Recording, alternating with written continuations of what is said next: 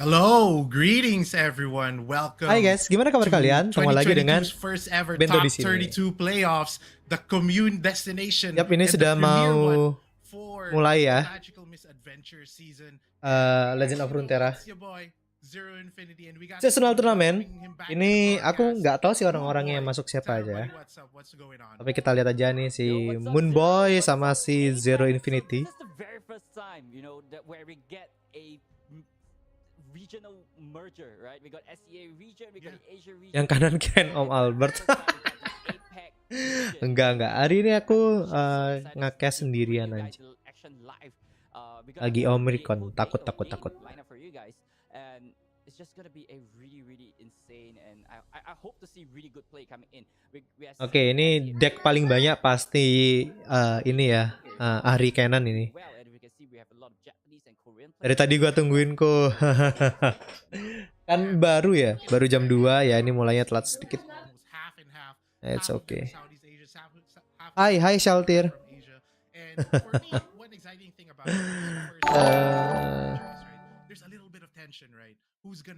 Thank you banget buat siapa itu yang sudah subscribe. Ini belum ada inian ya, sebentar.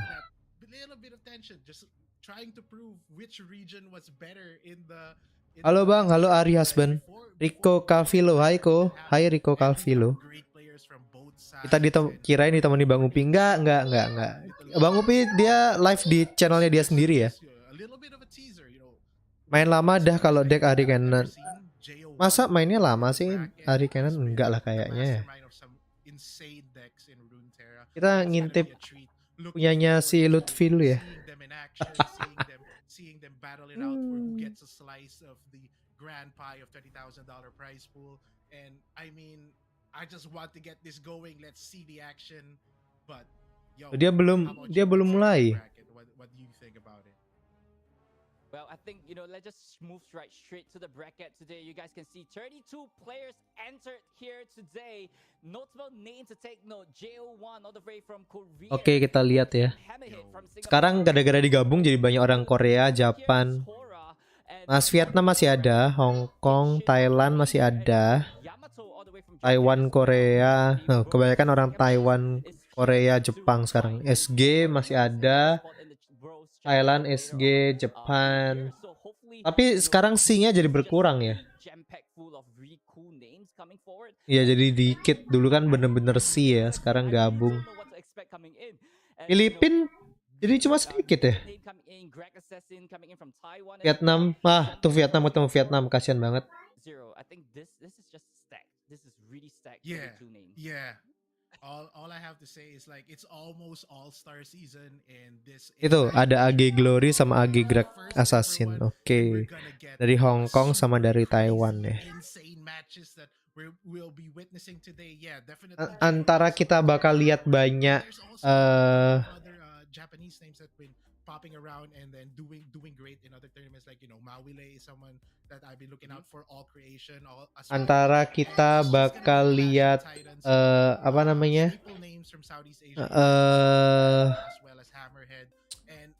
Banyak Ahri Kenan atau banyak counternya kali ya.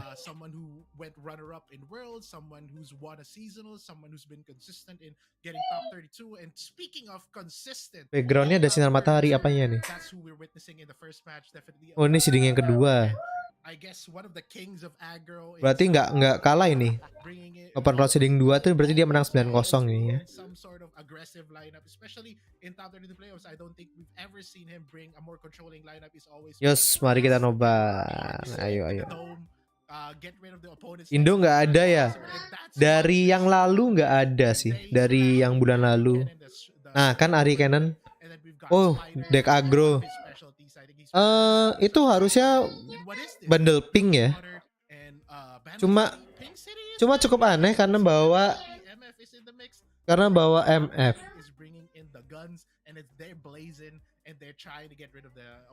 Halo Bang, halo Neko mau DX. Terima Ahri nggak tuh? Oh, ini yang paling terakhir. Iya, Ahri Kenan kan pakai Surima ya, biar bisa apa namanya overwhelm. 602 games this time, all the way from Thailand. It's gonna be neck to neck, right? This guy coming in, fresh, new. We haven't really seen him in a top 32 scene much, but he's coming in. Is gonna be, going on with one of the best ever player coming in from SEA. He got nothing to lose at this point in time. He's gonna go all in. He's gonna do his best, and hopefully he bring in the trophy coming in. And let's just see what decks that he brought onto the table this time. And it's a double control kind of lineup with Scout. You got Darkness, you got Trender, Trinamir. It's likely gonna be a Fielder Rush and not getting Scout. So this particular lineup coming in is not exactly total control. What do you think of this, Zero? Yeah, definitely. When it comes to this lineups, I guess it's more a little bit of splashing into. Maybe he did well in the open rounds, splashing into some sort of like covering the matches between FTR and like splashing it with scouts. Trying to take out the other opponent's FTR, maybe something like that. It was a meta call, and of course darkness, and then FTR can be a little bit controlling. Try to get rid of the aggro on the side of the opponent. Ya, kalau yang ini malah bawa ini ya anti aggro ya. Here we see, try to round it out. Ini sih bakal FTR-nya kayak yang di ban atau enggak Darkness. Kalau lawan Scout masih oke lah, masih bisa. Scout kuat juga sih. Indo player ada nggak bang? Nggak ada. Ya Isa sama Haryanto. Baru mulai nih kok baru. Deck Pantheon belum kelihatan. Iya ya, deck Pantheon belum kelihatan, bener juga. Kayak di Amerika atau di Eropa banyak yang pakai ini ya Pantheon ya.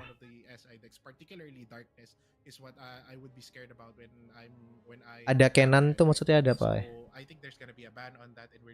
Menarik decknya iya. Kita lihat nanti juara satunya pakai deck apa ya. Scout itu sebenarnya kuat loh. Dia selalu kuat Scout. Cuma ya Scout itu karena tergantung banget sama MF dan sama Queen. Nggak lebih tergantung sama MF. MF-nya nggak ke draw susah deck Scout ya. Gitu.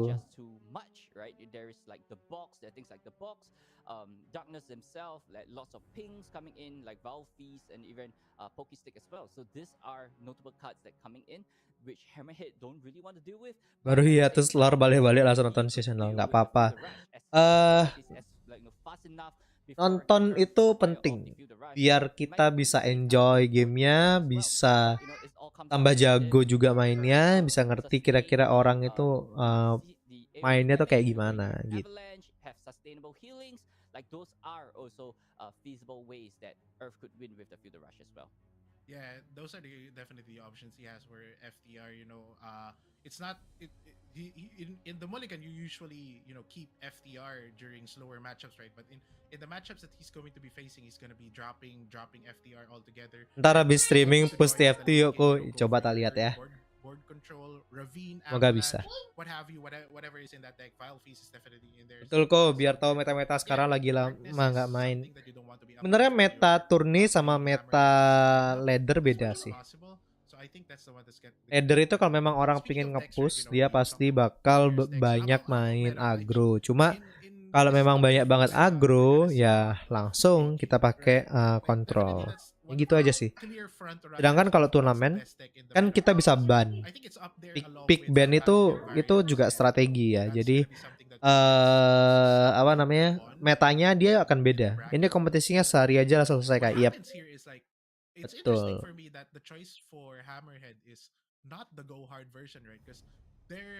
There's been a lot of talk about it and people seem to agree that the go hard version has a better spread.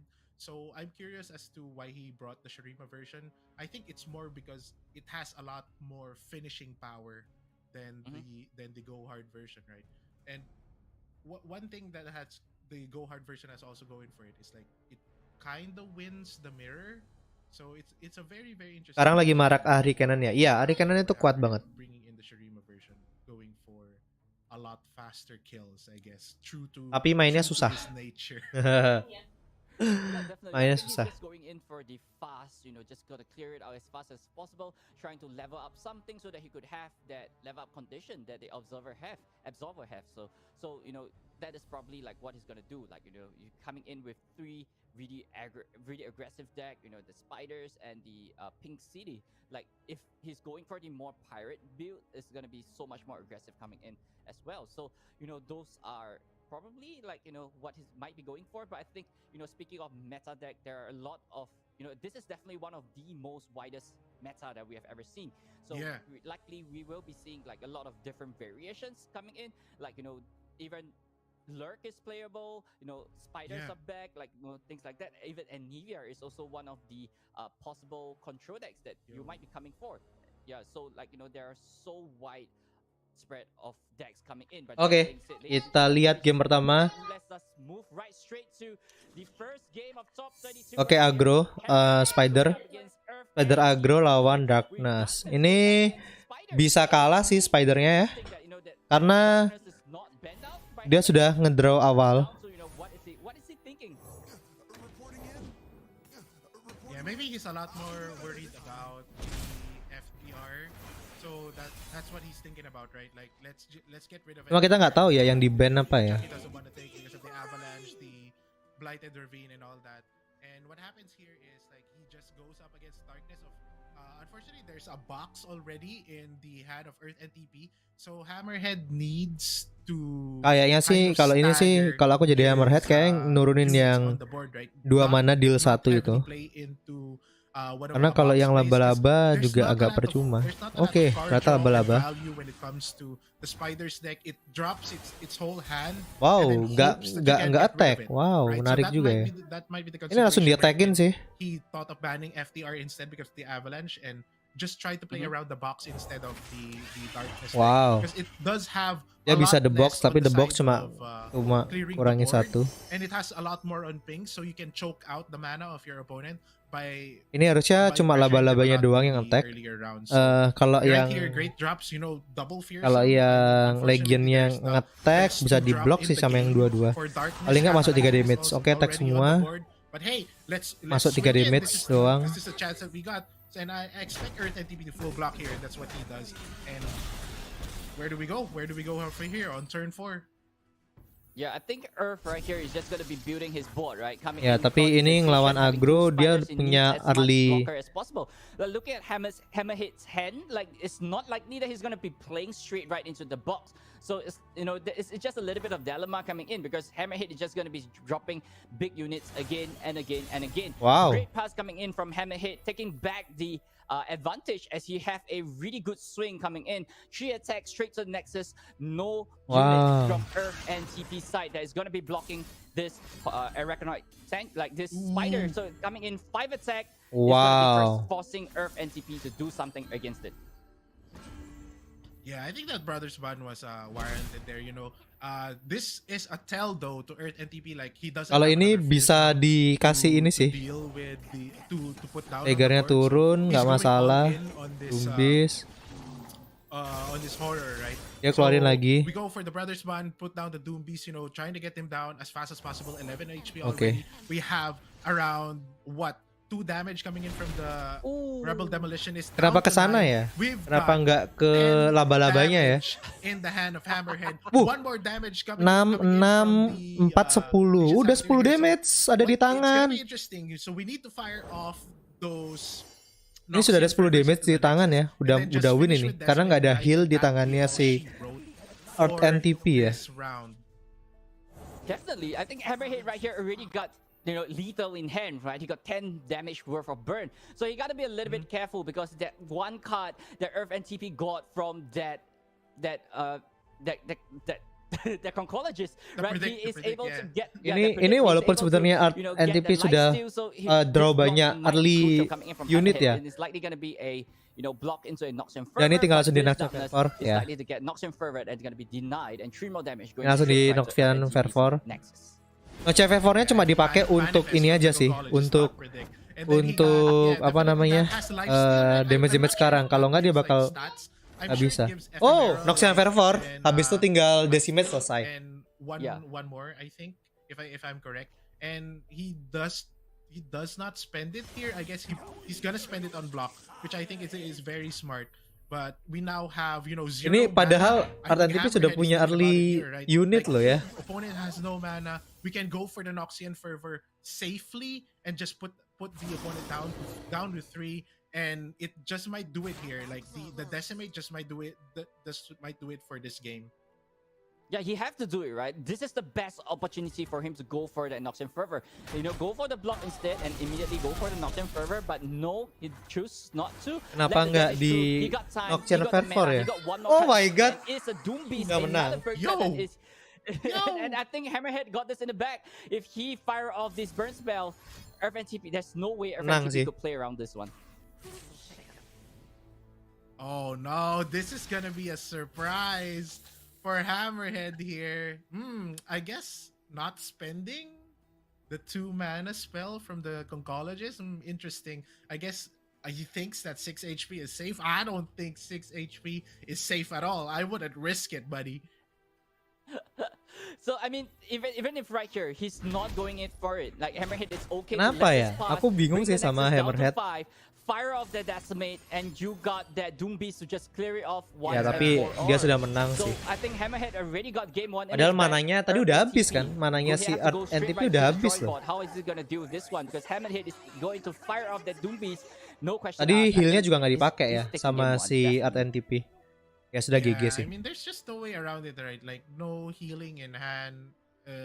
We didn't use the 2 mana to get a lifesteal and possibly bring us out of burn range.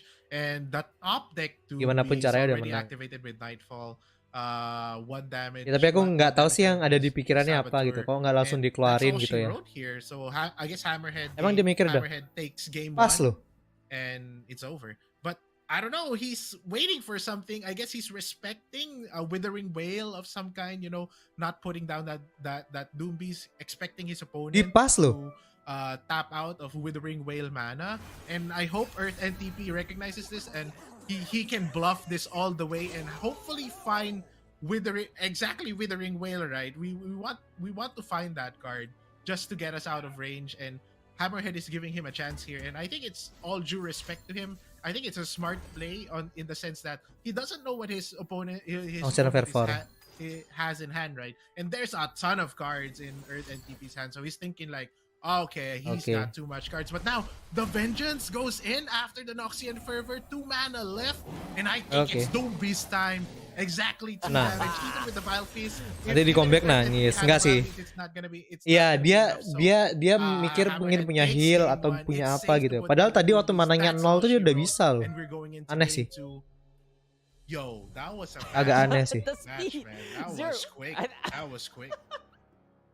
Tadi kan mananya dia sudah 0. Itu sebenarnya dia bisa kasih itu sih. That is probably what he's going for. Noxian Fervor tadi waktu mana lawannya 0, itu bisa. Have a quick break and come back later on with fully recharged, and he's ready to just go on to all the way. But winning in game number 1, pro player mikirnya jauh sih. Kita enak bisa ngeliat dua tangannya sih soalnya. Play a little bit slower, and he knows he will be burning him sooner or later. Oh my god. All right, Ping City. Oh my god. In action, raring to go. I haven't seen this deck for quite a while, but let's langsung attack, hajar. You said is it's a wide meta, and this just proves it. Like all 6 keluarin yang 2 mana. of their decks had nothing in common, right? Earth and TP, Hammerhead, nothing in common, and then we have Crackshot Corsair on 1 for Hammerhead. Oh my god. It doesn't get better than that, right? It doesn't get better than that. That's exactly what you want. Oke, Legion Saboteur sama Corsairnya lagi dikeluarin. 1 drop, bro. Oke. Triple 1 drop for a deck like this, and but it's good that he has Group Shot Conchologist, because now he can at least handle it quite well. From the if he didn't have Group Shot in hand, it would be. Ini bisa langsung di attack atau Legion Yeah, so Hammerhead has Grand, a yeah, decision to make Legendary right up here, God. right? He could widen his board and just go in as fast as possible because he knows once Earth and TP gets as much ping is in his hand as possible, as that darkness start to rise in his hand, Hammerhead is really falling off into the late game. So he have to try to clear as much as possible in this matchup. So, you know, it's a game of rush at this point in time. Pokestick immediately going straight right to the Legion into Oke. the Legion rearguard. I think Hammerhead is going Ini straight right to the attack offense semua right here. He has kecuali to yang straight proxirnya attack ya. as much as possible Oke. to get as much damage in. So this Wow. way, Wow. Earth NTP is gonna be falling off a little bit more in the late Berani game. There's sekali. no healing in his hand as of right now, but too much ping is control, and that is what Earth NTP wants in this matchup. Yeah, now that I think about it, right, 3, like Hammerhead 5, had it on point on the 6. ban. Definitely it was FTR, considering Terlalu the maruk menurutku ya. the Tapi ya Blighted Ravine, you know, he's actually running a lot of two toughness in his dia deck, nggak bisa so nurunin definitely not si something that you want to see. I don't want to see you Veigar ya, wiping my nggak board bisa. with just an avalanche in the game. Nggak So bisa, nggak bisa. going up against Darkness, which has less board wipes for less board Coxernya wipes, keluarin so dulu. it's gonna be easier for you to produce a wide board and make it hard for your opponent, and that's exactly been the game plan for Hammerhead, right? Game 1 he did that as well. Ini If he had more all in features, he attack, would have put down all more. attack. And then in game 2 now he's going in for the play. Like, he had the option to put down MF on the third turn, but he didn't do that. He went for a wide board, and I think that's just the best play that he could do. And now we do put down the scout here, the Island Navigator, unfortunately MF gets sniped out with the Darkness and the Pokestick combination. But hey, we got a scout. We still have Crackshot Corsair in play. So wah, ini let's get sih this enak going. banget Scout sih. attack. Unfortunately, the one drop isn't Attack the best semua. one drop that you want for an aggressive deck. But hey, we'll take that, right? We'll just use it as a blocker, I guess. Yep, I mean, Attack Hammerhead is semua. totally fine with the MF going down, right? So because he's still maintaining the aggression, that kind of like shows that Earth NTP spent his whole turn trying just to remove one MF, and he's still constantly pushing in damage into Earth NTP Nexus. But Earth NTP have to be really careful Ini because tinggal kurangi he 3 berarti knows 6. the Hammerhead runs Decimate in his deck, so putting himself below 5 is not exactly where he want to be. So not blocking the Island Navigator over here. Ini dia kalau yang lifesteal turun habis ini agak susah sih. Try to, negate as much damage. Yang bang, hai si Vansi Gaming. So I believe this not blocking the Island Navigator is a little bit suspicious coming in for FNTP. Itu dia ngedraw heal kan. I mean, I want to be saving as much HP as I can. As much as possible against decks that have a lot of burn. But I mean, he goes down to 5, so I guess it's pretty safe for him, not having to worry about the Decimate. And then we do have the Ixtali Sentinel already coming down. Lifesteal with 4 power, that's gonna do so much in trying to regain this game back for Earth NTP. And unfortunately for Hammerhead, he doesn't have that Hammerhead kalah ini. that could negate the healing. And Hammerhead kalah ini. Going back to the previous turn, right? He spent his whole turn removing MF, and that's just the power of having Darkness not at least tick up 1 power. Because two power Darkness against 3 power Darkness is just a ton of difference, right? You just want so much more out of your Darkness. At least 3 to start getting rid of your opponent's creatures, your opponent's units much more efficiently. And here we go, man. Ixtali Sentinel doing work. He did get that 4 ini HP back Hammerhead in sudah the previous turn, and now he's threatening to gain 4 more on this turn, putting him back at 7. So Hammerhead needs to find a way to get around this lifesteal and hopefully draw into some sort of Noxian Fervor and all that. But no, he doesn't get it. Another swing, 4 more HP here for Earth and TP, and Hammerhead is just running out of gas. He needs to find something Hammerhead kalah to sih. regain this game back from Earth. Tadi MF-nya di kill itu yang buat kalah ya. As of right now, like this is the problem with aggro, right? It really falls off into the late game, and this is what Earth. Dan juga scoutnya yang keluar kurang bagus. Ixtali Sentinel really brought the game back to life for Earth NTP. Vega coming in. Dibunuh sekarang pakai Darkness. He's gonna stick, right? He's gonna stick. Senna is likely gonna be coming down the next turn, and I think this is the point when Hammerhead knows he is falling behind. and this Oke, is kalah likely, ini. the time for him to Udah pasti back kalah up sih. and hope for the best. Hammerhead Go udah to pasti the next kalah. game and just do Ya, ke better bawah in late this game game, betul. against Earth NTP. Darkness immediately straight going to the Legion rear guard. So I think Hammerhead, there's no way out for Hammerhead at this point in time, right? The Earth have that the box as well. We got the Harus Vega ngedraw Noxian stun Fervor card over there as sama well. So these are all possible ways that Decimate. Earth NTP is going to be controlling Hammerhead. There's no way out. I think this is going to be GG. Game 2, Ya, udah straight to GG. Earth NTP. No questions asked. Yeah, GG. 7 HP just way too much right now. Make it rain, Legion Saboteur, Island Navigator. We're gonna need a miracle for this to happen for Hammerhead. Bang, Udir udah ke spoiler ya? Belum Earth sih harusnya. NTP now, just putting on the pressure. Tapi udah tahu kalau itu pasti Udir gitu. Getting as much damage as possible. Hammerhead is still at 17, so he does still have time to try and figure this puzzle out. Maybe another Decimate could do it. A nice roll on the Island Navigator could be something. So, 4 damage now going in from the Decimate, but man, a top deck versus top deck X-Tally Sentinel on the side of Earth NTP. Definitely not what OPM Hammerhead wants. 8, 9, 12. This is the hand we've been dealt with. You know what could be insane? What could be insane is we could go something like top deck Noxian Fervor. Saboteur. We go Island Navigator. No, it's dead. Okay. It's gonna get hit with the darkness. Vagar's gonna level up. That's a ton of damage on the Nexus, of course. And then next turn he can just go another darkness. Ya, tapi udah kalah sih ini. I was thinking there could be some miracle play wherein you take out Crackshot Corsair. Satu-satu fix ya. Ini udah pasti satu-satu sih. Island Navigator, and then maybe you could finish the game from there with just 3 HP remaining. And we do have GG. a top deck, even if a top deck Fervor doesn't get it here, right? Because GG. we already have fast speed darkness, and it's just not gonna do it. Just gonna counter the. Karena tuh bareng Bang Upi, Bang. Maksudnya? Very Maksudnya Anino? GG. Ya agro gitu ya. Kalau udah kehabisan gas. Getting group shot was actually very crucial there. Lawannya pakai agro. Terus yang tadi bawa deck agro, lawannya semua anti agro. Harusnya sih menang yang anti agro ya. So we're gonna go to a game 3, just what we wanted, right? We always want to see every match going to the distance. Let's see what these players have to offer, and what's gonna happen is like I think it's gonna be Scouts versus the Pink City, and I haven't been witness to this matchup for any season. In fact, I don't think they've ever shared a season, so I'm curious how this will play out.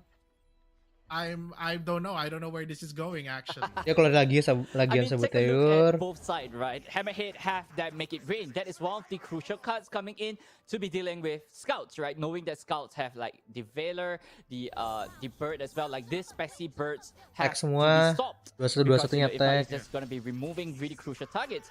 But Earth NTP have that ranges resolve. So this card also kind of like shuts off that make it Round 2 6 damage guys. And Round 2 6 damage. Don't really have that MF as of right now, so that is also one of the key points that he might be falling behind. Hammerhead not exactly. Ini bisa di make it rain. But he got those pasti di make it rain sini. Which he could able to swamp out his board and tapi just di out just, Ranger Resolve just take it down Earth NTP as fast as possible. As there we have Rangers Resolve immediately targeting that make it rain. It's gonna be nullified. Gak masalah, tapi ada that Nexus. That being said, Gangplank is gonna be getting an additional stack as well. Satu-satu, having a easy time of his life picking out those, one that gila sih, tapi itu hokinya si RNTP sih. Has to think a little bit more, is there a way for him to, scale up his board to just clear out and Earth NTP? If not, he's gonna be running out of gas. It's gonna be GG for him.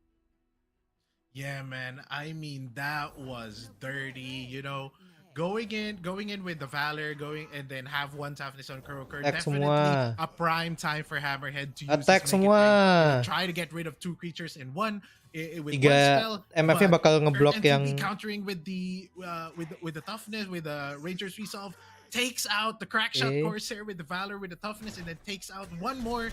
That was so good for Earth NTP. Habis ini exactly what Queen-nya keluar. Try and regain the board. MF is on now. We do have Rebel Demolition is coming into Hammerhead. We have Quid going down. We have Valor.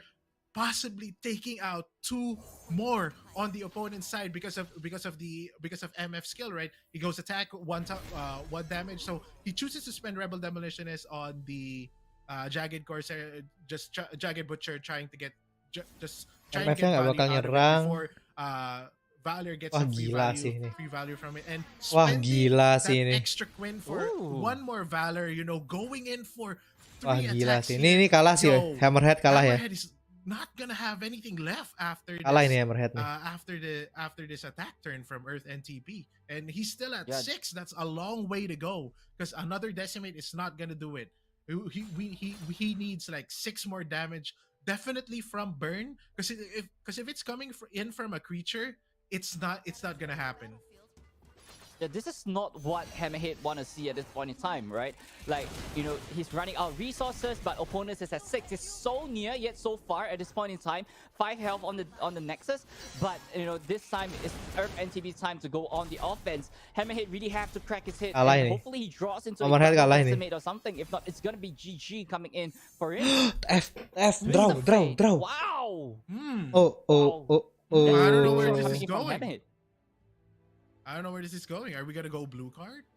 Can we go red card? If we go red card into I don't think we'll ever have time for Decimate if we go red card. I mean, I think that could be an option, right? Red card. Okay. Yeah, but he's going for the red card, trying to take up the MF, trying to stall a little bit of time, but knowing that Earth NTP draw into that Valor and a sharp side, immediately cancelling out that TF. I think this is it. This is game for Hammerhead. Yeah, I mean we get three scouts from that, so we do have.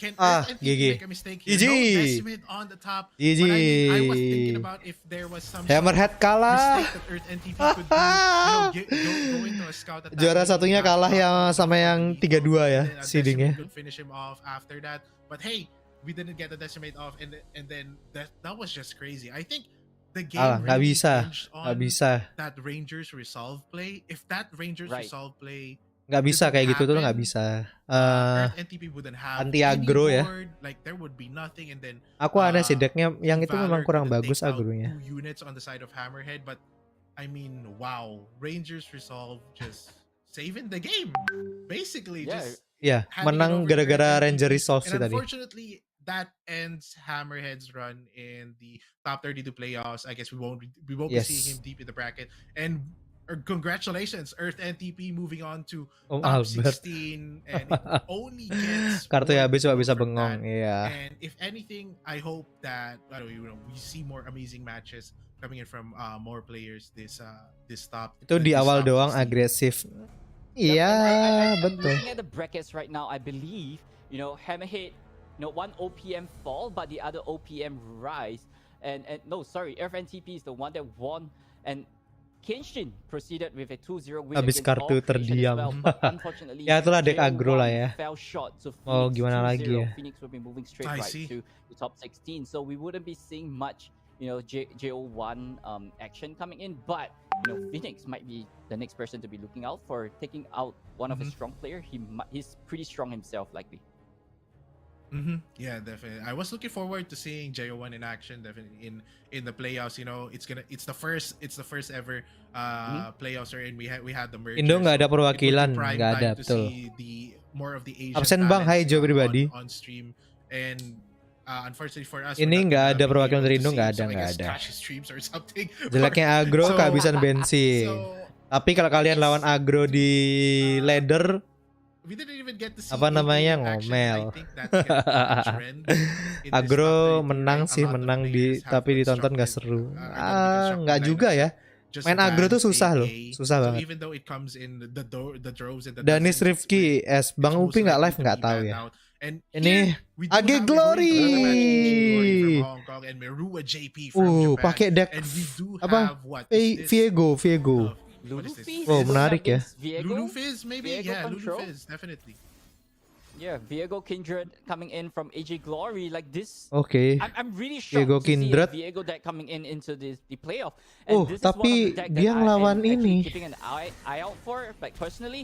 So Viego, once he's level up, is really, really difficult to be dealing with. Nggak tahu musuhnya ini apa ya. Mura JP is kind of falling off, right, in terms of the aggro department. But having two elusives, you have that fist in play as well. Get excited in his hand.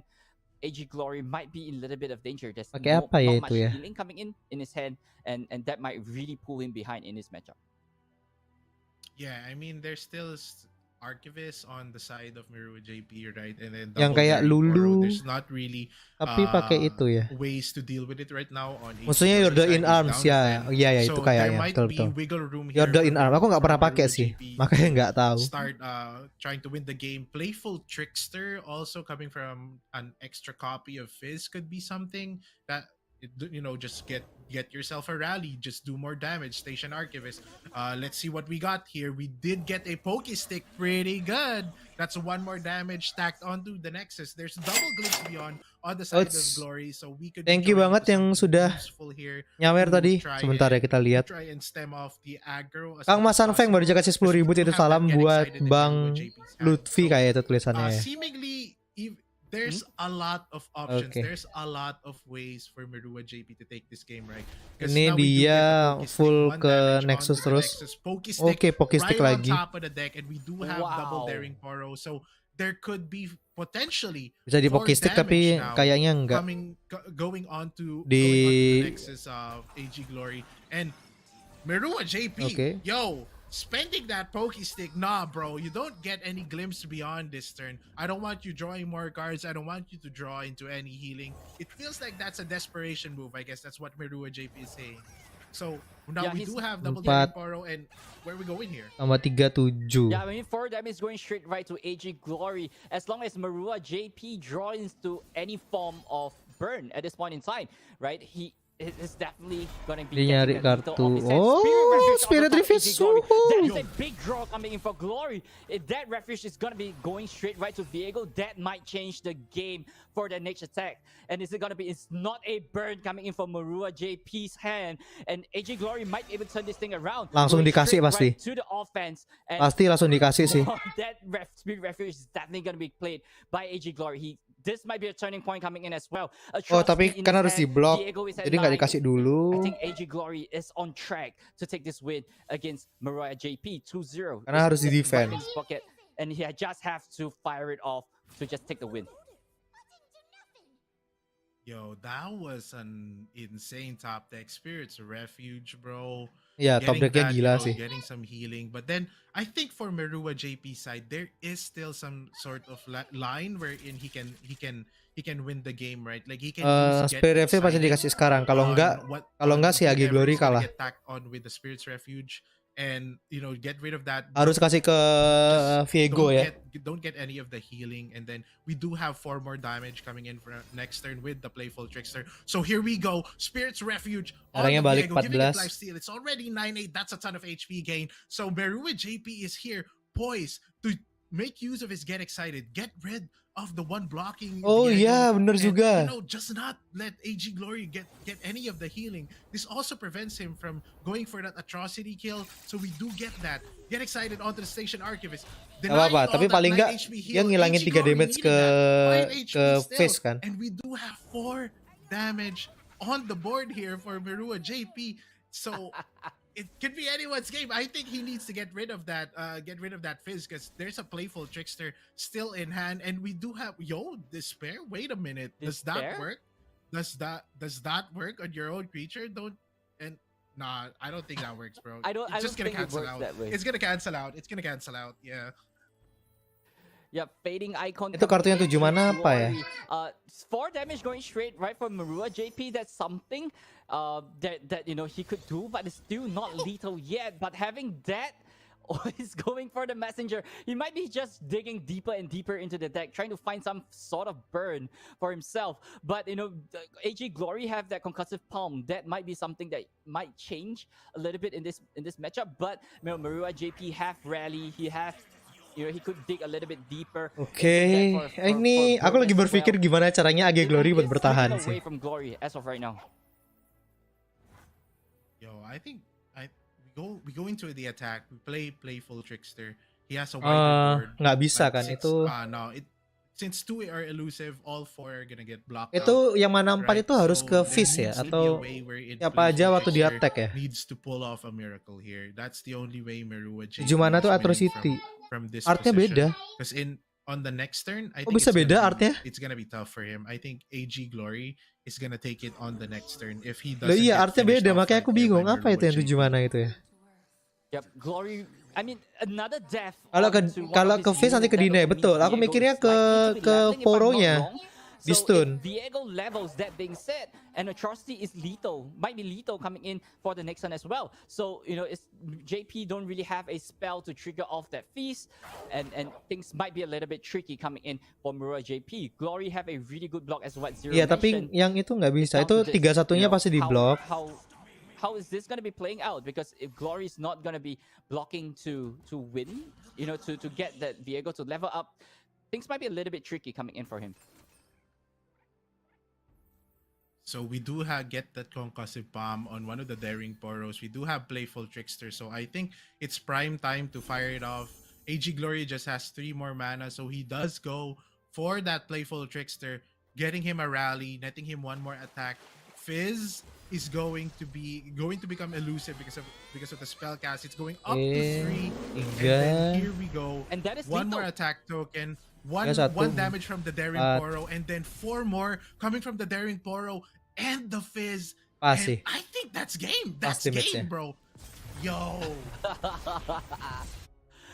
Well, that is really well calculated coming in from Marua JP, right? Even though, you know, that is that get excited, right? He managed to let go of the get excited, take out one of his unit, not allow Viego to have any form of healing at that point in time, and that really changes the game around. And you know, with that great calculation, with that Playful Trickster having that additional attack, flipping freeze, and that is what he wants. And for the last game for this set, Oke, you know, Scout going up against di ban Hari Cannon. Hari Cannonnya menang yang Agi Glory. Yang di ban siapa ya Agi Glory itu ya?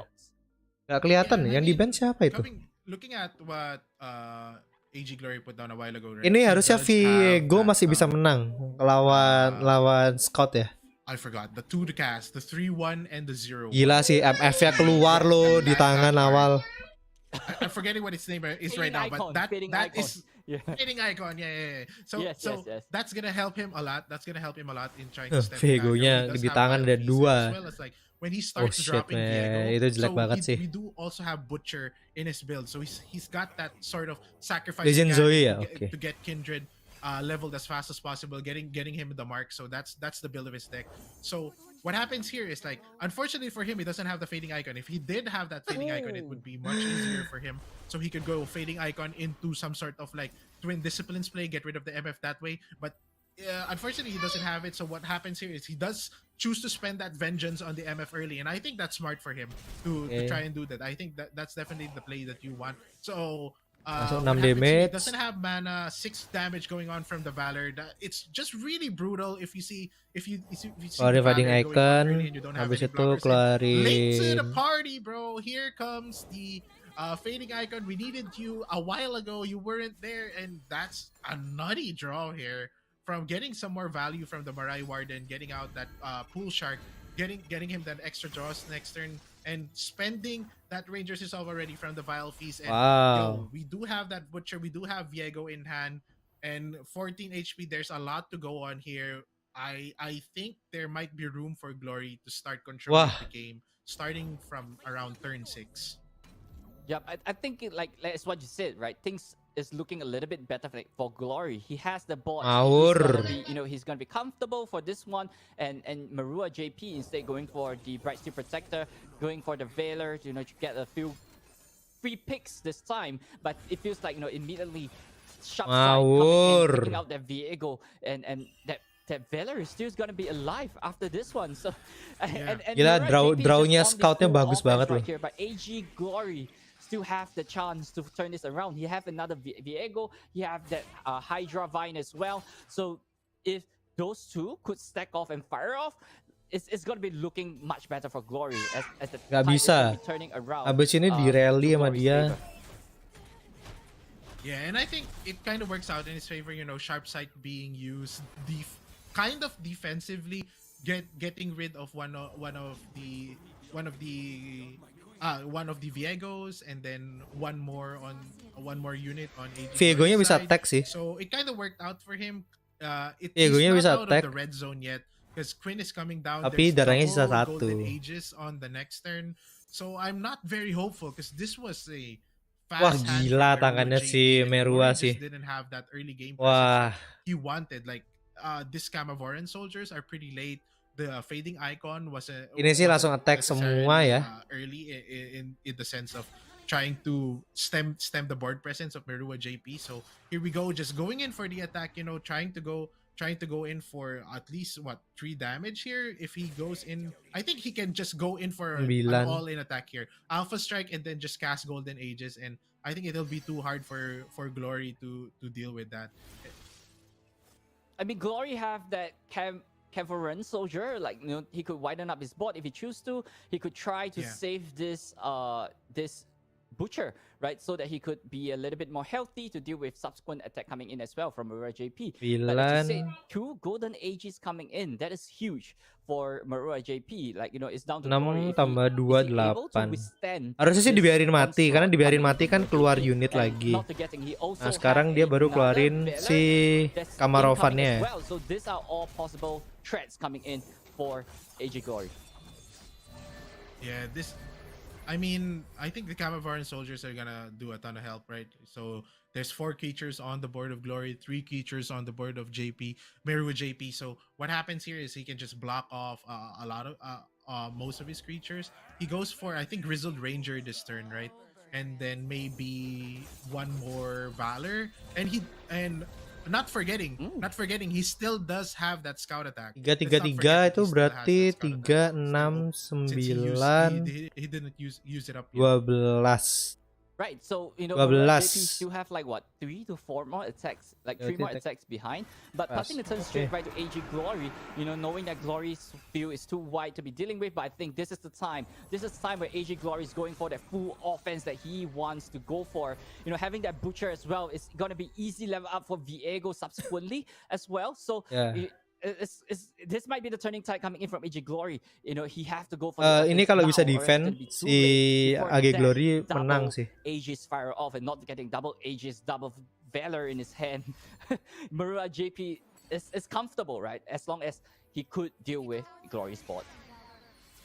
Yeah, and now I think you start attacking from this position, right?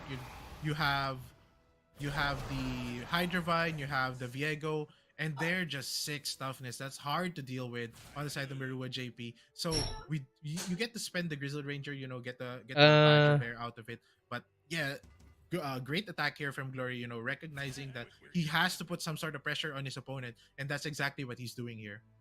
Masuk 11 big damage. pressure coming in, and at the same time, the Hydravine and the Viego won't be removed in this combat as well. He's gonna be pushing in damage. He's gonna be leveling up Hydravine-nya Viego, and likely mati. that Quinn is gonna be Tapi removed, muncul lagi upon Hydravine. the next combat step as well, before the next draw step as well. So AG Glory got this calculated, and it's all down to Marua JP. How is he gonna be drawing out of this one? Because as it looks like he's really being controlled at this point. Yeah, I wasn't as I'm seeing it right now, like I wasn't so sure about. Pokoknya boardnya si Glory harus melebar sih. So tadi udah 12 tambah 5 17. At 6 just to stem against 11 tambah any 3. shenanigans that Merua JP could be doing. So we are getting that golden ages now, and I think it's not gonna be able to take out anything just yet. And we do still have that Queen-nya level up ya? that is going to save anything. Queen-nya level up that, ya? The Valor is going to be trying to pick out. So that's something, trying to keep the Viego healthy.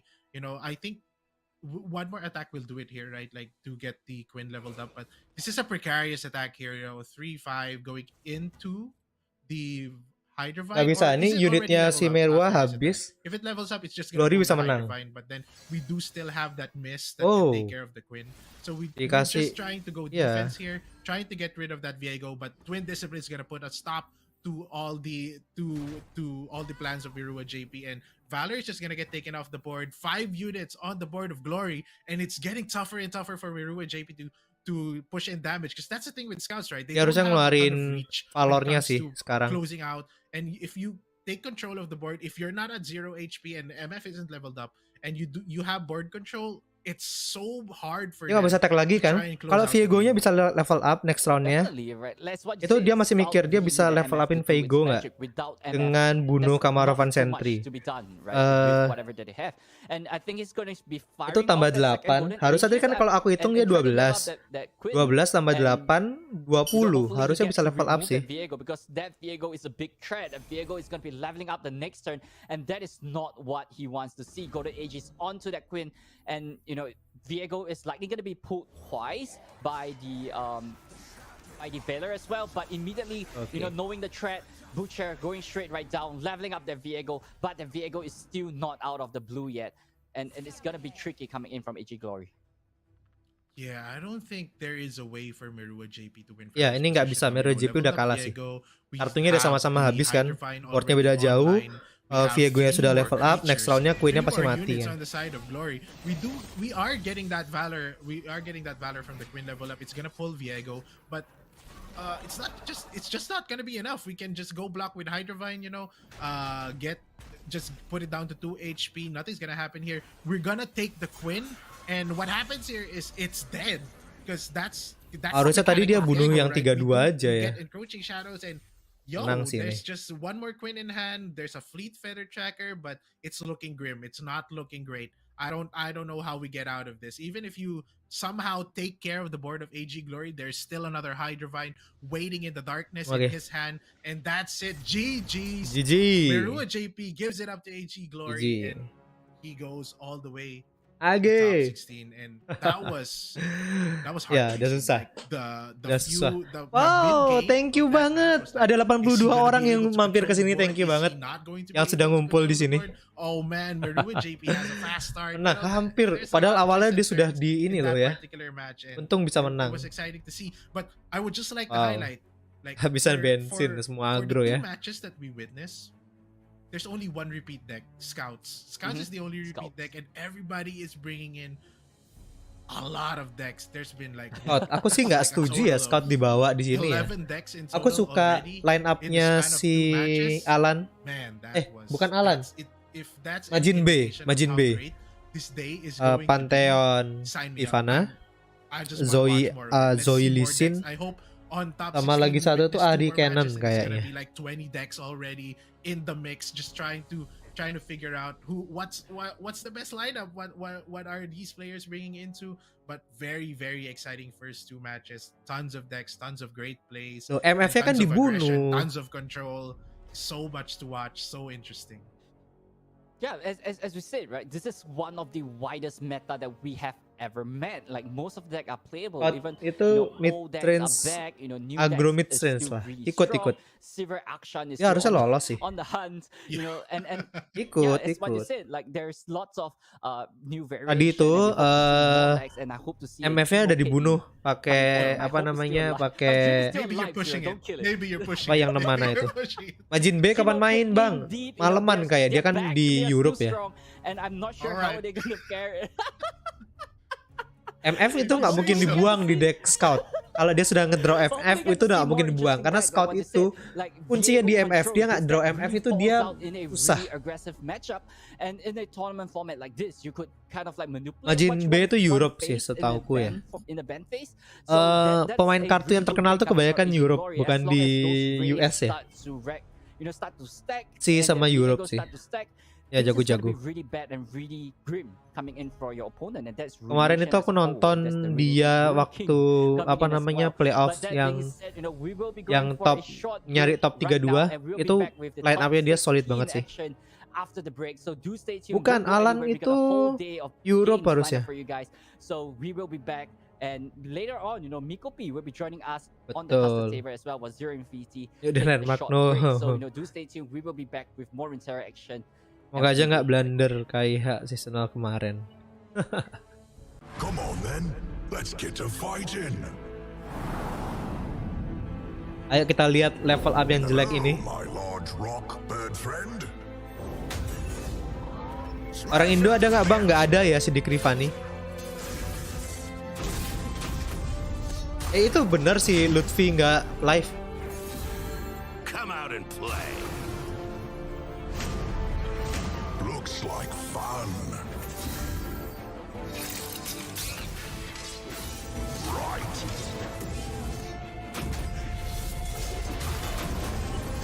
Buat Power Ranger mau lewat.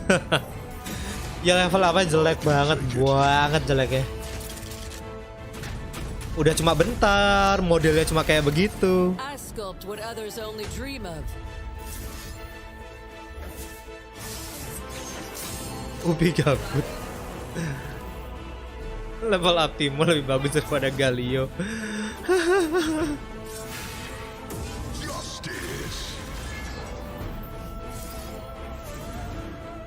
Aku matiin dulu webcamnya ya. I will crush your prince with your broken body, Galio. I'd like to see you try spooky giant person. Level up-nya bakal ada Sion terus ya Galio ya. Aneh banget dah. But I'm all heart.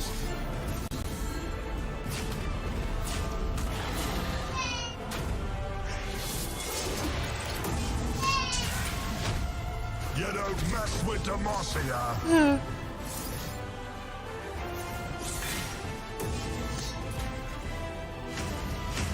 That was fun. So who's next? Padahal di video ini Galio attack-nya cuma 2 ya. Buat finishingnya.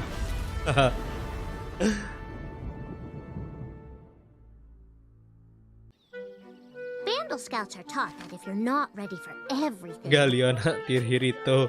Yang kandung you're itu not ready Yanto. for anything. Sion kena nerf, iya Sion itu kena nerf parah. Makanya udah nggak main deck Sion lagi sih. Ini Genar ya, Genar itu bisa berubah ya, aku nggak tahu sih.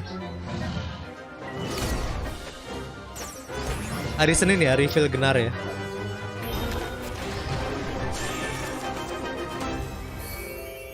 But the best adventures are usually the ones you never expected to take.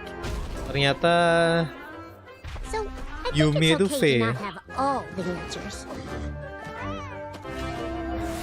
You just need the courage to keep looking. dia kalau kecil imut gitu ya, kalau gede gahar gitu ya. Oh, and friends to keep you out of trouble while you do. Aku baru tahu loh. I can't wait to see where the next journey leads. Yumi, tenang aja. Yumi, nanti semua fokusnya ke Yumi ya.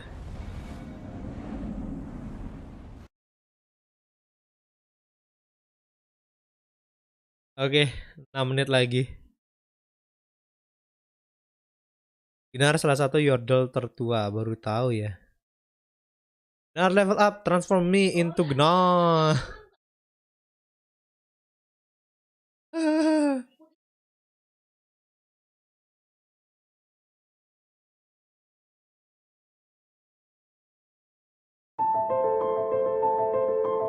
Yang besok Udir. Gnarnya nanti hari Senin ya. Support effortless.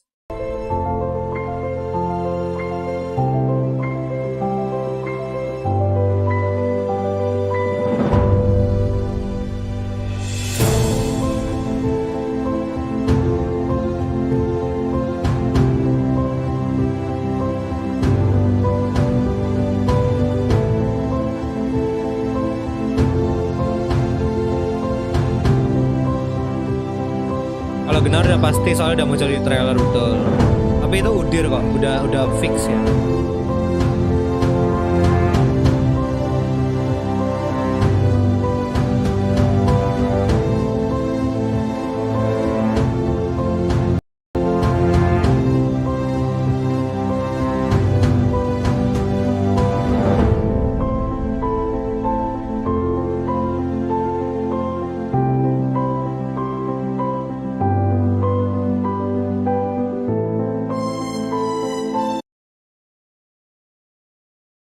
Bentar, aku juga bingung cara ngecilinnya.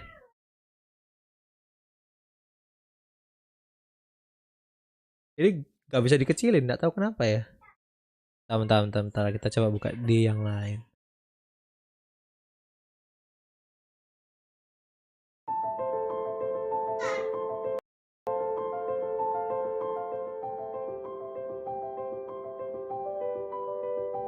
Oh, bentar.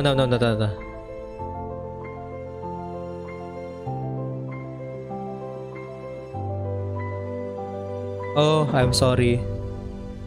Udah. Bentar. Salah klik. Bentar ya, sambil nunggu ya. Ambil minum dulu. 4 menit lagi.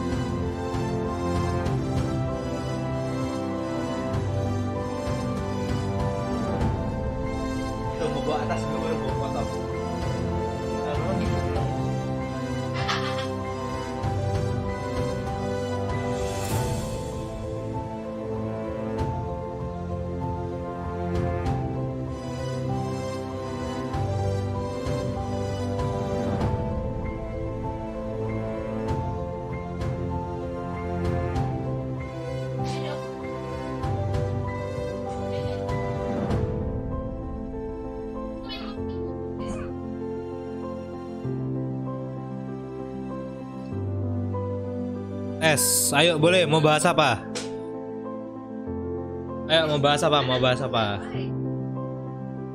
Bahas cem ya. Aku udah bahas sebenarnya kan di ini apa namanya, di videoku, di live streamku. Yang paling menarik sih Yumi. Ya. Yumi enak main sama follower vetted sih, enggak harus ya. Yumi itu bagus karena dia nambah damage, nambah stats. Podcast nggak ada lagi bang. Bentar ya, lagi dipikirkan. Karena pindah sini tuh jam podcastnya kemalaman, kasihan yang lain ya.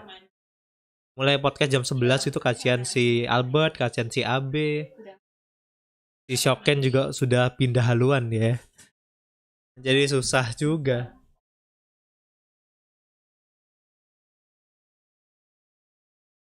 Yumi Lisin kah? Kalau Lisin tetap Zoe. Tapi bisa Yumi Lisin. Tapi nggak terlalu ini sih.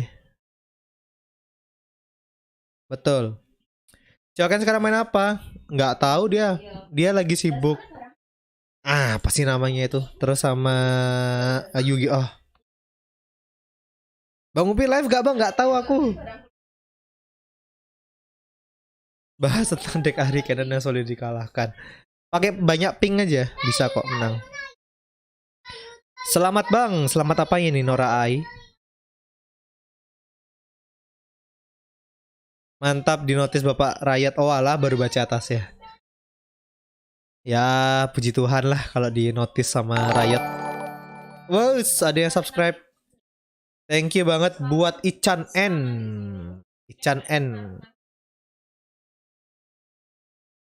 Tiara Yumi mungkin bisa.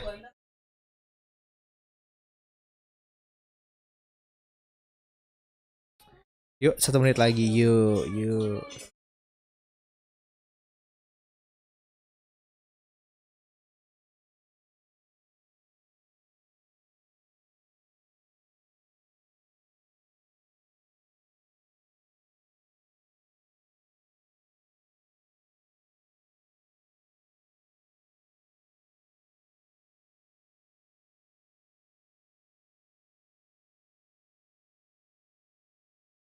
Dia nggak minta kok. Yo, Antian Ahri mana nih? Nggak, Ahri pasti kebanyakan di band ya. Ladies and Gak berapa gentlemen, pertandingan, boys baru and satu. girls, welcome back to Magic Miss Karya Adventures kedua. seasonal tournament brought to you guys by the APAC region. So ladies and gentlemen, this is the first time where the APAC region came together and clashed for the seasonal tournament, and we are down to our final Galio sama Jarvan bagus gak bang? players for today. So it's gonna be Oh tough, kayaknya it's gonna be enggak ya. strong, it's gonna be crazy, it's gonna be intense. Galio sih kalau aku sama Soraka atau sama Braum. Enggak sih. Gini. Kalau bayanganku ya, ini kita kecilin dulu. Kalau bayanganku kalau main Galio itu main defense. Main defense. Bayanganku dia itu berusaha semaksimal mungkin biar Nexusnya tetap 20, main defense ya. Finishernya yang mana 9 itu. Gitu. Korea, Jepang, Hong Kong, Jepang, Taiwan, Korea, Thailand udah lolos 1, Vietnam. Wow, I mean, Vietnam, Filipina, Malaysia, MBS Malaysia bukan ya? Atau Myanmar? Vietnam, Korea. Oke. AG Glory menang, AG Gasian menang, Gerak Assassin menang. Yang lalu yang menang Gerak Assassin kayaknya. Ya, AG saja juga lolos. Gerak Assassin juga kayaknya. That's very interesting, especially when you consider the players that will be featuring today. Yeah, here's the bracket. It's, as you said earlier, it's Greg Assassin, which will be featuring against Muntal. Oke, berarti Greg Assassin yang bakal dilihat ya. Get to 0. You gotta be curious what kind of lineup they're fielding, especially in this field. As you know, we've been talking about, I think last night, right, Moonboy? They said that APAC has some really interesting decks. Like sometimes they just don't follow the meta. Sometimes they just bring decks that just win by their own that aren't necessarily on the radar. Maybe he is fielding one of those. Moonsal, on the other hand, had a close 2-1 against Zombie Man. So I guess that's too bad for the OPM boys this season, but we will see. Gila, open roundnya yang kelima. Over here, maybe have more lore on him, Moonboy. Yep, Greg Assassin coming in with a round seat of number 5 with LP of 2-3. Orang Indo nggak ada ya, nggak ada Mayo nih, tidak ada. AG itu tim mana bang? Tim Indo, timnya Shoken. Tapi dia bisa banyak orang luar sih. And also one of those in our grassroots scene as well. He's a guy to not to be messing around with. Wow. Coming in with 3 line up-nya bagus sih. Tapi aku nggak suka darkness-nya, tapi ya still oke lah. Ari Cannon udah pasti di ban sih. Tapi dia pakai Ari Cannon sama SI. Wow. Berarti dia mainnya yang apa namanya? Go hard ya. Under his belt. So at this point in time, I'm not really sure what is he targeting, but I think this 3 decks is what he's most comfortable with. Open seeding itu That's true, and we are looking at the Zoe Lee. aku nggak tahu namanya sih.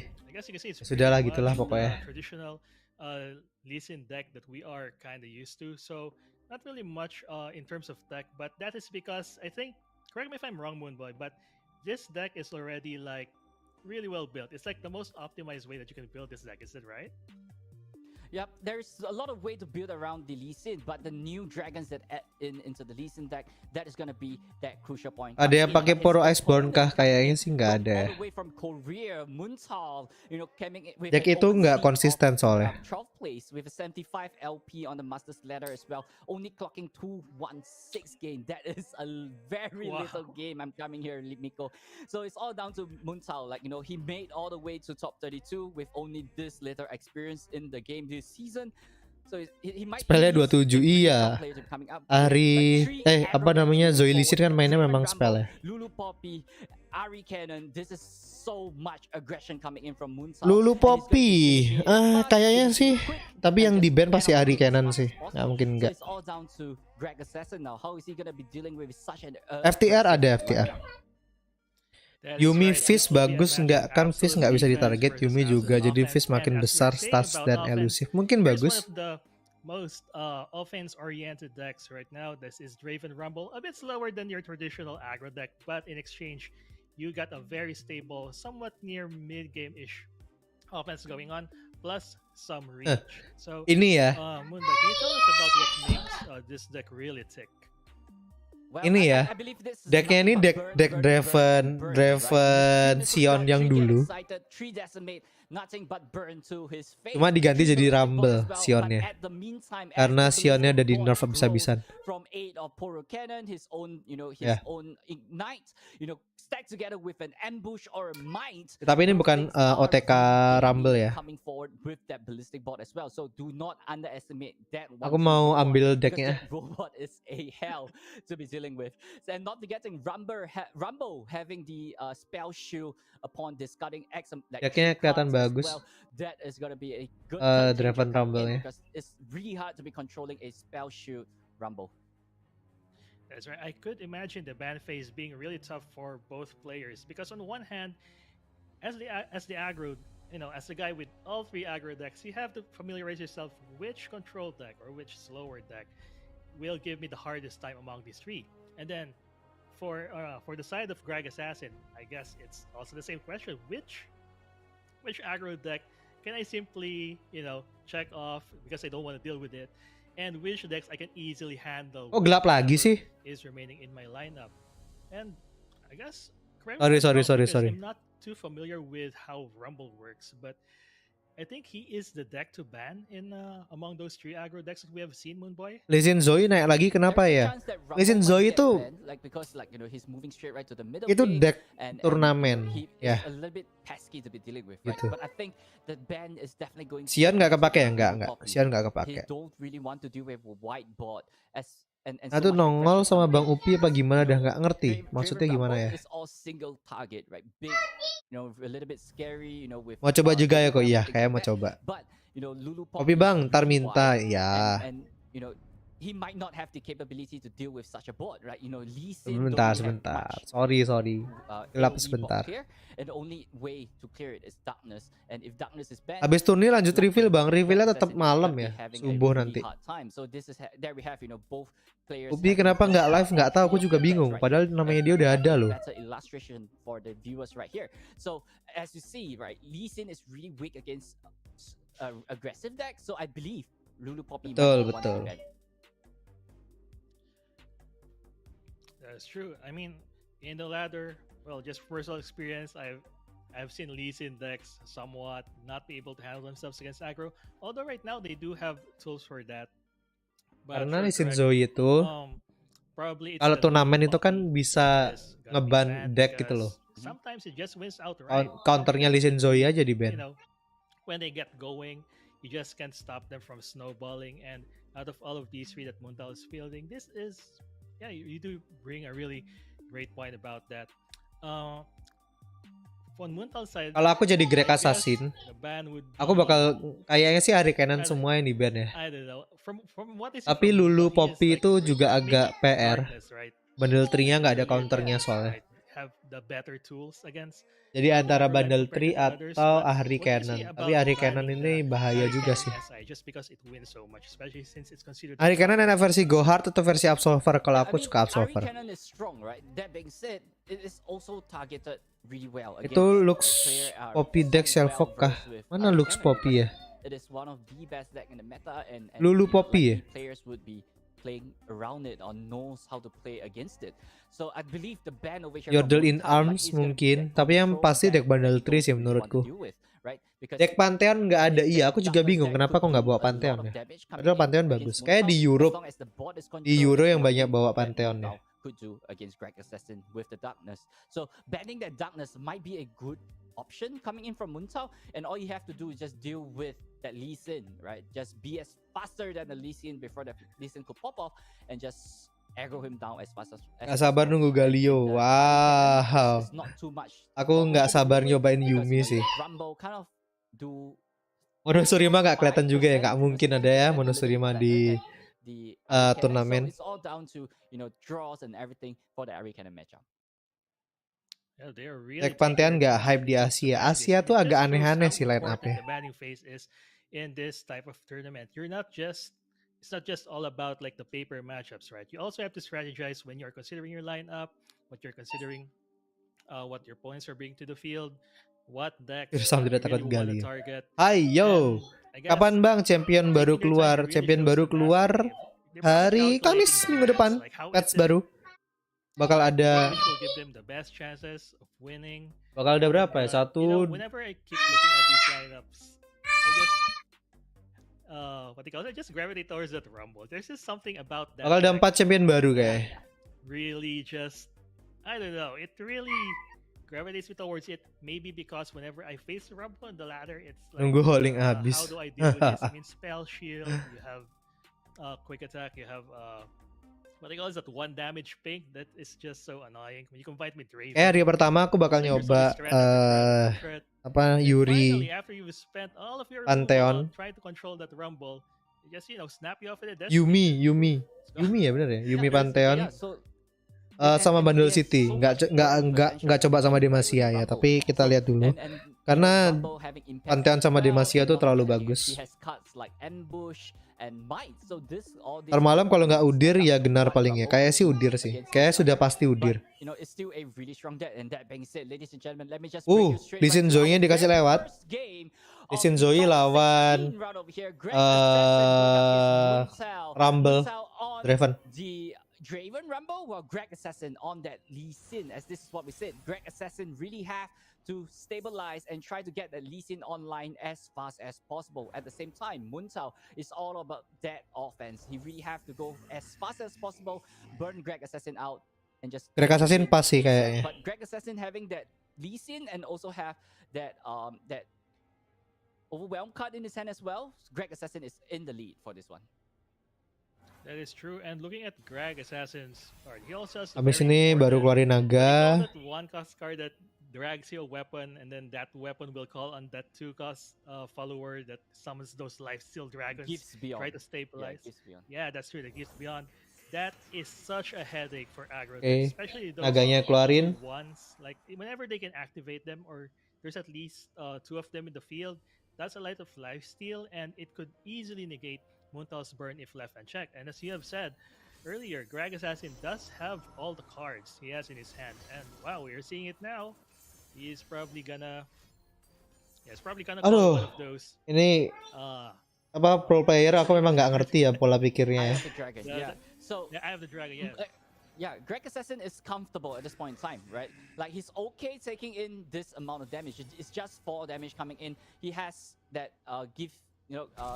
that guiding touch as well. He could heal 2 more, draw another card, and with the Eye of the Dragon, that is going to be the key piece of the puzzle for Greg Assassin, because with those Dragonling, it's going to be so difficult to be dealing with because he's constantly healing 4 damage every single 2 spell that he casts. So Greg Assassin habis ini bakal nge-heal 4 lagi. The damage is fine. I got everything under control. That's true, and now it's up to Moonsal to try nge-heal all of his resources out an effective offense. But healing for every turn, especially if those two have the dragons can be easily sustained by spells. Okay. Seeing Greg Assassin's hand, it will really give Moonsal naganya turun habis ini. Also, I'd just like to point out there's that Wounded White Flame, which is always the bane for any aggro decks. But Greg Assassin, not wasting any time, gave the Senate Blade to one of the Eye of the Dragons, maybe just to give it a little bit more blocking power. Maybe it's just habis itu dia nge-heal ya buat ngedraw. Either way, it is very beneficial. Yep, it's not just that additional stats coming in, right? Greg Assassin is trying to get that additional stacks onto the Eye of the Dragon. Yes. This is where he gets that 2 more additional Dragonling. The next Crescendo ini bukan Lee Sin Zoe. He's also building that Lee Sin to that up condition. So this is what Greg Assassin is going about. It's okay to heal 1 point lesser, but this way he got a much wider board to deal with what Muntao is going to be throwing straight right at him. Because ini naganya baru keluar di sini. Damage and this white board that Muntao has is really difficult to be dealing with. That's true. I am very scared to imagine what would happen. Ini sih nggak bakal attack ya si Muntalnya. Dragons aren't there to try to stem the damage, because Muntal's board gets scary really fast, and he still has a couple of combat tricks up in his sleeve. However, in terms of combat tricks, I mean, Greg Assassin has a handful of them. I think he has everything in hand, and it's just waiting, or rather, he is just waiting for the right resources to pull everything off. Kenapa naganya nggak diturunin ya? Aku bingung he loh. even has to deny in case of those last minute decimates in hand. But with that, Bocil line, overwhelm. he's not in danger Menarik. anytime soon. Aduh, Lee kalau Lee Sin Ramping aku up tahu for kenapa nggak diturunin ya, tapi naganya itu kenapa nggak diturunin aku Yeah, bingung. another pass coming in from Muntao. The aggressor has stopped being aggressive. Oh, no. That is not what you want to do as the aggro deck right over here. But he knows, right? He's going to be pulling back a little, and he have to try to burn Greg Assassin down as much as possible. As long as Greg Assassin don't have that Dragon Link, Muntao is always in the lead. So Greg Assassin over here have to reassess, right? With this amount of spells in his hand. How Ini is he gonna ditarik pasti. recalibrate that Dragon Link again? Pasti for the ditarik next turn? nih. So this is his challenge, and you have to be really careful of that whirling death coming in from Muntao, and that whirling death might change things, and that deny might be crucial for that whirling death. That's true. So for the meantime, Greg Assassin is content to try to chip off Muntal's board little by little, and at the same time growing that Akhirnya naga keluar. that wounded white flame into the really good strategy that we're used to seeing in other decks. Lawannya pasti And pas ya, nggak mungkin I'm pasti personally diblokin just sama surprised at naga-naga how kecil-kecil useful itu ya. it is, as I'm seeing right now in the Lee Sin deck. And Itu yang bisa yeah, I mati guess ininya. it's I mean, Eye of the Dragon-nya bisa right at mati the sih. moment, it's Greg Assassin totally in control, right? Yeah, definitely, right? He got that combo pieces, he's in control, and at the same time, Lee Sin is on his way to be leveling up as well. Coming in, blocking with the Draven, I believe, he might be going in for that Whirling Death to try to save the Draven, stack it up with the spinning X's, bring him up to 5 attack, and just try to remove the Eye of the Dragon, because right here, the Eye of the Dragon is so much more valuable than your Draven. You have to stop Greg Assassin from... Tapi Greg Assassin masih punya silence. coming in from Muntao. Iya, masih punya silence. True, that's the Bener. backbone of Ada his khas tapi kan defense, tetap aja and ya. really has to find ways to deal with Oke, this Eye of the ya Dragon. dipas pasti. So, I know, probably pile a little bit more Harusnya damage on dipas. them. Kalau Probably give Muntolnya give udah those pas, flowers ini pasti physical dipas. attack, but just like that, he's just content chipping off their health at the moment, but it only means Itu that his board is spellnya harus dipakai sih. getting smaller. Yeah, I mean, Greg Assassin is comfortable, right? Because right here, the next turn is going to have 5 units on a board, and it's still matching whatever Muntao has against him. So, and he's constantly, holding up 3 more additional mana to, go against whatever Muntao is going to be throwing at him the next turn as well. So, right here, Greg Assassin is just comfortable, really, really comfortable, because right here, Muntao is not going to Abis ini Greg Assassin keluar lagi 2. Only way is that Whirling Death to destroy. Abis ini Lee Sin keluar harusnya.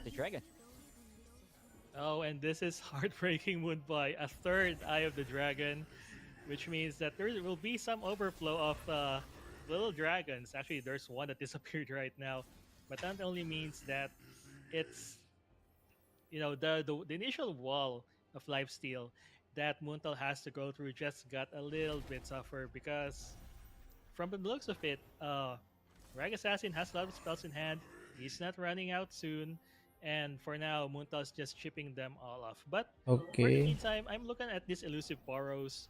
Right now, Greg Assassin doesn't have any real way of dealing with them. And do you think that Muntal is probably gearing up for one big attack? I mean, he has been raising the augments of these couple of robots for during the last few turns. Is that the only viable way that you think that he will be able to break through this kind of defense, Moonboy?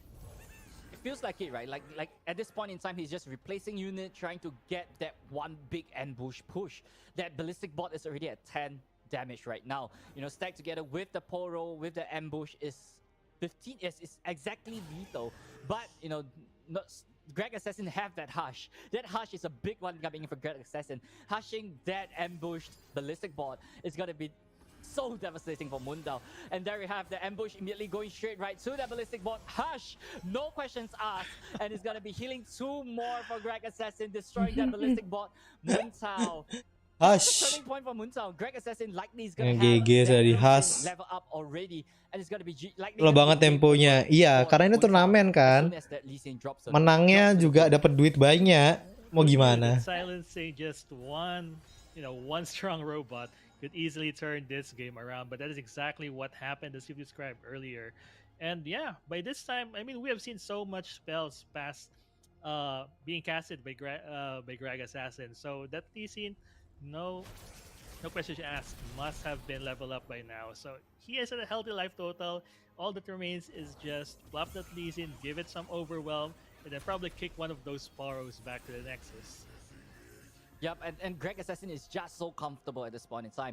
Those birds are not going to be doing too much, right? Because Muntao's target is hyper-focused on those 3 Eye of the Dragon. Those are the only thing that is keeping him away. Itu harusnya So, Greg Assassin dipakai knowing sih that, itu ya just let pedangnya him ke target all naganya. his Eye of the Dragon. He is Harusnya okay Lee at Sin this udah point in time level for the up Eye of belum ya? Dragon to fall, because that Lee Sin is online Iya, right Lee now. Sin udah level up kan? He's leveling up, and Mr. Lee is on the move. Go, and all that remains is just to pick one unlucky minion from the other side of the board to kick into the Nexus just for formality. But I just like to check if he has enough damage. Probably doesn't have. Oke, terus ini pasti dikasih sih.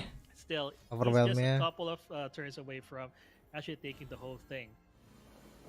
Yep. At this point in time, Greg Assassin don't even need to finish him off this round, right? Because right here, that ballistic bot is not safe at the moment. So, Ya, as long as the ballistic botnya ballistic pasti bot is off the ditendang. board, Muntao can't do any funky shenanigans against Greg Assassin. That's true. Those Sporos have very little attack. There is still, again, that wall of Eye of the Dragons that they have to contend with. And again, the life total is really healthy. I think by this time, Muntao is probably thinking about what to do next game. But, I mean, for these competitive players, I'm guessing that they will try to play towards Ya mungkin mikir all of the Wirbling outfits Death ya. available. I mean, he has Burn in hand. He can probably do something about it. But as someone, I mean, I don't know what to say about it. It's just looking hopeless by Ya, the ini second, bagus sih. right? Yeah, I mean, taking out that Draven, Dia is jaga-jaga sama Wirbling a Death little ya. bit suspicious, right? But I think you don't really want any, Draven producing any more spinning X. So, removing him out of the board. But Muntao have another Nah, itu. Draven in his hand as well. Having Makanya additional dia mana nggak open narik also yang shows 83 di that Wirbling there is a Death chance mati that he Lisinnya will karena nggak trigger that punya barrier. So, I think apa as of namanya right now, mana Greg Assassin buat is shield, right? He's spell comfortable, apa he's namanya chill, he's just burst waiting spell to ya. see Jadi what Muntao is gonna be throwing at him. But the only way that Muntao could win right here is jadi by gonna be apa ambush. namanya nggak ada So that's ini probably nggak the ada best way that Muntao nggak ada can apa take a namanya victory nggak against ada Greg Assassin. barrier ya. That's true. And I'm guessing that once Greg Assassin wins this, and he has, and at the moment, I mean, he really has a big chance to. He will probably breathe sigh of relief knowing that arguably the hardest matchup against this aggro lineup is already behind him, and that would leave him with. I don't think we have seen what deck was banned right earlier. Yep, we have not seen what is banned yet, but Muntao unable to draw into an ambush. Itu ditembak or sih might this harusnya. turn. It's a big lose. It's a big L coming in from Muntao. Tembak As 3 Greg Assassin likely going Calibrum for the harusnya. Severum, putting that. Yes. Oh, instead going for the Calibrum, immediately taking out that ballistic bot. So no funky shenanigans coming in from Muntao anymore. So it's down to this one. How are you gonna push? Greg Assassin is posing questions after questions. How is Muntao is gonna answer this one? Definitely not with Boros, that's for sure. But adding Pro-nya warriors maju is the attack start. 4. But once he presses that enter button, that is the beginning of the end. These Boros, I mean, they're cute and all, but I Itu think Greg naganya Assassin more than dikasih. just happy to let them hit his Nexus because Itu naganya this is dikasih. the turn where Lee Sin will deliver his final kicks and it's Kasih just naganya about dong. activating. Oh wow, he even gave it to the wounded White Flame. Just because, right? I mean, you really have when you have a wounded White Flame, you have it's custom to make it as huge as possible. Ya, just so ini that you udah can pasti make menang your own sih fleet and Lee Sin-nya. remind them of how great of a card Udah it pasti is. menang.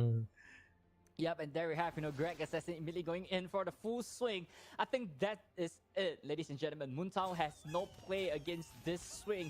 2 more denied in Greg Assassin hand. He got it secure in the back and zip it up real quick. So there we have, Greg Assassin Muntao already declaring the bots. Greg Assassin have everything under control, ladies and Baru gentlemen. amat mau kasih Lee Sin lagi. Ya kan enggak ya. Kan There it is. nggak Just jadi tuh dikasih looking ke at Lee the Sin Lee tuh. Sin kick. Gonna seal the victory Tuh. for Greg Assassin after this combat phase. And yes, that is game 1 in his bag. So hooray GG. for the, well, not aggro lineup, for the control lineup. And it kind of brings a tear to my eye because, you know, I love aggro lineups. Percuma It's just juga sih. heartbreaking. Dia kan dia itu mesti shot ke Zoe biar nggak ada yang bisa ngeblok poronya dia. Have one of the greatest legends of Runeterra on your end, plus some other aggressive allies, and then it's just a bunch of life-stealing dragons on the other side, and somehow, some way, you can't break through. Heartbreaking, but that's just the way it goes, and that just shows how great. Wih, Arinya nggak di ban. But here we are going into game 2. And this is, looks like this is Canon Ari Shadow Owls, right? Ari kanannya nggak di ban dan Yep, so it's gonna be dan ke draw loh go hardnya loh ya. Muntao, but Greg Assassin coming in, he got that turn 1, he got that turn 2, and he will be likely to be drawing into the Ari. He just need to find that one last puzzle piece, and he's good to go, right? But coming in, Muntao, he's coming in with on the offense as well. Boom baboon into a Draven, you know, and or even a ballistic bot subsequent turn. Like this are all really aggressive turn coming in for Muntao. That is true. He has the full curve. So between these two guys, it Oke, is sekarang kita lihat meta recall. it is a race to establish which one has which one can establish. Daripada kena 3 damage mending dibunuh. Go hard, gonna put that boon baboon on the back foot for a while, and this really Oke, pasti di recall. Pasti dibalikin sama itu. Again, as you said earlier, Draven will change things later on, and he has a lot of gas in the tank. But for now, I think Greg Assassin will be the one on the attack. Yeah, I mean Greg Assassin has so much, you know. Oke, ini bakal langsung attack. Right? He got 3. Homecoming, he got that recall, and he got that the landmark as well, the God Willow Seedling. So all these things could, you know, manipulate his bot so much, you know. Wow. Do with whatever Dia punya 2 but ini ya, Homecoming ya. Away Finder could potentially, you know, widen up his board and allow Greg Assassin to have more option as well. But Muntao not getting, you know, he have really great aggression coming in, you know, with that Draven. He's really got that 2 ballistic bot down as well. If he ever draw into that rumble or a might, like, you know, things will get lit, like, you know, into Muntao favor, because as Greg Assassin is recalling his unit, those overwhelm damage would still flow right into the Nexus. That is true. Overwhelm will play a very big part in this matchup, considering that, you know, Greg Assassin's the health of Greg Assassin's minions are Itu really pasti di block sih satu-satunya. But for now, he has to contend with Muntal's offense. Those augmented bots aren't too dangerous yet, unless tapi bisa mati. Yang dua-dua bisa mati. Just so that they can trade positively or rather favorably with Greg Assassin's block. So there we go. These bots are gonna get augmented. And yeah, positive trade here. So after this combat, Muntal will be ahead on the board. But that as I said earlier, that doesn't mean that Greg Assassin is out of tricks just yet. There's 2 Homecoming in hand, and it will surely be you know, backbreaker for harusnya langsung attack semua sih. Mau nunggu apa lagi? Any single minion that Muntal has that manages to grow powerful.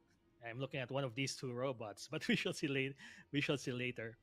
But for now, I guess they're it's a bit of a standstill at the moment, probably. Yeah, I believe it's a little bit of a standstill, but as the standstill continues, right, Muntao is definitely gonna be having that additional edge against his opponent, right? Because here, if there's nothing to do, Muntao is just gonna be burning you. Dravennya udah pasti mati. Right? So Greg Assassin have to continue his offense, or else it's gonna be too late against whatever that he's gonna be throwing at him. Because at this point in time, we know Greg Assassin is really falling behind in terms of the Ari count. So his Muntao have to know, you know, take advantage of this situation and just, you know, be on the full offense and try to do as much damage as possible. Because right here, he have that fearsome creature. Oronya pasti bisa ngeblock. So those are gonna be a lot of damage coming in.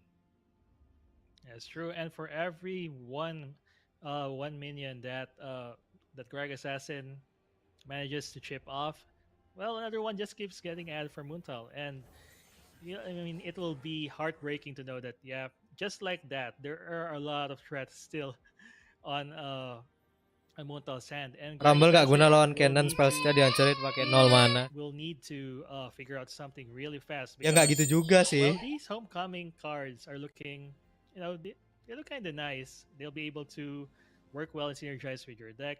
The fact of the matter is that Muntal's board right now is wide enough that there is just a lot of damage on board, and Greg Assassin right now won't be able to enact his own game plan and still have minions. Tapi entah lawan ya main prosin aja cara ngakalinnya ya. I guess he has to pick or choose whether or not he wants to block with his units later on and stick to his game plan, or just allow Muntal to just run all over him. But again, Yep. with not go ahead. Sorry. Yeah, but that being said, right, this Fallen Rider is going to be doing so much damage, because the thing about RE Cannon is that there's no much 3 health, 3 attack units coming in.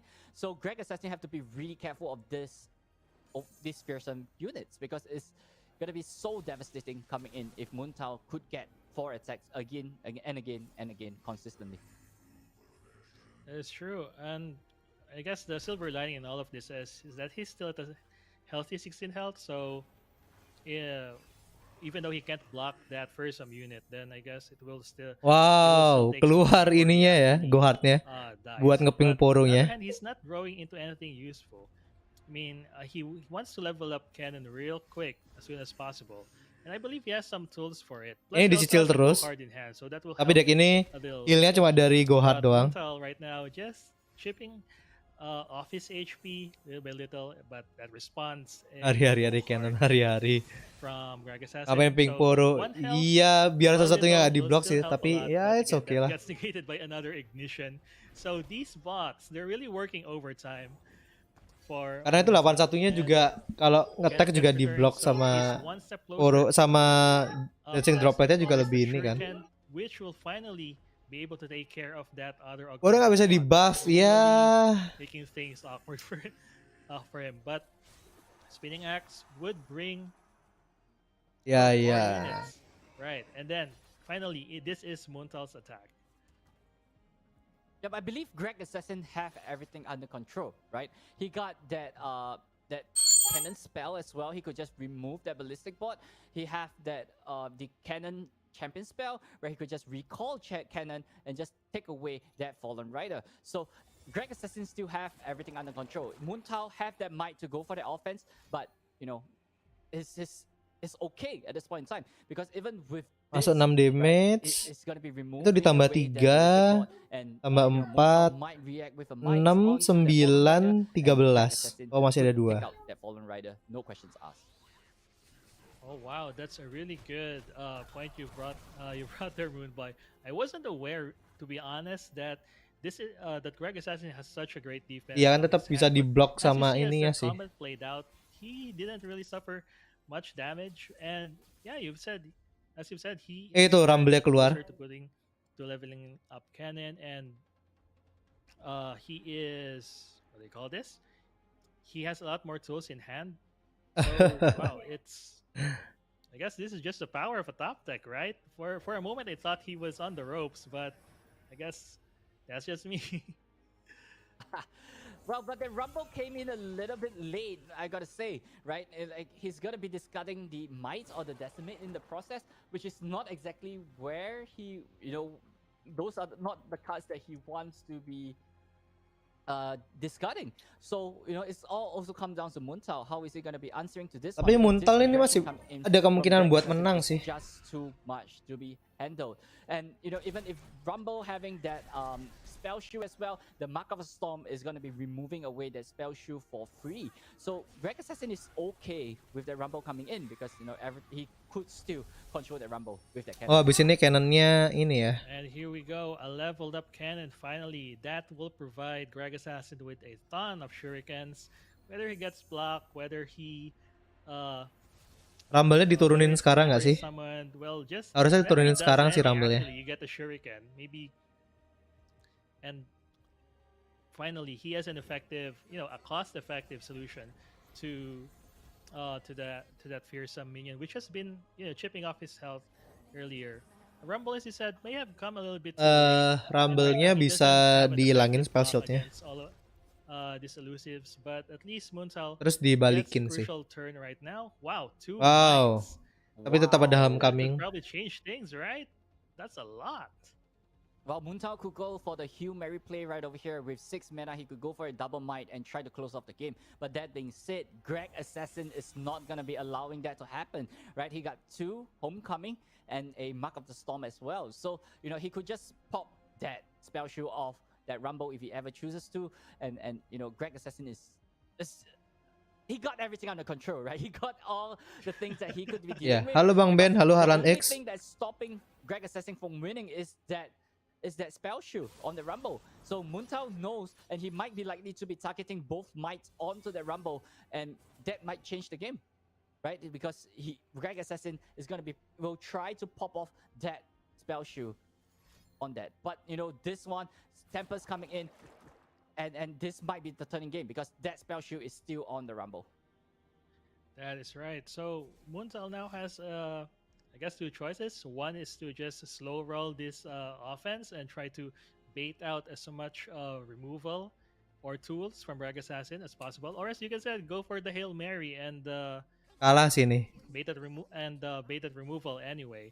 But right now he is keeping both mites in hand, so that's a good sign that he is being patient about this. One homecoming has finally been drawn out, but again, those marks of the storm really providing a lot of value for Greg Assassin. I mean, he doesn't need any other removal other than those shurikens. So it's just a matter of managing his life total, checking which what do you call this? Which followers that he can allow and which ones he needs to remove, and then just controlling the damage and then keeping that Rumble in check, of course. Yeah, but I think right here, Muntao managed to just turn this game around. Double might do the job right here for Muntao because there's no way that Greg Assassin could remove that spell shield off Menang. Rumble immediately. Menang nih. 11 damage is going to be Muntao-nya going menang straight right into Greg Assassin's. Enggak, karena ada ini, ada spell shieldnya ya. Itu Rumble keluar langsung menang loh ya. It's not able to remove that Rumble off the field. Ladies and gentlemen, this is it. Game number 1. Game number 2 going straight right to Muntao, and we will be having a game number 3 for this series.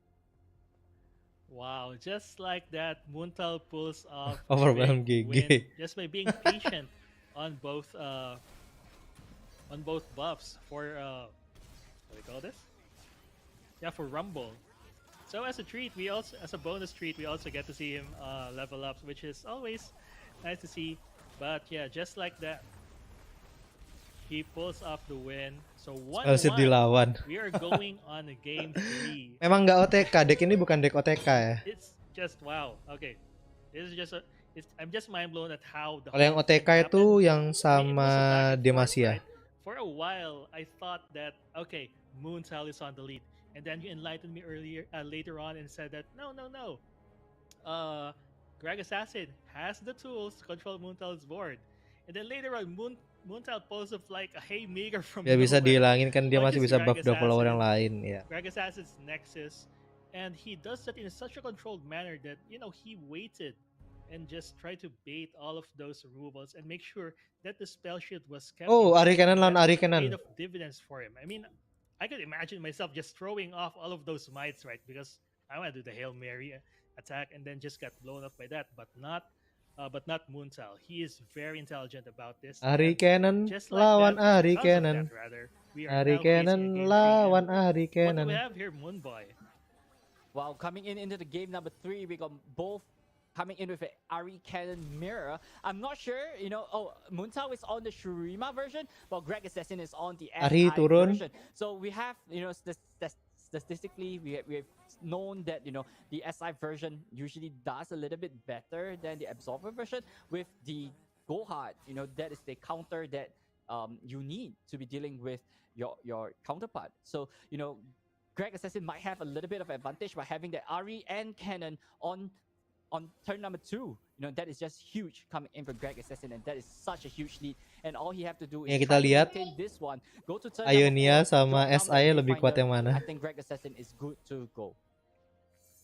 That's true. It's probably, I mean, Greg Assassin is probably very happy with that kind of opening, but now Wow, it's Muntal's muntal, turn to muntal. have his own engine running up as well, and I think, uh, I think, access to cannon really helps a lot here. You really want him at the start of the game just because those shurikens are really very helpful. But that goes to same for Ari. I mean, Ari is like the backbone of both players' decks, enables a lot of these things to happen for them. And right now, they're just trading blows and just returning those minions back to their hand so that they can use them later on. Yep, the thing about Ari Cannon is that, it's kind of like anti-tempo in a sense because you're constantly bringing a card back into your hand. But, as long, this is kind of like a tempo kind of game in this Ini bisa matchup. nurunin So ini sih. whoever is going to be having that stronger tempo is going to win. Whoever could, go wide or do Oh, Cannon remove lagi. opponent's board as much as possible is going to be having that advantage in this matchup because Greg Assassin right here, he got the Kinko Wayfinder, and that is going to be widening up his board by so much, and it kind of would force Muntal to block right over there as well. It's true that I guess we could say that the Wayfinder is a crucial Wangi-wangi yang part tangan dia. in Kalau this matchup, kalau and whoever match has up access to mirror it kayak gini at the 50-50 ya, earliest convenience chance is way winnya. ahead in terms of board position. Tapi And ini of course, SI sama being able to Ionia. dictate the offense. Atau On the other hand, nggak bisa for dibilang Muntal, 50-50 he juga sih. has, I'm a bit unfamiliar with that 6-cost minion, but I do know what it does, right? It's the one that gives a buff to everyone. Do you think that it will play a crucial part in the later turns, especially with Muntal having the lesser, lesser board? Yeah. The Thousand Tail, right? The Thousand Tail is gonna be, on turn number 6 where you are running kind of like low on resources. You got a white board, everyone gets a +2 if I'm not wrong. Yeah, +1. So that is gonna be doing so much damage, and you are going in for a big swing.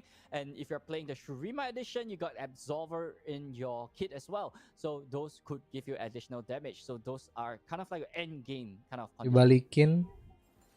Oh, but right now, I mean, it's all about using these individual tools. Small tools like recall just to get as much advantage as possible. But again, Greg Assassin not allowing that droplet to return back into the hand because that it's card advantage. And right now, Bisa di even Nopify. as Greg Assassin is Nopify to a Nopify. bit more ahead on the offense, he is running a few cards short versus Moontal. So this is one way of trying to stem the tide. Nopify. And of course, Moontal was more than happy enough to, wow, Nopify on Nopify. This just goes to show how crucial those droplet is. Cannon bisa keluar sih. Spending all of those resources to save a droplet, it's probably Oke. worth it, right? Because that droplet is the engine for both decks, if I'm not mistaken. Yep, droplets are really important coming in, right? Those are your draw engines. If you could just juggle the droplet, things could go really wrong. For your opponent. Arinya bisa di As stun. more cards you have in your hand, that also means more options at your disposal. You're playing an Ionia deck, so options and better like spell tricks, better tricks, everything is in your pocket. So you have to be really Arinya di careful stun sih. with this thing coming forward in such matchup. And again, more removal being thrown around, but thankfully this will not kill Montal's Ari, but will just make him stop for a while and think. Meanwhile, that droplet will trade with that elusive minion, so that's one less Kartu atas minion lebih that will bagus sih. trigger, Cannon's level up. And I mean, this is just a battle of incremental advantages, as we are seeing.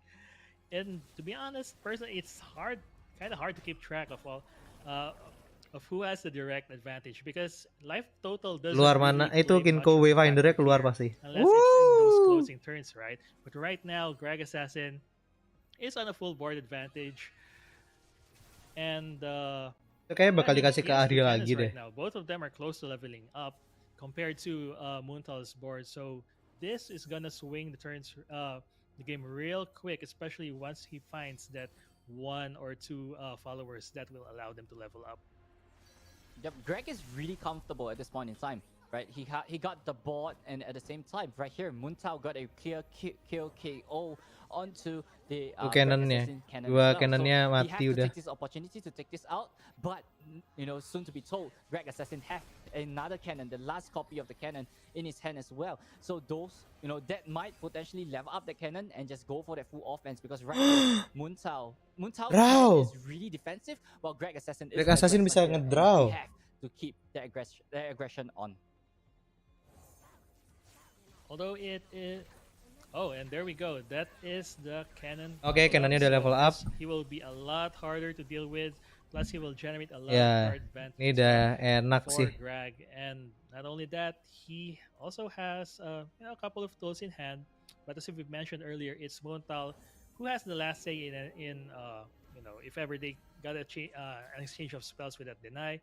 However, he opted to put that 1000 tail on the board just to be a good blocker, as well as, you know, deter any offense from Greg's side. Yeah, so this might be a big question, right? How close is the Ari from leveling? And another homecoming coming in. Wow. Is not Greg Assassin. Wow, so is good. Still not level up, and you know, as of right now, you know, Greg Assassin have to try to remove that Ari as fast as possible, and not, you know, try to level up the Ari so that he could Bagus nih. go for his Ari shenanigans later on. Kita sebelah kanan kasih 1 mana aja udah lumayan balance tuh. Kalau 0 mana And, broken you know, banget. he got a strong ball, Tapi kan dia harus keluarin 2. doing too much because he have that go hard and he will be able to deal with. Gak bisa sih kalau 1 mana langsung gak kepake itu apa namanya cannonnya. And look at all of these shurikens just getting thrown around, and now Muntal has to choose. I mean, he doesn't have resources to deny, so off goes that one single cannon. He's probably Ini Greg Assassin lebih unggul sih. Match. So, oh, he still has one in hand. I didn't see that, but that doesn't change the fact that Greg now at a huge advantage against Muntal. Gila, dari tadi Greg Assassin ngedrawnya Ahri Cannon. Wayfinder, so brings 2 more units into his board. So those are more blockers. Those are more ways to. Kayak Apelios ya, jadi nggak kepake ya. But I mean, at the moment, I think, correct me if I'm wrong, but Greg still has the momentum and the tempo at the moment. Yeah, I believe Greg can be playing a little bit more chill as of right now, because you know that Munta only have 3 mana open, and there are cards like Return and Recall in his hand, like if they have Retreat, you know, he's gonna be removing that cannon off the board as well. So this way, you know, he still have a Mark of the Storm to remove his own cannon. So, you know, that is a kind of like the dilemma that Greg Assassin might face right there, but he might be forced to go for the 1000 tail to just save the cannon from being removed by just the Mark of the Storm. That's true. Lebih bagus buff counternya nggak sih daripada nerf Ahri Cannon? Bisa jadi. Because, I mean, wow, I don't know. It's just when I look at this kind of board and I imagine myself playing, it's just how are they able to navigate this match? I mean, it's a small incremental advantages that you know, that tilt the match towards one's favor. And right now, seeing Muntal, I feel like he's really behind, but somehow he is still managing to like hang on into the match. And my guess is maybe like in the earlier game, Ahri he'll itu be burst pulling ya? off Aku something lupa. big and do a comeback. How likely would that be, Moonboy?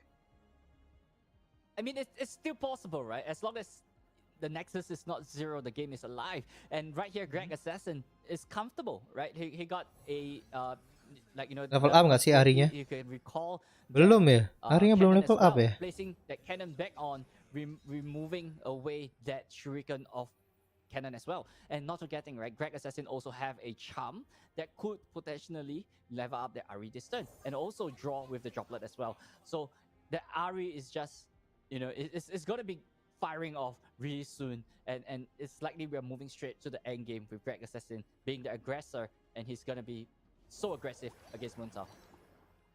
That's a really great point. And wow, this Ahri has to be leveling. I was kind of expecting, with all of the plays that Greg was making, that the Ahri would be leveled up at this point, but I guess she's just a couple of minions away from leveling up. Ya, kurang 1 berarti Ahrinya level up. Then once she levels up, that is probably the end game, the start of the end game, and there she is, full leveled up Ari, and this changes a lot of things. Now, Munsal not only has to deal with one but two leveled up champions, both of them generating a lot of card advantage for Greg.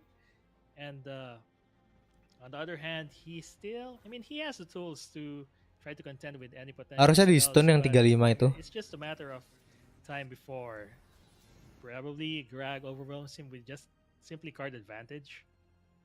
Yeah, like there's so much advantage coming in from Greg. The only way that Muntao could stall this turn is going for that homecoming, right? Just stop that, just remove the Ari from doing his shenanigans so that you could stall yourself another turn to try to survive and try to do a little bit of something the next turn.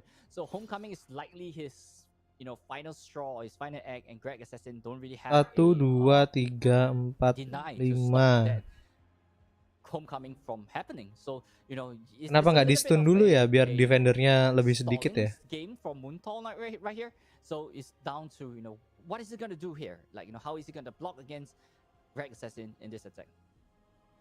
And correct me if I'm wrong, but this is game once this attack pushes through, right? Ari is just gonna keep attacking for a lot of damage, and then, oh wow, he withdrew all of it. So he is just gonna be content throwing out one shuriken over to that poor droplet, just sitting there, just minding its business, and suddenly, boom, goes a mark of the storm, and probably wants to eliminate it. The fewer blockers, the better, right? The more chances that this will be the biar Ahrinya bisa attack di depan ya. But not if he can help it. I mean, Muntao, I mean, it's unlikely, but he will have to notify this to make sure that he has one more blocker and put a wrench onto Greg's plans. And there we go. There's a notify. So the droplet will be safer now. He'll be using it to block and save himself from a lethal Ari attack. The thing about the Mark of the Storm is that, you know, it's such a Terlalu great nafsu card. It's itu basically a dipakai free juga. card to see how your opponent could react. It's kind of like a soft pass, right? So, you know, Greg Assassin is not going to be, you know, patient anymore. He's going for the full offense. He want to clean up this game once and for all. Concussive pump onto that droplet. I think, you know, he's just trying to close off this game. Dibalikin so that, sih. you know, it's just going to be taking his, and he will be moving straight right to top 8. But that being said, Muntao have that homecoming. That is going to be a crucial piece coming in to stop Greg Assassin from winning this turn. That's true. And he also had the option to deny that stun earlier, but I guess homecoming would be a better, would give him more value, would give him better options. So he just opted to save those 4 resources in hand. But right now, this is probably his most crucial block this game, because if he gets this wrong, this is lights out for him and his tournament Homecoming yang here. 35. But if he's able to stem this tide, then it gives him more chances next turn to try to swing the match back into his favor. Homecoming yang 35 sih. Yep, and the homecoming coming in from the Kinko Wayfinder. Bisa. Ke Kinko juga bisa sih. From Greg Assassin side, there's no lethal coming in from Greg Assassin for now, but the game is still not over yet, because right here Muntao is at 7 health, and there's really little way that he could try to push, you know, the game over to win this. So unless there's a top deck Ari, there's a big chance that Muntao would take this one. But as of right now, it's just looking on Greg Assassin's favor. Ahri bener. Top deck Ahri bener loh. There's a top deck Ahri. Now it's time for Muntao to decide on what's the best use that he will get from this Ahri, and he has lots of resources to make it udah work. level up Ahrinya. Belum kayaknya. Karena aja baru level up. Finally. So this will even things up a bit, give him a lot of those precious Mark of the Storms to play with, and is it possible Ahri keluar nggak bisa deny. Getting himself back into the game? Not if, you know, not if Greg's own Thousand Tail has anything to say about it. Now he gets a lot of great blockers, but his Ahri also leveling up. So back in his turn with that top deck, Muntao is looking to even things up a bit. Wow, what an exciting development! Just when I thought he's on the back ropes, he comes back swinging with his own units. Yeah, but I don't think this is enough coming in from Muntao, right? Like, you know, the RE is going to be doing his combo, but Greg Assassin is still removing units away from Muntao's board. So as of right now, Greg Assassin have you know, it's all down to that block, right? If he could block it perfectly, he got the game the next turn. What would Muntal give to have an Solver in hand? That would have been such a great help in this matchup. And of course, it's the reason why there's a Shurima splash on this deck. However, it again, as you've mentioned earlier, Moonboy, the stats seem to be proving themselves correct. SI is the way to go, especially in this mirror match. But Dikasih again, lewat harusnya. it's Moontal. He probably have plans on his own, and this is the crucial block for Greg. We'll see how it plays out.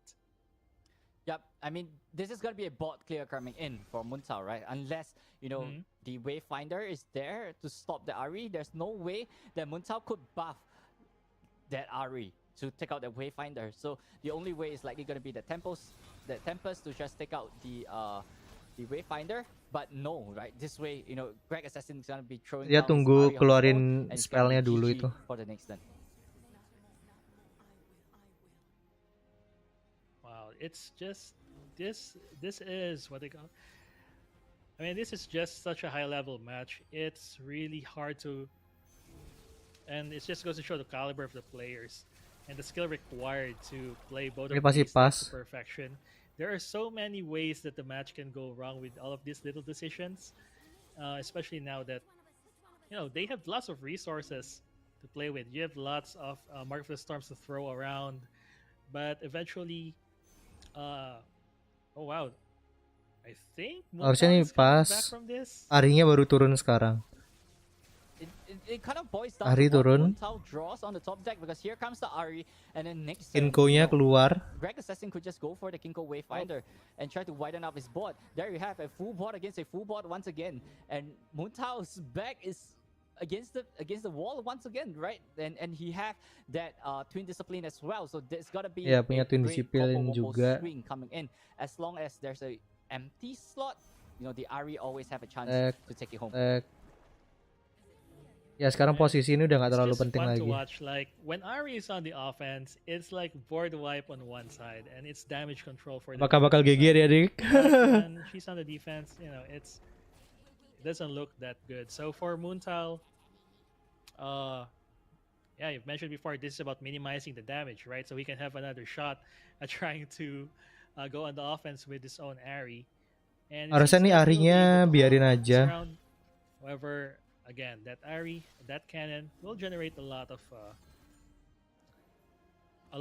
resources for Greg, and of course, having 6 attack on top of it will just simply wipe all of these other minions from Muntal that's blocking her. So it's a one-sided board wipe and a lot of card advantage, and this is just backbreaking. This might be it for Muntal. Yeah, this might be it for Muntao, but you know, the game might still go into his favor. There's still Kinko Wayfinder around for Muntao to do a little bit of shenanigans, but Cannon Lightning Rush trying to save that Ari and just breaking the chain at the very last moment. I think, you know, this homecoming is just gonna be stopping it from doing its shenanigans. That being said, Muntao's Ari Kan. still alive. Greg Assassin salah, harusnya tadi di pas hajar aja karena Arinya pun bisa mati. Going for the Tempest and just Muntao is still in it. It's still not over for Muntao. Wow, look at these chains of spells. Like all of how many Mark of the Storms have we seen thrown around this match? There's like a ton of them, and Coba tadi di pas Ari mati, semua unitnya dia mati loh. Kalau kayak gini bisa ke counter kan? Those are the, I guess that's the only remaining one cost in his deck, so he has to make use of that. And oh, there's some hope with that with the Shadow Assassin. That's one more card to play with. Wow, Concussive Palm. Ya, Greg Assassin terlalu nafsu. Yeah, we'll stop that parry. So that will buy Muntal another turn from potentially lethal. And not only that, since it's his Ari's turn to attack, he gets to dictate the board wipe that will happen. And right now on Greg Assassin's hand, it is just It's just one of those buffs to save, probably to save his own Ari. I don't know, but it Tapi won't be nextnya that much Arinya bisa help. di So Muntal, Arinya bisa di stun. from what seems Muntal like, masih bisa menang ini. on the brink of defeat. This is just a back and forth match. Yeah, this might potentially go over to Muntal's favor, but it's all down to the top drawers. But Greg Assassin knows the situation, like he knows that he's gonna survive this one. Ini kalau waktunya habis Muntal kalah. Ini kalau waktunya habis Muntal kalah. The SA coming down gets the recall, and I think 30 detik lagi. Ini kalau waktunya habis yang kalah Muntal. Karena dia minusnya lebih banyak. Greg Assassin mah tinggal oke-oke aja nih. That's true, and he also has to draw more cards because he's running out of resources. 9, 8, Muntal kalah 7, 6, 5, He needs more options 4, at the moment, 3, right? 2, And 1. Bye Muntal. Muntal is he's playing really well. Masih taking ada 4 out those menit. droplets, which is again the engine of both decks. Oh, go hard. Oh, masih ada 4 menit. Probably kill one of the Shadow Assassins, but again, Muntal draws another one, so might not be that big of a deal, but still, it removes one last minion from his field. Again, what he needs now is options. Go ahead. Yeah, these are not the cards that Greg Assassin is looking for, right? Because right here, he's trying to recall the Thousand Tails to try to draw additional 2 more cards, but I think Muntal is not allowing it to happen in any form at this point in time, because that concussive palm is going to be changing everything. Iya, Greg Assassin terlalu nafsu. Gak bisa. Concussive palm is usually just you don't really pay too much attention to it, but in this matchup, it buys him his lifeline. And look at their life totals now. All of that little back and forth that happened between these two players have slowly chipped down from their 12 health earlier down Kalah, to menang Muntal ini. total. Menang And Muntal. wow, Muntal seemingly brought it back. I mean, right now Greg doesn't have a board. He does have his Ari, and Muntal is just adding one minion after another. Finally, it's his turn to attack. No! This Don't play it! Don't play it! Oh my goodness! That is it! Greg Assassin top deck into back and back, but Oh my Muntal God. already got Lito on board. Oh my God, Play kenapa it nggak langsung for attack? Tails and passing the priority back to Greg Assassin. Pack your bags, Muntal, and that is what Greg Assassin is gonna say. 5 health on the Nexus, 1 top deck is all. No. Pack it back, Muntal. Pack it back home. Greg Assassin is gonna be moving straight right to the top 8 round with a 2-1 win over Muntal with an insane top deck. Oh my god! What just happened? Miko! What just happened? Oh my god! I was preparing a line Eh, to tell itu- about how Muntal oh my was God. able to bring it back Wah, from the brink of defeat, and then itu dua-duanya misplay parah loh. I'm Oh my speechless. God. I'm Oh my speechless, Miko. Speechless. That Thousand Tail was not Oh my God.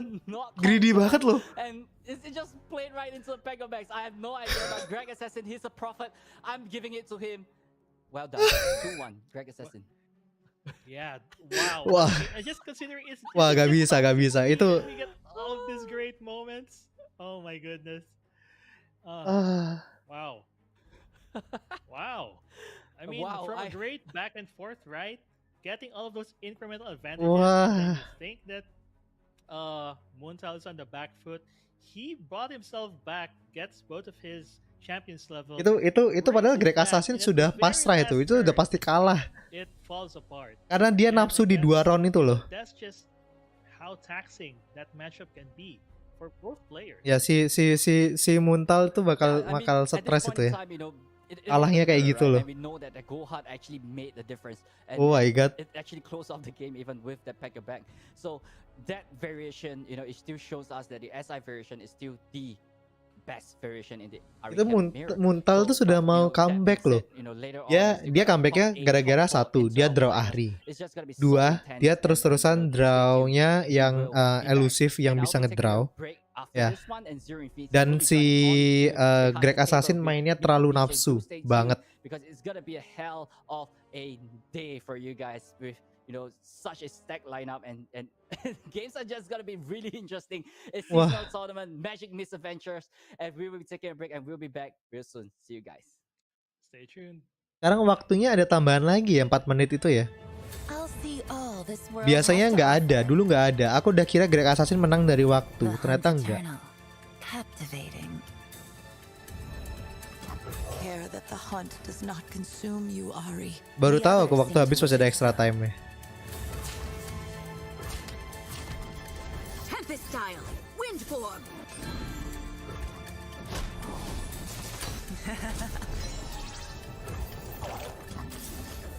Wow. I'm one of the good guys, but not that good. funny. I was going to say the same. Flight steps. Don't get ahead of yourself.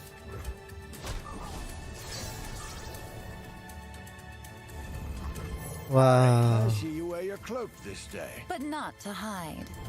Like a storm, I bring change. My search is over. Now I hunt. The world's heart beats with mine. Itu settingan buat trailer ini, guys. Oh my god. Oh, Charm itu fokus.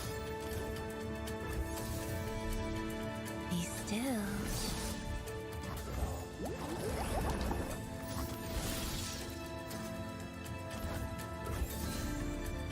Start running.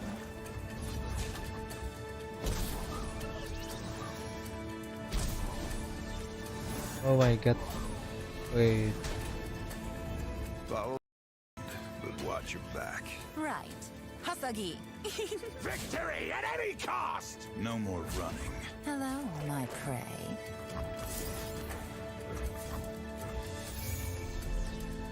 Waduh, nggak. Aduh.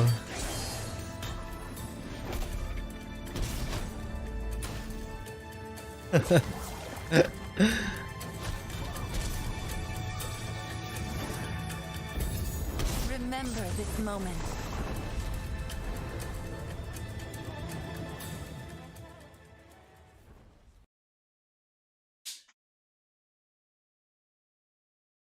Gila sih tadi, astaga, pusing aku ngeliatnya.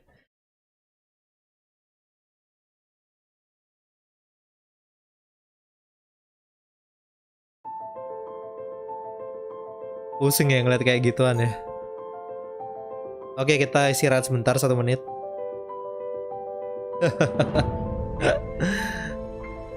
Oke, kita istirahat sebentar ya.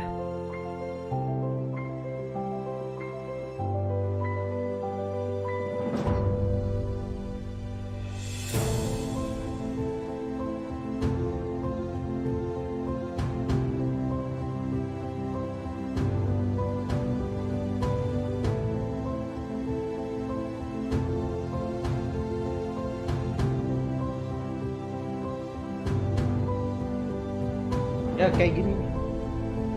Stream namanya.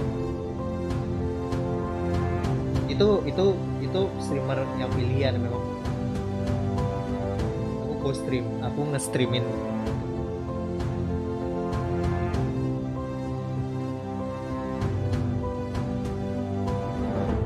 Iya. Belum pernah. Itu orang internasional kan. Satu tuh kayak dari Malaysia yang mau boy game itu. Dari Filipina.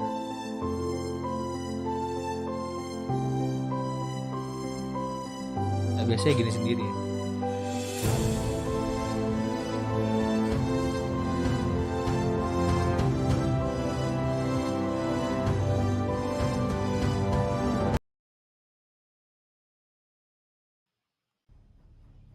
Welcome back, everyone, to the Magic Misadventure Seasonal. And won't you believe it? Oke, ini That was round just ketiga top ya. 16, Top Because those matches have been crazy. And well, top Moonbug is 8 taking ya. a well-deserved break from Top 8 habis ya. casting such 32 high 16 ya, ini top 8 ya. Right here with me, back on the caster seat is 0-0. Have you seen what happened during that last match? No, Mikabi, thanks for the warm welcome. Definitely, I was watching in the background and we saw an AK mirror go in the distance and unfortunately ended up in heartbreak.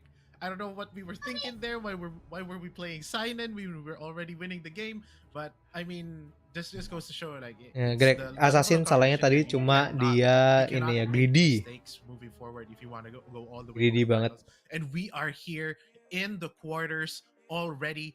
32 entered the fray. Only eight players remaining. We got Mawale and Lewis. On the other side of the bracket, we got Yamato, your world's runner-up, and he's going up against AG Greg Assassin. We have Tora, the only guy from the Philippines, and he's still alive, going up against Phoenix, and that's gonna be the match we are spectating in this round, right?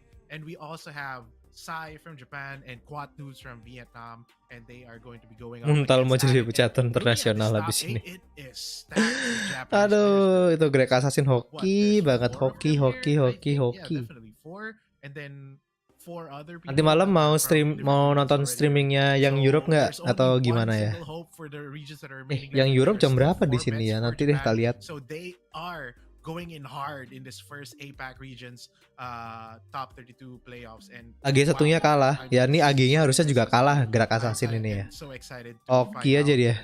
how they play, once we see them on stream, and how they fare up against the competition that we've been seeing here from Southeast Nonton Asia. Europe And nanti. it's gonna Nggak be tahu an ya, exciting nanti kita time lihat to ya. witness all these players, Udah go up capek against sih that kena ini 5 jam kan. in this Nanti sort of clash of titans lagi. with all the amazing names. Mau lihat Majin involved in B this top main. 32. And wow, it has been Kalau crazy matches so dikasih far, lihat ya. from the top 32 to the top 16, and I'm just hungry for more. How about you, Miko?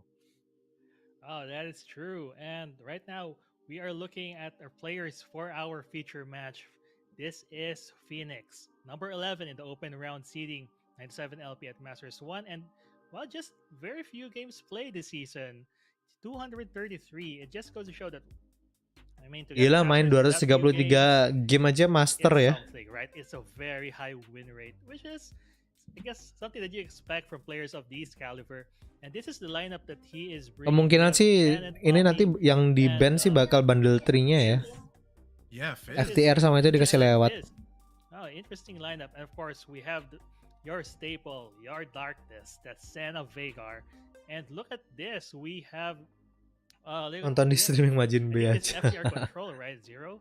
I mean, there can Yeah, only be definitely. one deck with Trundle and Trendemir in it. So really control heavy lineup, except for that very first deck, which I'm guessing is something that can just win outright.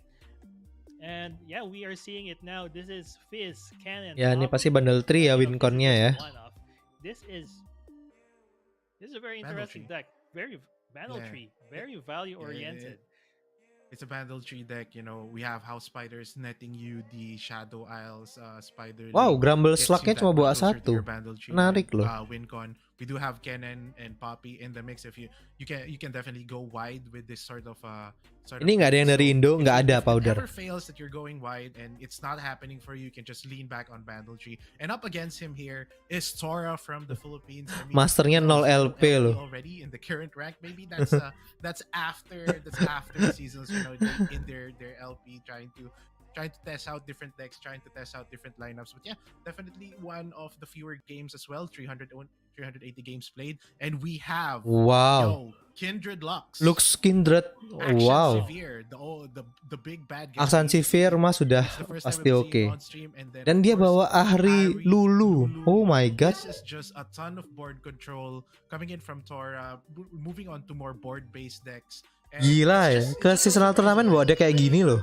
The trend continues on. There's just been very few decks that have been present in different lineups. Like, you know, Ini Dark sih Moon yang has di been quite ban strong ya, in kalau this nggak, top 32. eh, There has been, I guess, around 18 decks now that have shown up in the top 32, and people are just bringing in different stuff, trying to combat different lineups. And we do have a look here at Taurus Kindred Lux, and it looks like a very board-based. Oh, ini control menarik deck. sih ya. We saw a Feather Tracker, surprisingly.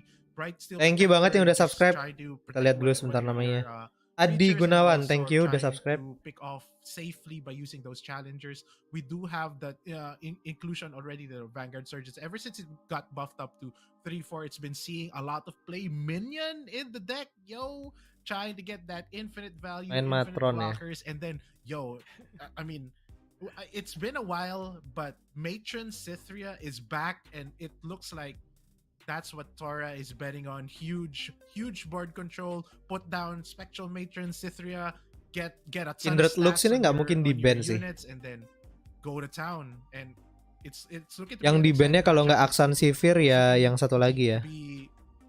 Kalau nggak Aksan Sivir ya Ahri Lulu. Kindred Lux in action, because that's one of the first. This is one of the first. Kalau aku jadi Tora, aku bakal ban-nya Bundle Tree. Karena dua-duanya itu deck kontrol kan. Kindred Lux lawan kontrol pasti oke banget. Because from the way you say it, I mean, I get the idea that wow, this is super powerful considering that those cards are very high cost. Must be something fancy like wins the board outright. But I guess we'll have to save it for later as we go to their ban phase. So, with this in mind, what do you think both players would be looking for here, Zero? Ban Trundle. Enggak sih, kalau aku ban Bundle Tree ya. Severe, so there's that. And if Bundle Tree nggak ada counternya soalnya. Maybe if he's not confident enough with the Kindred Lock, the Cythria Matron and the Ari Lulu, he can also ban out the FTR just to take out that deck, because his two other decks aren't looking too good against that. Darkness as well against Action Severe, kind of shaky. Action Severe yang ke-ban. Action Severe is somewhat more favorable in that matchup. But I mean, again, we do have Bandle Tree in the mix, so it's a little bit complicated, I think. You need, and one thing to note for all three of these decks that Tora is bringing, Action Severe memang masih bagus kok. Landmark removal, but he can definitely control the board. But there are a lot of units on the side of the Bandlegy, right? They have Swarm, and if they get the board early, it's really tough for you to get back from that. So, and they can really just fall back on their Bandlegy win con. So I think it's a toss up for Tora here if he wants to ban the FTR, because his Action Severe is probably 60% on the way gonna get banned. But then he has to worry about the Bandle tree as well. And then on Phoenix's side, yeah, I think Action Severe is just gonna give him the most headaches. So he just wants to take that out. So is Phoenix side more of is it more targeting ini Tora or is it just bisa ini ya. To the banning decisions, and it's just really Action Severe's capability. Ari Lulunya atau Lux Kindrednya bisa nge-break sih. Yeah, that's the main thing here. Bisa yang buat kalah itu. Jadi nggak tahu lagi, kita lihat ya. Kita lihat dia jadinya tuh kayak gimana. Protection is in the form of spell shield and repose barriers and all that. So you really don't want to be. Kok kayaknya nggak ada yang bawa deck Pantheon ya di ini ya. With some sort of like take out the spell shield on Severe and then put down a Minimorph, and that's very hard for them to deal with. And on the other hand, like Lulu Ari is a very base control deck, so it doesn't do too well. FTR-nya nggak di ban kan? Putting down a lot of creatures, so it might do well against the Bandle tree. We'll have to wait and see, because I haven't been very experienced in this matchup. But now we do have FTR going up against the Matron, so maybe Bandle tree was considered for the ban just because he doesn't have a ton of removal for that win con. So now we do get the Cythria early in hand for Tora, and it's not looking good. The Lux, we do have Vengeance and the Glimpse Beyond as well, so not a lot of early stuff for Tora, and that's how you want to play the Cythria Matron deck. You do want board early on, and so Phoenix is taking advantage of this. He's not putting down any creatures. It's turn 3. Let me just ramp up, get that free mana gem, and be ahead of curve of the opponent. And it's another 5 cost going into Tora's hand already, an Avarosan Sentry on the side of Phoenix here, and man, it's ini Luxnya bisa turun. Phoenix, while he did have the ramp, he doesn't have a lot of big bombs. He does have turun control, and it's not gonna do much against Tora's mid-rangey hand. So now he has to make a decision here. What is he going to drop? I think it's definitely a Lux, right? And then a Vengeance could be a good answer here on the side of Phoenix. That's true. So if I understand this right, so it's Taurus.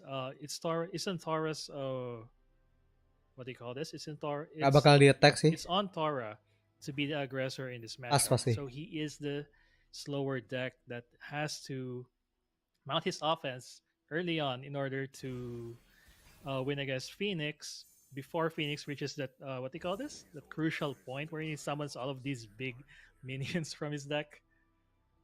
Yeah, and one thing is, if you do get to Cithria earlier than the FTR pops off, what happens is you can just outstat whatever the FTR is going to, whatever the FTR is bringing in, because that's just two Wow. 10-10s in the form of Trundle and Tryndamere, and Cithria Mhm. itself as a 10 cost is already 10-10, so you can definitely take out Trundle in that mix. And also, we do have the locks and the lasers can really start controlling the board as well. We do have that vengeance in the side of Phoenix, and he hasn't Ini decided diblokin sih pasti. Kalau to attack. use it just yet. So I'm betting he's looking for an opportune moment to really make use of that vengeance, and maybe locks just isn't it for him right now. That's true. You're right. I could imagine Lux gaining a lot of value just from all of those lasers Ini harusnya that pas sih. she creates when she levels up. And well, I'm not really familiar about how Citria will work in the deck. Level But up. if you said if her stats can match up to the FDR, then Tora will be in good shape. Plus, Lux again has level up, and she'll be able to cast it. What's the name of the laser again? I keep forgetting. Final flash, Final spark. if I'm correct, right? Yep. Something like that, whatever. Yeah. But I mean, What a- Sharpsight what? is already on the Lux, right? And then it's going up to 6 power, and it frees up that ice pillar from going down. Phoenix had some hesitation putting down the ice pillar because the attack token was on the side of Tora, and he doesn't want that pillar just going down for no reason.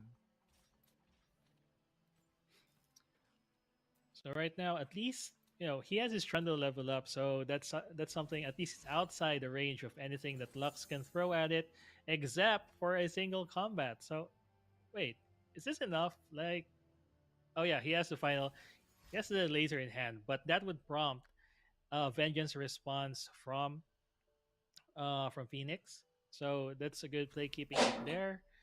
But the question is, what will Tora throw? He has 6 more resources. Oh, instead he just opted to freeze Lux so that she won't be able to do any damage from this fight, making it kind of one-sided. But wow, Tora still won to save that Lux, and for good reason. I mean, she generates a lot of value. But I'm not sure what 2 health will happen here. And again, that prompted the vengeance response. Finally, Lux gonna go bite the dust here, unless Tora has something else in hand, but not really. Oh I wow, think he look at spends the single combat here. He is trying to get that Trundle all the way down to at least 5 HP so he can use the laser and the Vile Feast to take care of it. And we're in a situation right now wherein Tora has Ini Tora bisa invested kalah ya. a lot, Maruk banget so dia. he is spending 2 mana. He has already spent 4 mana on this with the sharp sight and the single combat. So he might be committing to a play here wherein he gets the laser plus he takes out the Trundle in the process. when I see all of these resources being thrown out just to take out the Trundle. I mean, how crucial is the Trundle really to this matchup? Because Ini maruk banget sih. I mean, wow, Thora really tried to force out the play that you mentioned earlier about just putting the Trundle within killing range of that laser. Yeah, I'm not too sure about that trade. I'm not in love with it. And one thing about this deck, right? Like I have played this deck a ton before, the Matron deck, and really what you want here is just board. You want board control. If you don't have board control, Cithria doesn't come down as effective as it Yes. would be if you had at least Ini 2 Tora or 3 kemungkinan besar creatures. kalah sih. I mean, I wish you'd have 3 creatures when you put down Cithria. And one thing though, like taking out the Trundle, I think it's for FTR decks, it's opportune Obliterate all for you to take landmarks out sih the harusnya. Trundle before the ice pillar goes down. So that way, when they play FTR, they don't have mana to play the pillar, and it's not leveled up yet, so it doesn't have overwhelm. You can just chump block it with some Fading with, for example, the icon. prey that comes out from the fading icon. And at that moment, right, I feel like Tora invested a lot on trying to take out the Trundle when maybe Vengeance could have been just one card, and it wouldn't have thinned out his hand and it would have presented more options and more threats for Phoenix to think about. Now he has just like what 4 3 cards in hand, and it's easier to play around stuff when there's less in your opponent's hands, right?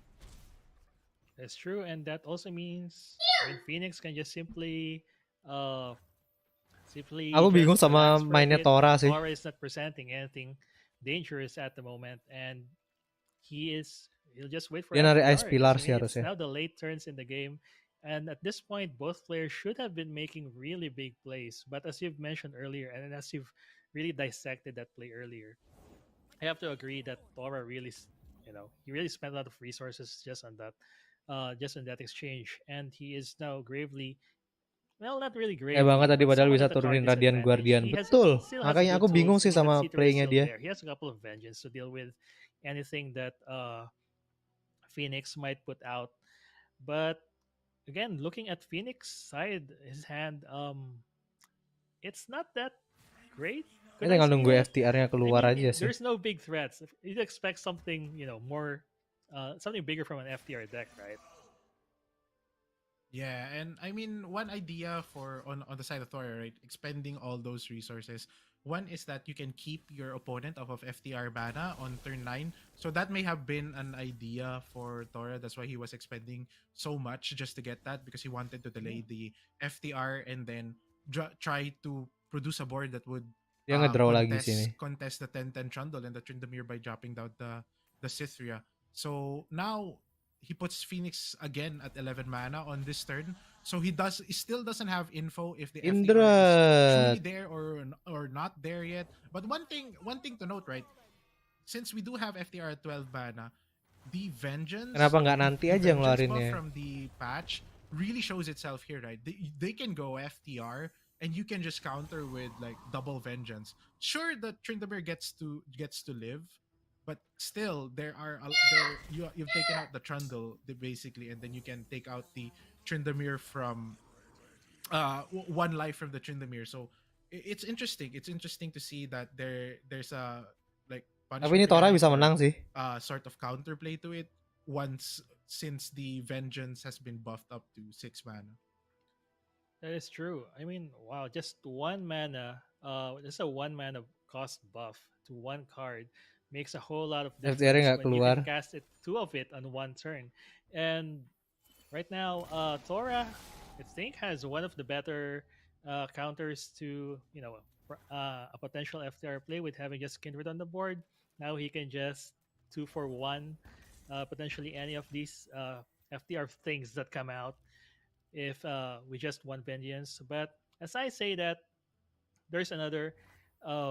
Phoenix has another way to deal with it, and that Kindred's not gonna see the light of day anytime soon. FTR We're draw-nya. talking about just right on time when Taurus open on resources. Yeah, I mean 7 HP left. That's not a lot.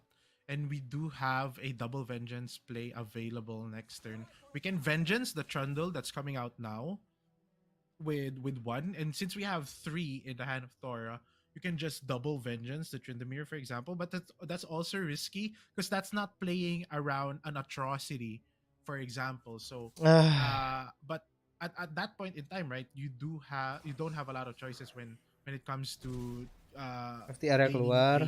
gaining HP. So we do have Phoenix now firing off the FTR. Dia pinter ya naruh Maybe satu-satunya. on this turn we take out the Trundle with the vengeance, and then next turn we can just block with the Radiant Guardian on the Tryndamere and gain some life that way. I love how that small 1/1 guy is protecting the other FTR target from being killed off by Kindred. But still, a kill is a kill, and it will count towards Kindred leveling up. Though I don't think it will play that that big of a factor, whether it's leveled up or not. But again, as you've called out earlier, there goes the Trundle, and Kindred will put a mark on this poor 1/1 guy. He was just sitting there, but at least he will spawn a spider. That could be another magnet. Who knew that this would be so useful, right? Yeah, Hapless Aristocrat definitely MVP right now. taking one for the team with the Kindred mark, and we do have an attack here coming from Phoenix, and we have that Tryndamere going in for the kill. We have Ruination on the Ruination. side of Phoenix, and that's a big punish. When you drop down Cythria and then they just counter with something like Ruination, and you don't have a ton of creatures in hand, that's tough. That's hard to come back from. Dia turunin si And Tria right kalah. now, also Trinity putting Dia turunin si Tria kalah. trying to control combat with that with Dia that turunin pillar, si Tria so kalah. it enabled Kindred to be vulnerable, Okay, making it more GG. susceptible to attacks. But Tora responded. GG. As you said, there's the Ruination, Here we go. as Yeah, Zero and has called it earlier. that's a big GG. man. That was such a big bait. That pillar completely baited Tora into that Yeah. play. Phoenix He mainnya goes bagus directly into banget. the Cythria play. You know what? I'm just gonna contest board. I'm gonna drop down my Cythria. Your FTR does nothing, and he goes for the kill with the Tryndamere. Man, that was such a good play. I think that pillar perfectly baited Tora and into making a play that seemed great, right? On your end of the spectrum, if you're Tora, you're like, okay, you put down the pillar, I'll just put down Ya, itu Cythria, contest the bagus board. banget Let's mainnya. see what you can do about that. Bagus banget. We can just beat each other Aku up lupa with units, but then masukin Ruination Jeng. comes into play. Tryndamere revives because of his mechanic, and then takes out the whole board on the side of Tora and just wins the game. Dalam with hati that. nyesel nggak Perfectly banned Randall. executed. Nggak, aku juga Great play kalau jadi here Tora nggak bakal by ngeban Phoenix. FTR-nya ya. And Randall that ya. puts Phoenix one game away Bundle 3 yang from tak ban. making it into top 4. But moving forward, Ruination we lagi. have Darkness on his side. He is Minimob. It's Darkness, right? Okay, yeah. He is playing Dark. Wait. Yeah, it's definitely Darkness, and then it's going up Okay, against the Cythria matron deck, and then Ini what salah happens ya here is gambarnya. Kira Assassin sama Muntal yang tadi. Wait, Ini are we expecting apa Assassin? lore-nya nggak bisa move Wait, on ya. Is it Moontal now and AG Greg Assassin? Wait a minute. No, it's Tora. It's definitely still Tora Tora, because yeah. it's the same deck, right? It's the Cythria matron. Yeah, we're still the match. I was in a loop for a second. But anyway, back to the game. We do have that Fleet Feather Tracker in here. So that's what I was talking about. Tora really wants that early game, right? He does want to have earlier creatures. I mean, it wasn't perfect the last game. You still don't want Fleet Feather Tracker against the FTR deck. You want something more mid-range, but you didn't get things like Vanguard Sergeant and all that. And now we do have double Fleet Feather Tracker, and it's gonna do a Wow. lot here because it's one of the creatures that can block Catalyzer, not allowing Darkness to grow to insurmountable proportions. And so we do have the Catalyzer on 3. And dude, Sapling Toss though from Conchology is gonna try and take care of this Fleet Feather Tracker on the next turn, allowing Catalyzer to get a free attack onto the Nexus, putting on 3 damage and putting Darkness at +1 power. That's just very, very good for Phoenix. Gila bagus banget ya. That's true. Once that Catalyzer grows Darkness into, as we've mentioned, Kindrednya insurmountable turun. levels, it will be such an effective removal against any of Taurus mid-rangey Kindrednya di minimob ya. minions. Even against this Kindred, you just need 1 Darkness to level up, and then that takes care of the Abisnya nih Kindred GG. Tora masih kalah for sih ini. now, he doesn't have Darkness in hand. He does have a discounted Darkness, so that's something. And it will change later on if he decides to plop down Senna. However, he will want. Habis from what ini I si think, Phoenix wants to build up Senanya his turun ya. mana first. Make sure he has enough resources, probably to cast Senna and Darkness at the same time, just to get a lot of value out of her. Meanwhile, on Taurus side, it's all about board development, just trying to Itu match 3-4-nya bakal dibunuh. Phoenix's Terus 3-2-nya Phoenix's board 1 for bakal 1. Yeah, mati. make that 2 for 1. There's a despair went on, but again, Phoenix has the right response to it. Was able to draw 2 cards. That puts a mark still, right? No, Nggak lah. because Ah, it doesn't. you don't slay anything. 'Cause Oh, Glimpse actually slays for Phoenix. It doesn't slay for Tora, so there's no mark that's going to be put on anything. And one thing here is right, like Phoenix always has that step ahead. Bakal di vengeance sih Despair trying pasti. to get that mark on something else for the Kindred. Whoops, Glimpse Beyond, or like the previous matchup with the Ruination play, Ice Pillar, Yeah, yeah. hey, baiting you into. he's just one step ahead of Tora, and Tora needs to get his head in the game and try to control this matchup from his perspective. Try to make Phoenix play on his terms. But so far, Phoenix has just been rolling on Tora. It's just insane. And we now have Senna already in Ya, the ini tinggal mix. Senanya We tok yang have maju. one mana darkness, and I think it's 3 damage right 3 now. And damage, yes. it can go on to the Kindred, but he does have to respect the sharp sight that's included in Tora, and that's always almost 3 copies in anything that packs Demacia, right? And I like this play for Phoenix where he is not too, Ini attack you know, semua. Pasti Tora. too impatient with attacking with Senna. He just opted to just Atau nggak cuma relax, and Kindrednya doang. I guess he really has the sense that, you know, there's sharp sight in there and it might screw over the mats when it comes to attacking with Senna. So he just opted to hang back. That's something that we could all appreciate. Like, just passing the turn is such a difficult skill to do in all stages of play. And I Dia guess tinggal that's really dibunuh the right pakai call darkness. there. Yeah, when you're playing Runeterra, definitely recognizing a great pass is one of the skills that you need to master when it comes to playing on the very highest level, right? So Prank now seeing that vengeance, that's information for Phoenix. He does have that one vengeance, and then packing on 2 more mana onto the sharp side, and that's much harder to cast than 2.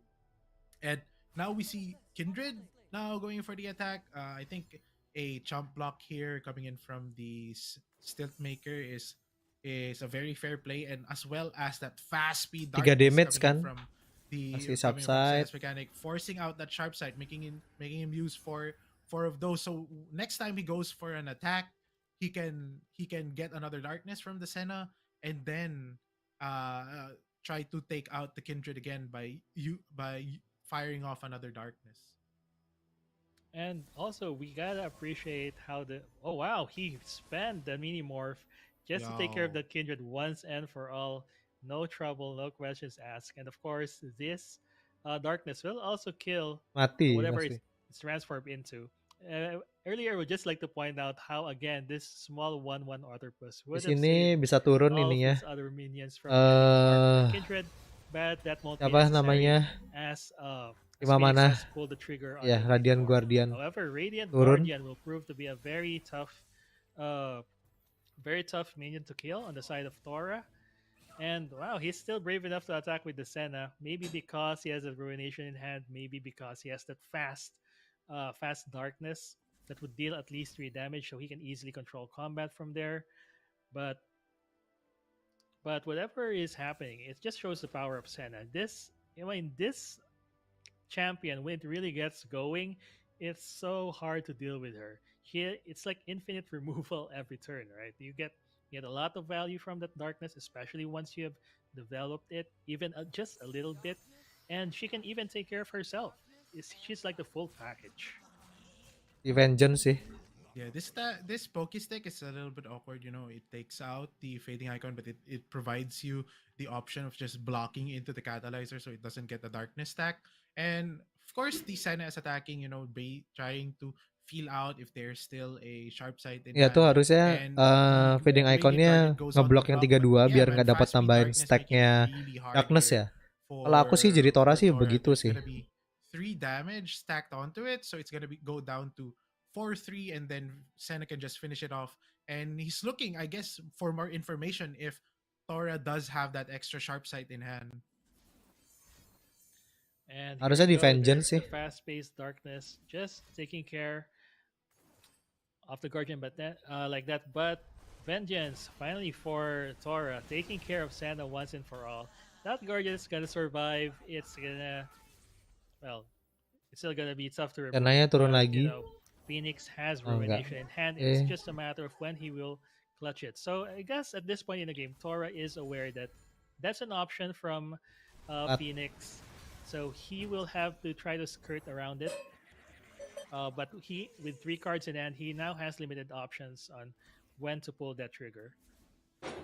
Yeah, and I think this is prime time for you to start taking out the things Ini with Phoenix power udah on the pasti board, menang because sih. If for Mungkin nggak example, menang ya. Matron comes down with Cythria, it's gonna take care of the whole board of Phoenix here. So great file feast there, and oh my god, what a top deck! We do have Citri coming into the Gak top bisa into the tapi hand of Tora, and we healthnya do kecil have that semua. matron into Cithria play. But as I said, just like the other times, we do have that ruination that can take care of a Cithria play. Although now he does have information that Tora already has a Cithria in hand. So he does spend that ruination, and he has some more to deal with on in the future turns, because we still do have that catalyzer. We Oh, ini still bisa have comeback sih. that Senna, and there's a ton that Phoenix can still do here, and it's gonna be a decision here for Tora. I don't think he is gonna put down anything here. He's just gonna opt to do it on the next turn, unless Phoenix does something wild for him to force out the matron this early. That's right. And what a treat to see that combo almost work. If not for that ruination, I was scared there for I was scared there for a moment. But now I know what you were talking about with that Matron Citra combo. Itu dibunuh, However, on Phoenix side, vengeance. he was able to regain some of his board, but of course, Thor again with that vengeance on that Senna. So not today, Senna, maybe later on. That's like the second copy. Itu harus diturunin Phoenix has yang filled mana the board. duanya. However, that catalyzer still doesn't change the fact that the darkness is growing, it's encroaching, and Sora might be a couple of just a couple of turns away from getting hit by a huge amount of darkness. But as you've mentioned earlier, he has the Matron in hand, he has the Citri in hand, which Phoenix knows of. So again, it's on Tora to know when to pull the to know when to pull the trigger on this combo. Yeah, and I think Phoenix now is looking for that at least another Minimorph, or a Vagar could be something that's good. He does have to play around some sort of like single combat. That's why he's trying to be a lot more careful with what he's doing. We Wah, do si have Tora some more aggression that gak can come out, and dikeluar-keluarin. this Oh. could be a tell, right? Dark Bulb Acolyte now. Nanti malam Phoenix live is lagi just nggak bang? going in. Kayaknya sih nggak ya, He's trying capek. to go in for the kill here. He might just decide to put Tapi down nggak this tahu, kita extra lihat aja catalyzer. nanti. If he's playing it safe, he won't. So I guess that's telltale signs that okay, Minionnya dikeluarin take sih. let's dial it back down a bit. He does now put down that Stilt Maker. Minion is on the side of Tora, and this might be that matron turn that Metronnya keluar. Tora is looking for, because that's just too wide of a board, and you don't want to deal with that sort of board presence going into your Nexus. Wow, 12 Matron, and I was looking at how many 3 attack minions that Tora can hook, but fortunately for him, Phoenix will still have one left to try to block the Matron and save himself 12 damage. So not yet the back-breaking turn, 5, or rather 6, not yet the 7, bisa game-ending 7 turn ya. that we're expecting. So Pokestick, gonna just poke a little and see what options that Phoenix will add to his hand. Ooh, that's a big one, an Exile Sentinel. So not only will he have access to lifesteal, he will also have access to another free darkness from it, which will go a long way towards trying to tilt the match towards his favor. Because at the moment, I mean, it's Si Phoenix Tora's drawnya turn juga lumayan already. It's hoki his sih. turn to attack, but Tora might be able to just simply mount off a great defense just because he has a lot of big minions on his side of the board.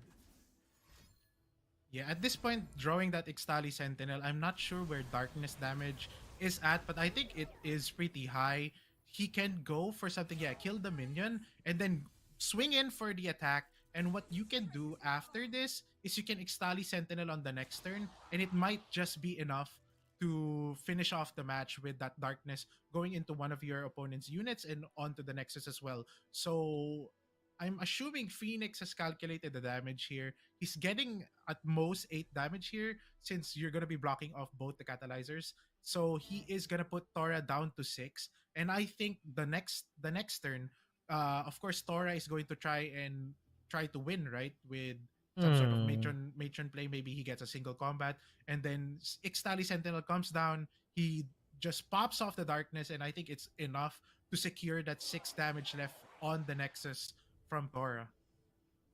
That is true, and the darkness will be growing again with these catalyzers being able to Ini attack. sih memang harusnya ngeblok yang I think 3-2-3-2. we're Kalau now enggak at tambah 5-ish. gede It will lagi ya block this up ininya ya, to 7. darkness-nya ya. So, and Tora can't do anything about Draw the is counter tali damage from Sentinel this sih bagus banget. Armenians from Phoenix.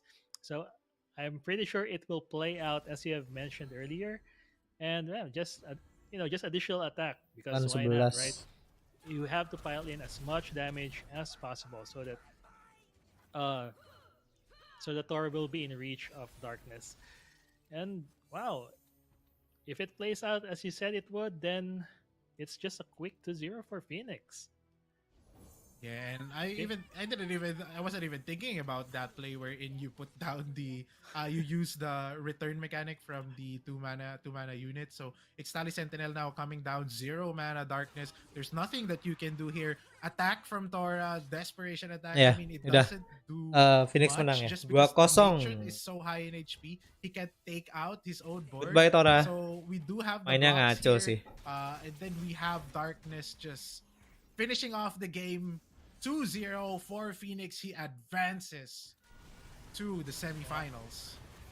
Wow, that Oke. 0, that match is so clean. Gila sih Phoenix mainnya bagus banget sih. Phoenix seems to have everything under control. Unlike in the previous rounds that we Ya sih watched, Phoenix mainnya right, bagus where banget. players were just like Ini kayaknya kita bisa istirahat agak lama. until someone wins it by the skin of their teeth. This one is more of just clean sweep, like as we mentioned earlier, right? The what do you call this? The iceberg bait, and then those ruinations. There, Yeah. I mean, Phoenix has it all. So yeah, he moves on to top 4. Any other thoughts about that match, Zero? I mean, you were thinking about, definitely there was a lot of back and forth in the previous matches, and not to take away from the skill of Tora going into quarters, right? But Phoenix was just one step ahead on every aspect of the game, right?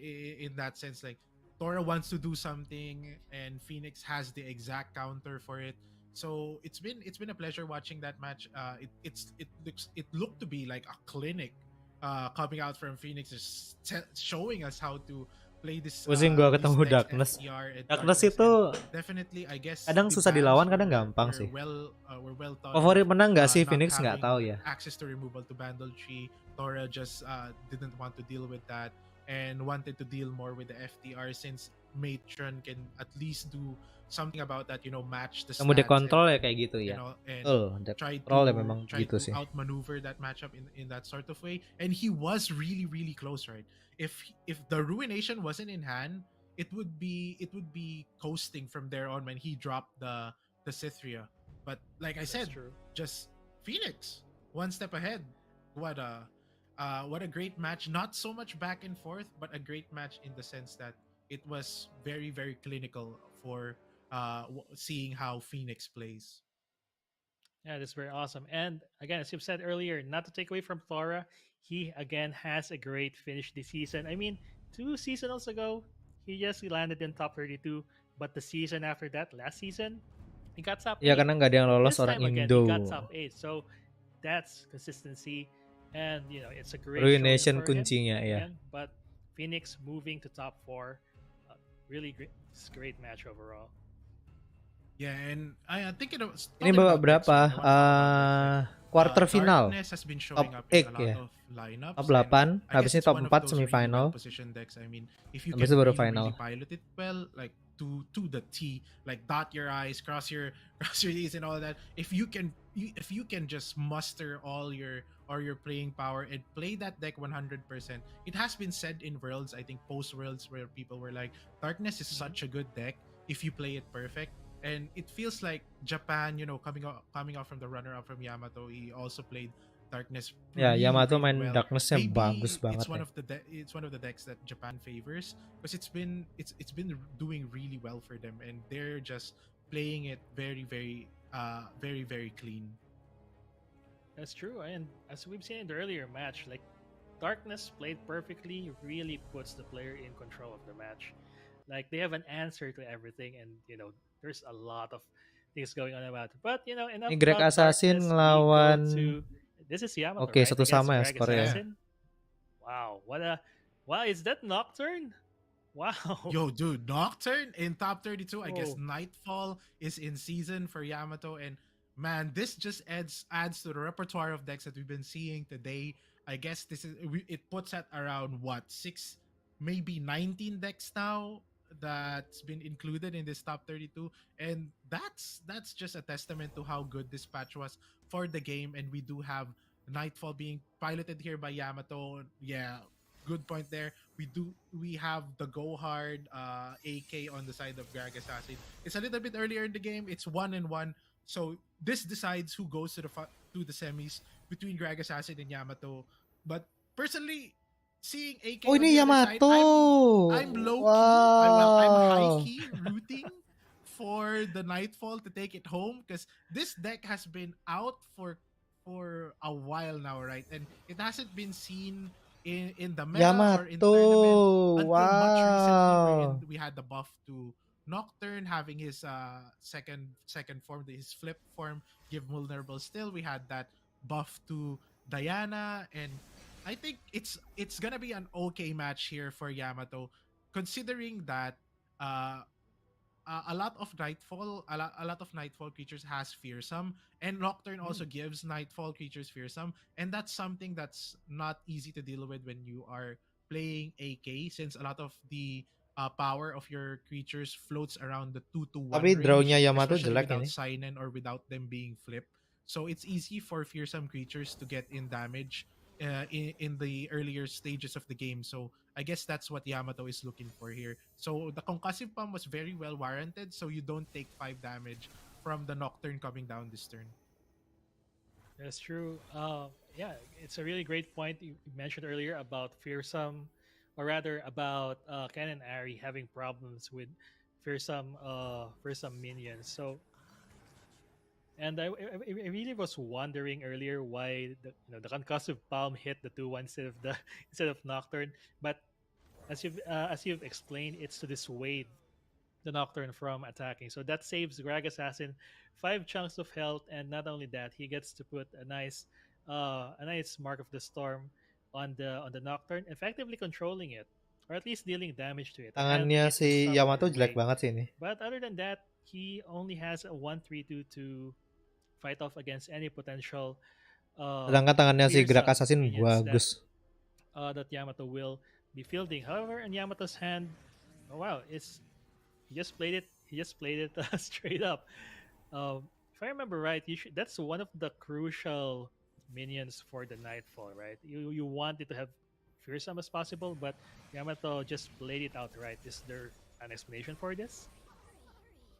Yeah, I mean, he's trying to get that Nightfall trigger. So Mm-hmm. sometimes that's how the Stygian Onlooker works in the Nightfall deck. I I'm one of the people that basically optimize Nightfall.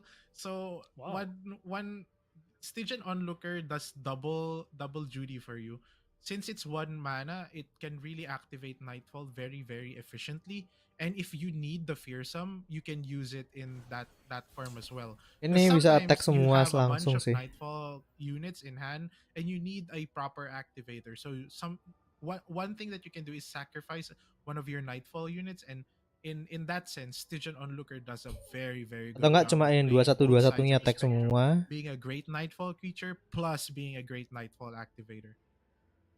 Oh, so that's what it's for. Okay, that's that's really good insight on the Stygian Unlocker, because I remember when I tried playing Nightfall, it just I want lots of it in my hand, and I don't have a Nightfall trigger, and I'm stumped when that happens.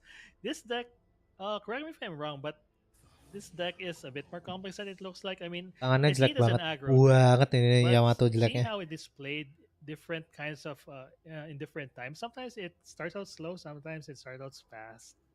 What is it It, really like? I think I would still consider it as an aggro deck, although it's a lot more complicated. It's a lot more Makanya passive mikirnya lama. than your usual aggro deck. Your usual aggro deck, they'd much rather just put down units on the opponent's attack token. But for Nightfall, there are a lot of plays wherein your development comes on your attack token, so you can make use of the Nightfall mechanic. And juggling between those two roles, knowing when to develop on your opponent's attack Ooh, token and knowing when to nice. develop on your own is the Oh, dia bawa ini uh, buat counter sort Ari of Cannon sih, balance that you have berarti. to strike when you want to really pilot this deck cleanly. And Yamato so far has been doing a good job at that. And I think the only greedy thing that he did was like just dropping Nggak down bisa Nocturne at naruh 2-3. unit ya. But I mean, if Greg Assassin didn't have that concussive pump, it would just have been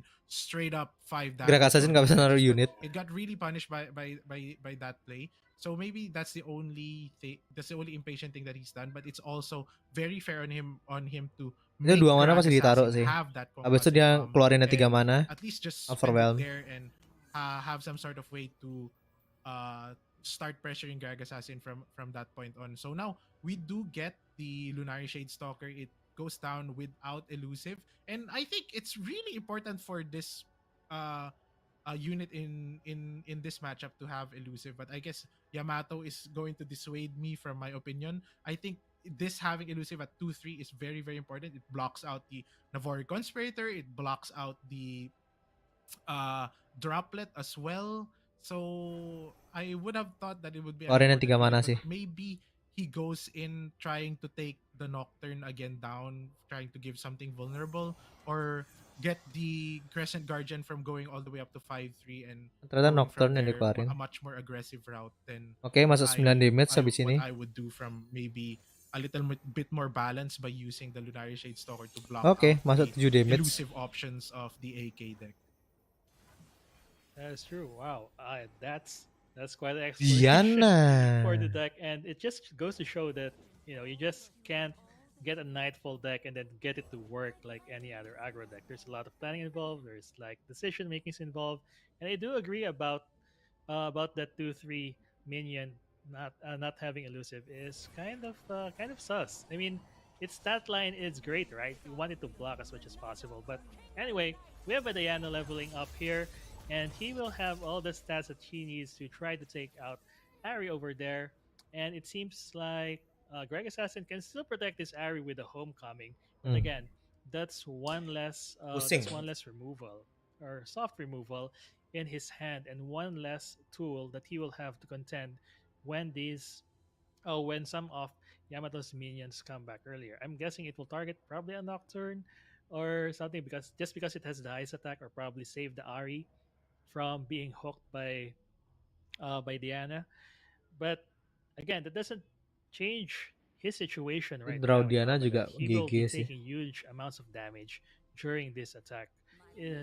And yeah, I mean, he has a lot of reactive tools in Deny and Notify, but it doesn't matter if it's not abilities. So again, Greg Assassin is looking to take a lot of damage during this attack. Tarik And pasti. here's where it plays out, right? Like the first Pasti ditarik. even if for example Greg Assassin had a full board, let's say he had a full board here, a lot of those creatures would be at 2 power or 1 power, and it wouldn't be easy for him to block it out. Oh, And we do have now Nocturne leveling it up. It gets fearsome. He puts down the recall on Ari and onto the Dustbringer. We still have 6, 8, 11 damage Ugh. going on to the Nexus. He's down to 7. Not a lot of options here for Greg Assassin. So I guess it's fair to say that Yamato wow. did make a great decision last turn, putting down that Lunari Shade Stalker, getting the Nightfall Activator, putting down the Nocturne, and then going for the attack here, leveling up Nocturne, giving every Nightfall creature fearsome. Berarti drawnya Greg It's so Assassin hard yang for kurang Greg bagus Assassin ya. to win now. He's down to 7. Yamato is still at 18. There's not a lot in his hand. Ini Greg Assassin Angulos sudah is susah in sih there, mau menang. Conspirator, Recall, but nothing out of Tuh those kartu 5 Yamato cards yang help 7 me. mana apaan tuh? Nothing Mungkin is gonna help kartunya yang di Jepang stem beda the gambarnya ya. aggression that's already present on the side of the board of Yamato. And this is just more offense from Yamato at this point. And going back earlier, I mean, fearsome is as good. I mean, giving the stalker fearsome is as good as it having elusive. So I guess that's a really great play earlier. And it's just more high powered minions on Yamato's side. And this is getting scary real quick. Greg Assassin has to draw into at least maybe some blockers, maybe at least a wayfinder to try to stem all of this bleeding. But that fearsome really is putting a wrench on all of his plans. This is looking really dangerous, and this might be his last turn, right? Like he's one attack away from lethal, and with all of these power or all of these attack stats Ini and Greg Assassin insight, pusing sih, it's pusing banget. really really dangerous. Yeah, Gragas has it here digging in deep, trying to figure out what can my cards do to try and get me out of this situation. But as it is, there's just nothing, man. There is nothing that can save him. Like recall on the Ari is whatever. Navori Conspirator just adds one more unit on the board. You can put down Ari again. You get the charm.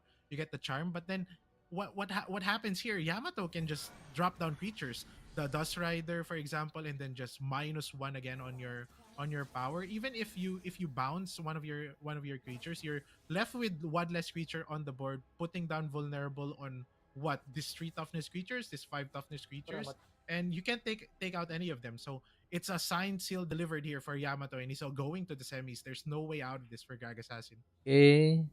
Wow, the power of Nightfall, and Yamato really highlighting it here in this match. GG sih. Ini udah nggak mungkin menang Greg Assassin ya. Small Nightfall minions, non-triggered Nightfall minions. Keren, just Nightfall. support, and then suddenly it grew to this. And Islands. yeah, you're correct. I guess they're just playing it out for formality, but you know, 5 as the tambah 7, player 12, who's 11. competing, you have to play to your outs. But here comes the attack, and I think Greg Assassin will look at his options one last time, and there's Yeah, the GG. menang. This GG! match is Yamato going menang to sih. Yamato. So Yamato going to the top 4, right? Top 4 of these seasonals. Yeah.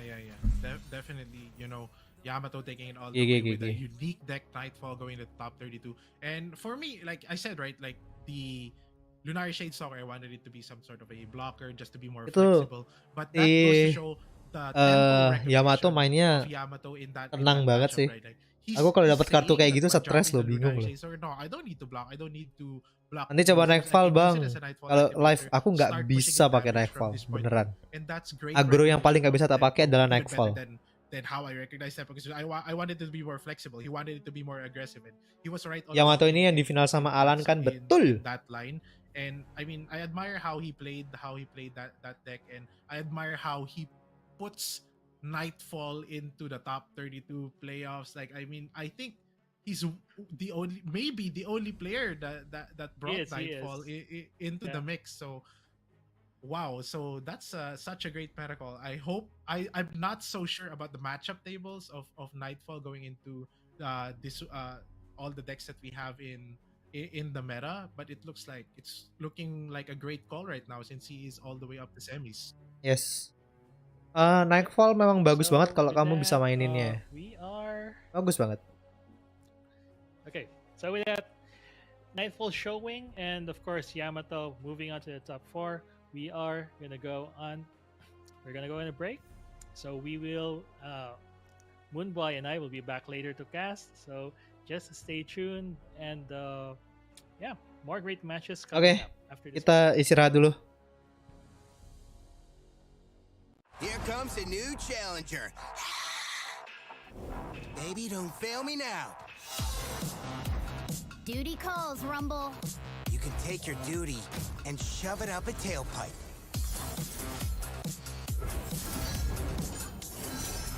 I was looking for these everywhere. Let's give them a show. Baby, I'm the best show in town. Holding position. Burn, baby, burn. Rumble! What are you doing over there? Taking out the trash. I called frontline. Good God, I'll butcher them all! Full throttle.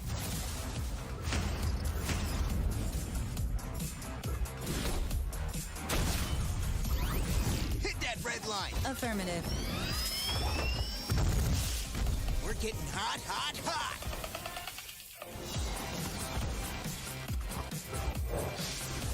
Hey, what What's a Yordle gotta do to get his face on one of those flyers? Gotta take it up with the big guy. Harpoon charged and ready. Face smashing level maximum.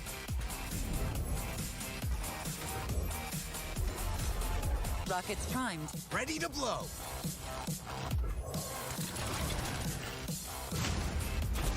Victory achieved. Mech power!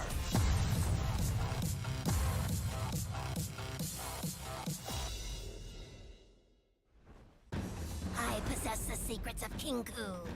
I have mastered the rain, lightning, and cloud styles.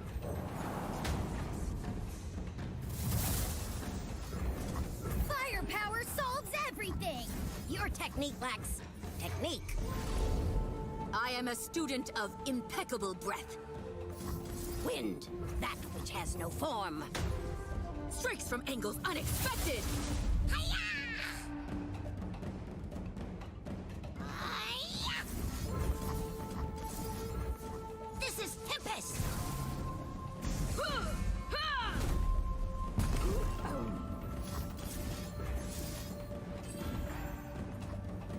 Holding position. I will avenge my student. Balance in all things. We got this!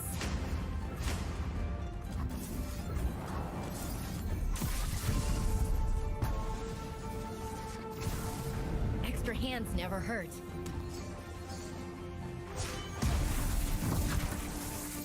Now you will see my final move! Wind and thunder! Rain and lightning!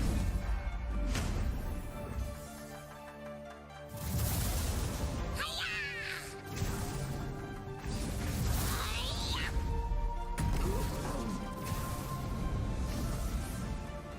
Ow! Ah, my student, what technique will you use? Embers of desolation.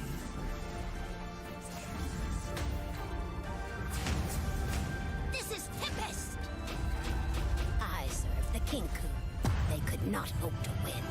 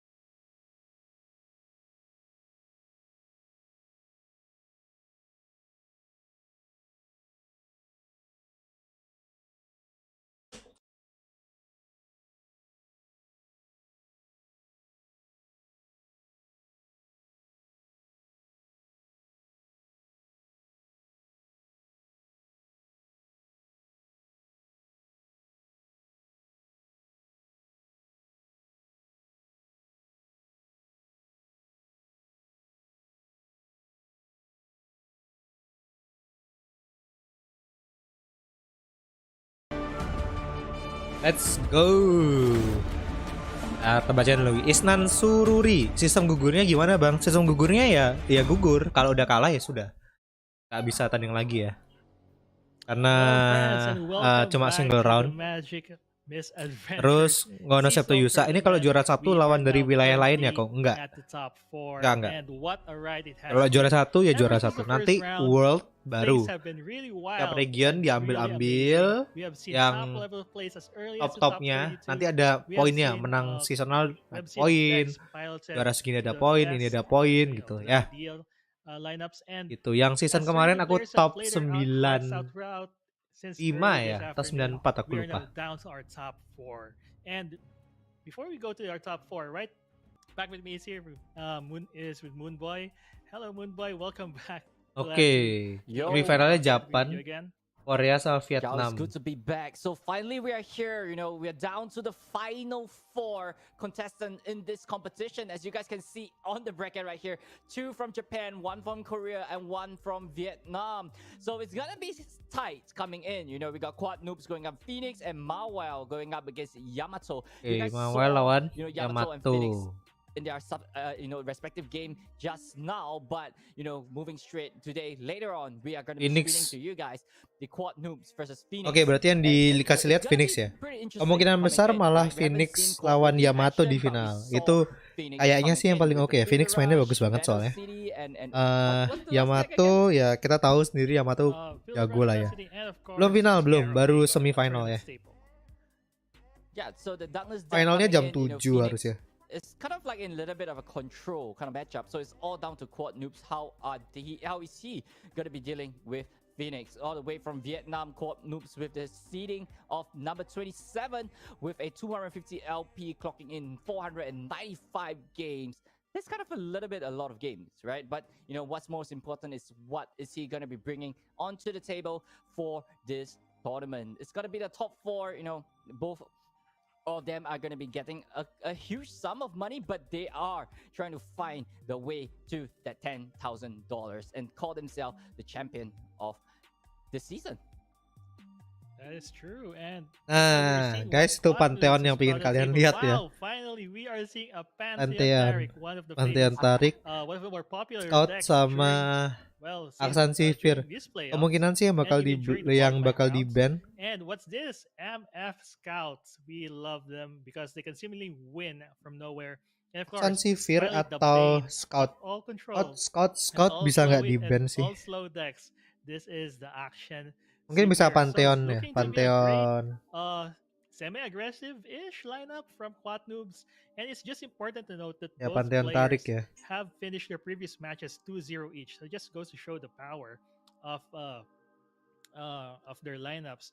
And Moonboy, could you run us through? Wow, dia bawa 2 Pantheon Bastion ya. Asia cuma 1. So this Pantheon Taric deck is menarik. It's no stranger to everyone, right? All you have to do, drop Taric on 4. Moga-moga jangan di-ban. And then, you can just stack your spell tapi yang enakan mono sih. The next unit and just trigger those keywords coming in for Pantheon. Sama Tarik itu value-nya jadi jauh lebih bagus. That you guys want, like that Quad Noobs want to buff. Ya kalau sama Sivana kayak decknya si Majin Bay itu dia lebih ke attackernya ya, bagus squad. Really aggressive coming in for Quad Noobs. Yeah, what's also important is that instead of just 1 Bastion, they opted for 2. So that's additional protection against removal. But let's go on to our second player. This is Phoenix. We have seen him in the previous round. So again, Master at 97 LP. Open round seeding number 11 and just 233 games played. So he's been winning a lot for just very few games. And that just goes to show the caliber that player Phoenix is. And as Moonboy mentioned earlier, enakan yang sama Sivana sih. Plus minus ya. Semuanya ada plus minusnya. Sama Tarik juga bagus kok. City. So yep, there we go. Bundle City, the Bane. Ini sudah pasti bundle City udah pasti di ban.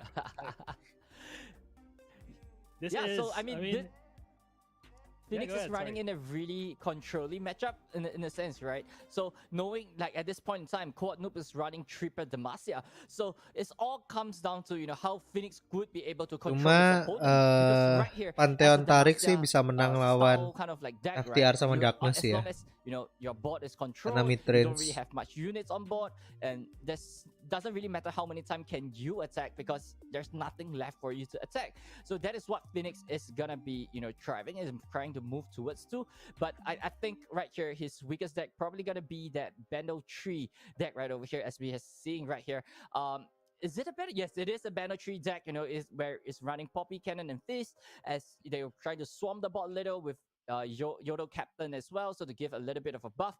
But ultimately, the win condition is that Banner Tree, and he's just trying to get as much variation of units as possible to just clear off with a Banner Tree. That's true. If they were able to form a board, then that is fine, and they'll be able to run over their opponent with the Yordle captain and of course Poppy. But if if they can't push through their defense, then they're just these Yordles are just completely okay to just hang back with their friends and in the safety of their battle tree and just wait it out. And then it's on the opponent's initiative to try to break them down. But again, this deck might not be the best. Might not be the best against what Quatnoobs is fielding, especially with a lot of his. Kalau di deck bundle, decks cannonnya easily lebih buat overpower apa whatever sih? battle tree has to offer. Buat So we are now gonna go to the batting phase, and from the buat looks of ini it, doang. it seems to be Buat Battle regionnya Tree. doang kan. From Quatnoob side of things, maybe Battle Tree can have a free pass because your aggro can simply run over them on a good day. But the same can't be said for Senna Vagar. Is right, Moonboy? Like Senna Vagar has the most tools against whatever Quatnoobs is using. Yep. So I think Darkness, Senna Vega might be the main target coming in from Quad Noobs, but I think on Phoenix side, you don't really want to deal with decks that are a little bit too fast. So probably Scouts might not be seeing play right here. So Phoenix will be likely be banning Scouts, and I think Quad Noobs would be going in for that Darkness deck. It's either that or he don't really want to deal with the Bento tree kind of style. So he might ban the Bento tree just because you don't want to lose just because Phoenix is playing a solitaire kind of game. So he might ban it just because he could be a little bit off control in the game. But I think highly likely it's gonna be that Darkness. That's a very good point.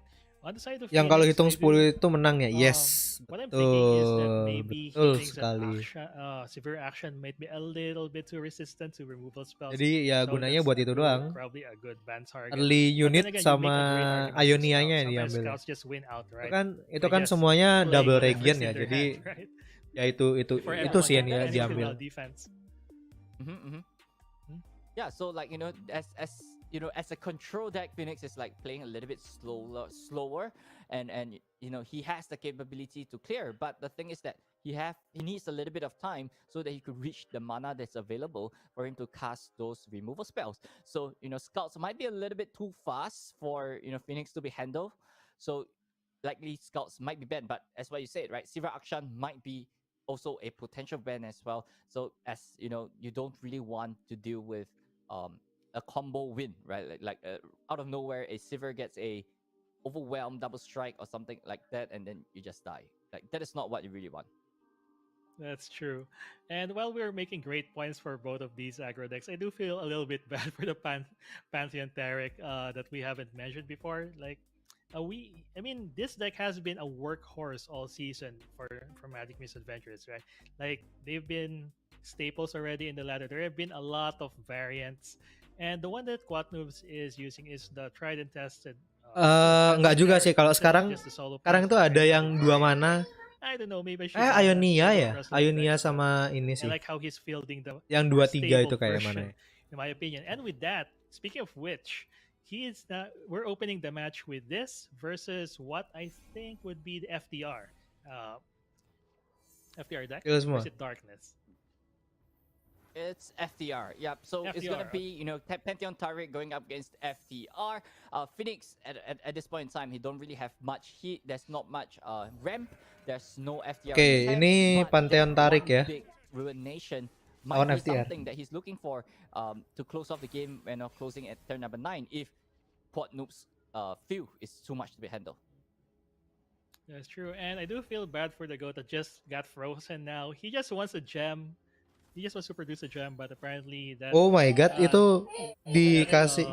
the play earlier wasn't allowing him. So, however, Itu bisa Ascend's dikasih Blade will turn ini ya. this goat into a big 4/4 goat. That right now Phoenix would be a little bit hard pressed to. Well, not really if he chooses to block this, but it's a really big goat. It generates gems, so that's a lot of value going. That it will give for Quad Noobs, and it's turn 4. Tariknya so ditaruh. most likely the Tarik turn, or maybe he will just save his resources. I'm not sure. Tariknya I am curious whether this match, or rather, whether Quad Noobs can afford to slow down a little bit in this kind of matchup, because from the way I see it, like the more he tries to stall the game and try to get those big Pantheon, big Tarik di plays, heal. the more he's susceptible to. Masih di heal. The more that Phoenix gets more answers into his Wow, hand. nice. Like right now, we are seeing Ruination. Right now, we are seeing Vengeance.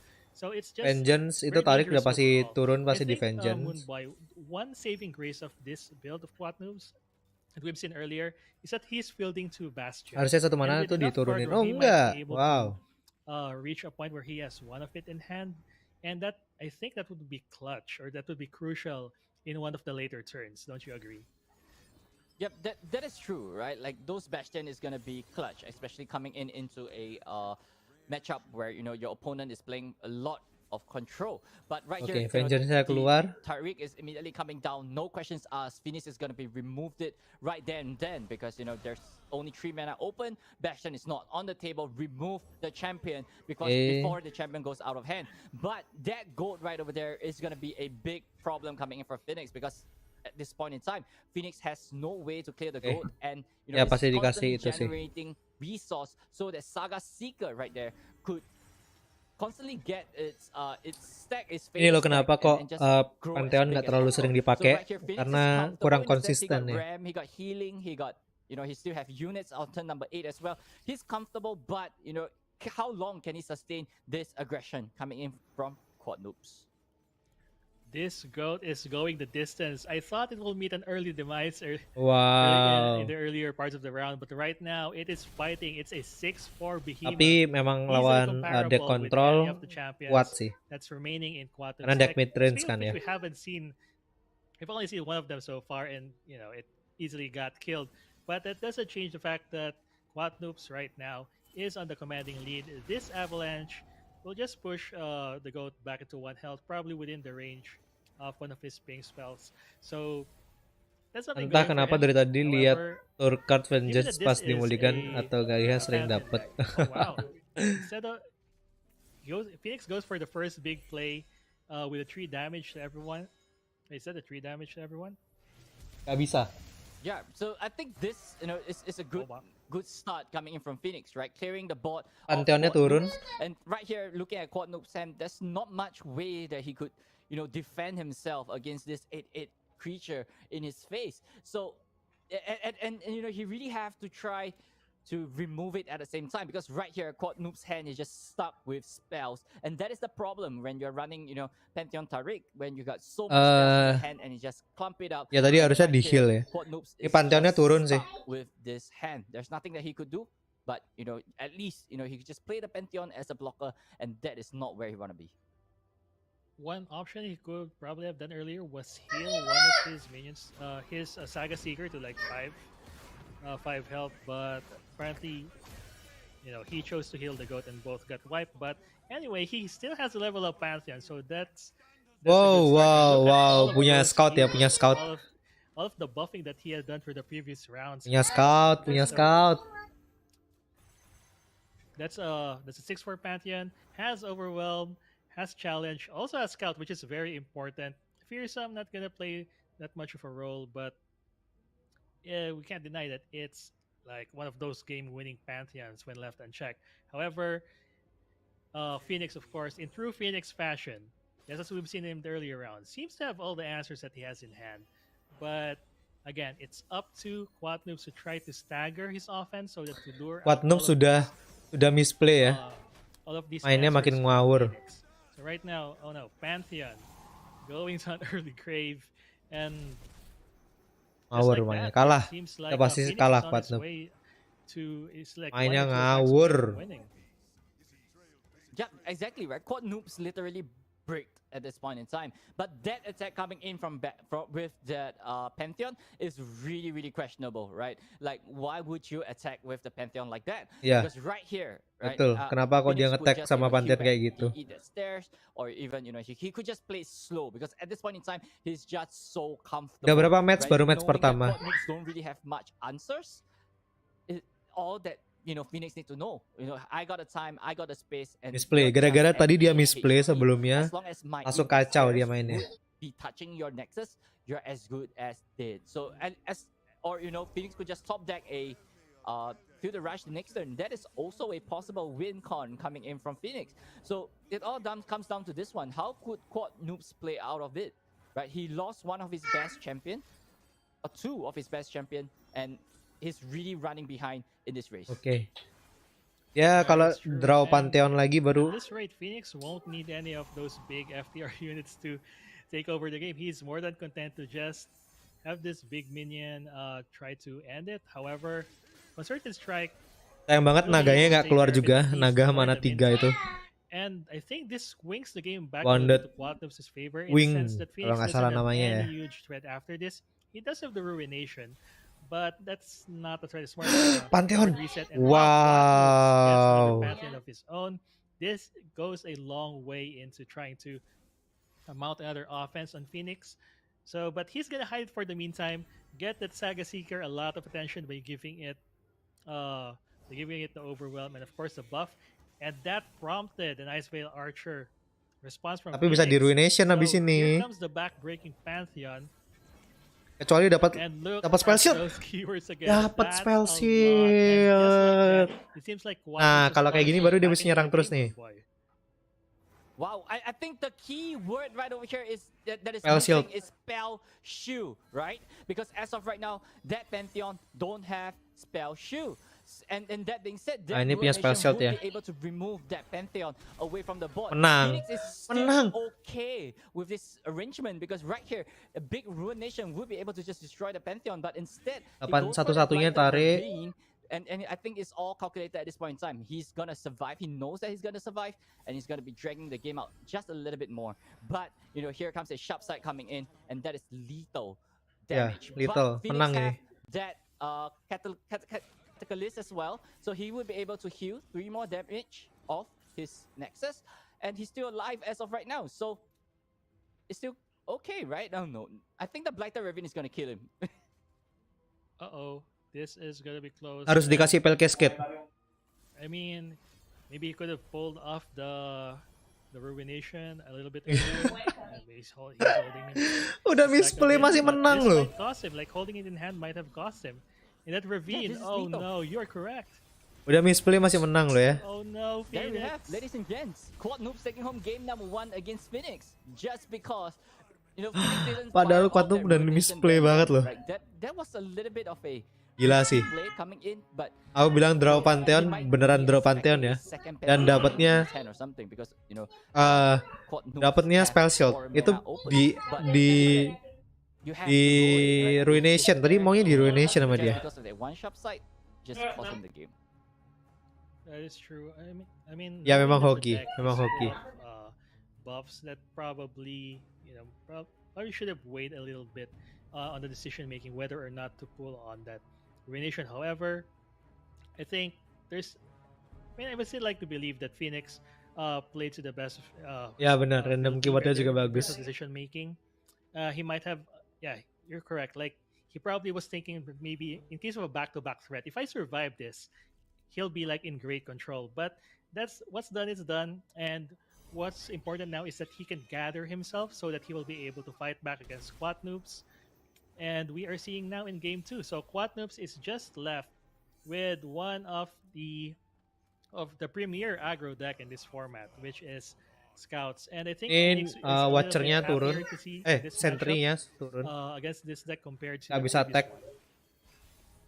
Yeah, in a sense, right? I mean, as of right now, we got that blocker. I was about to say Quad Noob's hand is not looking that great, but that MF top deck turun. misfortune is going to be changing things for Quad Noobs, right? Having that misfortune available on turn Tapi number bisa 4 on your di offense, and knowing that Phoenix bisa dibunuh sama yang itu sih. is filled with Harusnya one half MF-nya unit. langsung diturunin So sekarang ya. he's comfortable, but on the other hand, Phoenix have that despair, so he still Ya dia will be punya able to despair. remove the MF Double if he MF. ever chooses to. Woo! Oh no, but here comes a second MF for Quatnoob. So he's being blessed by the gods of aggro. And of course, there goes Despair, which is a prompt reply from Phoenix. But it'll be heartbreaking when he sees another misfortune in the later rounds. However, this does buy him a lot of time. Ini This harusnya pas sih, does ya. get him a better defense against whatever Quatnoob Si is Tria. building. And because of this, Quatnoob is a bit more reluctant to attack, simply because he doesn't want to trade with all of this minions from Phoenix and just gain Pasti gain dipasin more sih. advantage out of it. So Phoenix not afraid to just throw these guys. He wants to draw those cards. He wants his options. MF-nya Quatnoob's turun not lagi. giving him any of it. He wants a better. He wants to have a better plan with that misfortune. So this is probably a bit heartbreaking to see from Phoenix after he had dealt with that one crucial misfortune. And Quatnoob's again on the driver's seat. End round pasti. Yep, Si Tria turun. that misfortune thinks it's gonna be turning around, and it's turning misfortune coming in for Gila Quatnoob. ini si Noob sih. He's just Aduh, drawing hoki like banget ya, nuts dia at this draw point. 3 But MF Phoenix, loh. he have that ruination. He got blighted ravine. So, and also he also have a trundle as well. So these are really good blockers coming in against whatever Quatnoob is gonna be coming at him. But, GG. there we have GG. Ruination keluar. Go. +3. I think Phoenix right here is gonna be. I think it's safe to fire the Ruination, draw 2 cards, Di Ruination and sih. just hopefully you get into that FTR. I Ruination-nya think that keluar. is a possible move coming in. Big Ruination coming in because this is not the bot that you want to be dealing with. And he still have a 1/1 spider as well, so he's pretty okay at this point in time. He's still okay. MF-nya keluar. I really love that play where he doesn't hesitate to fire off the Ruination, and the third misfortune comes down for Quatnoob. Phoenix probably scratching his head a bit, thinking about, wow, I can't get rid of her. But the good news is this is the Ini last MF-nya one. mati, selesai sih. So after this, he won't have any misfortunes to kind of deal with. However, Trundle, as you mentioned earlier, the big blocker in this stage of the game, really hard to remove, especially if you're scouts, especially now that Quatnoob doesn't have much in the tank. It's just a couple of Rangers resolved, but probably to save him from an avalanche, but that's it. Kasih lewat. So Trundle not really afraid to attack here. I mean, the most that Quatnoob can do is just let him pass. So now Phoenix in a great position. Favorisan sentry bisa in keluar. hand, and Quatnoob's not looking so great after that Ruination. Yeah, Phoenix has healing. He has removals. There's so many ways. He also have units as well. So there are so many ways that Phoenix could survive. The next turn coming in from Quatnoob, because as long as he could survive one more turn, masuk attack. he's Gila. good to go, right? Yang beda keluar semua terus loh. Close off the game and Avengers off the top as well. I think this is probably it. I guess Quatnoobs might be going for a For Honor Hail Mary, but would he be playing into Ruination twice in a row? There's a big question coming in for Quatnoob. And at this point, you're correct. Bisa ini pasti dikasih, in options. There goes the 4 Demacia, giving everyone. Tapi dia punya speed, vengeance this is the last big play that he'll be able to do because his hand is slowly running out of fuel. And Citria, oh wow, and just like that, vengeance as a response to Quinn, taking her out of the equation. So it's just Valor if you want to attack. If you want to attack with Scout, which I think Quatnoob is gonna do. He will hook in the Ice Pillar just because it can't fight back. Imagine a bird just hooking a whole pillar by itself, right? But he's gonna shoot it. It's gonna die, and just like that, it's one less unit for Phoenix. However, as you mentioned earlier, Moonboy, that doesn't take the fact that Phoenix has a lot of tools in hand. There's healing. There's still the Withering Whale.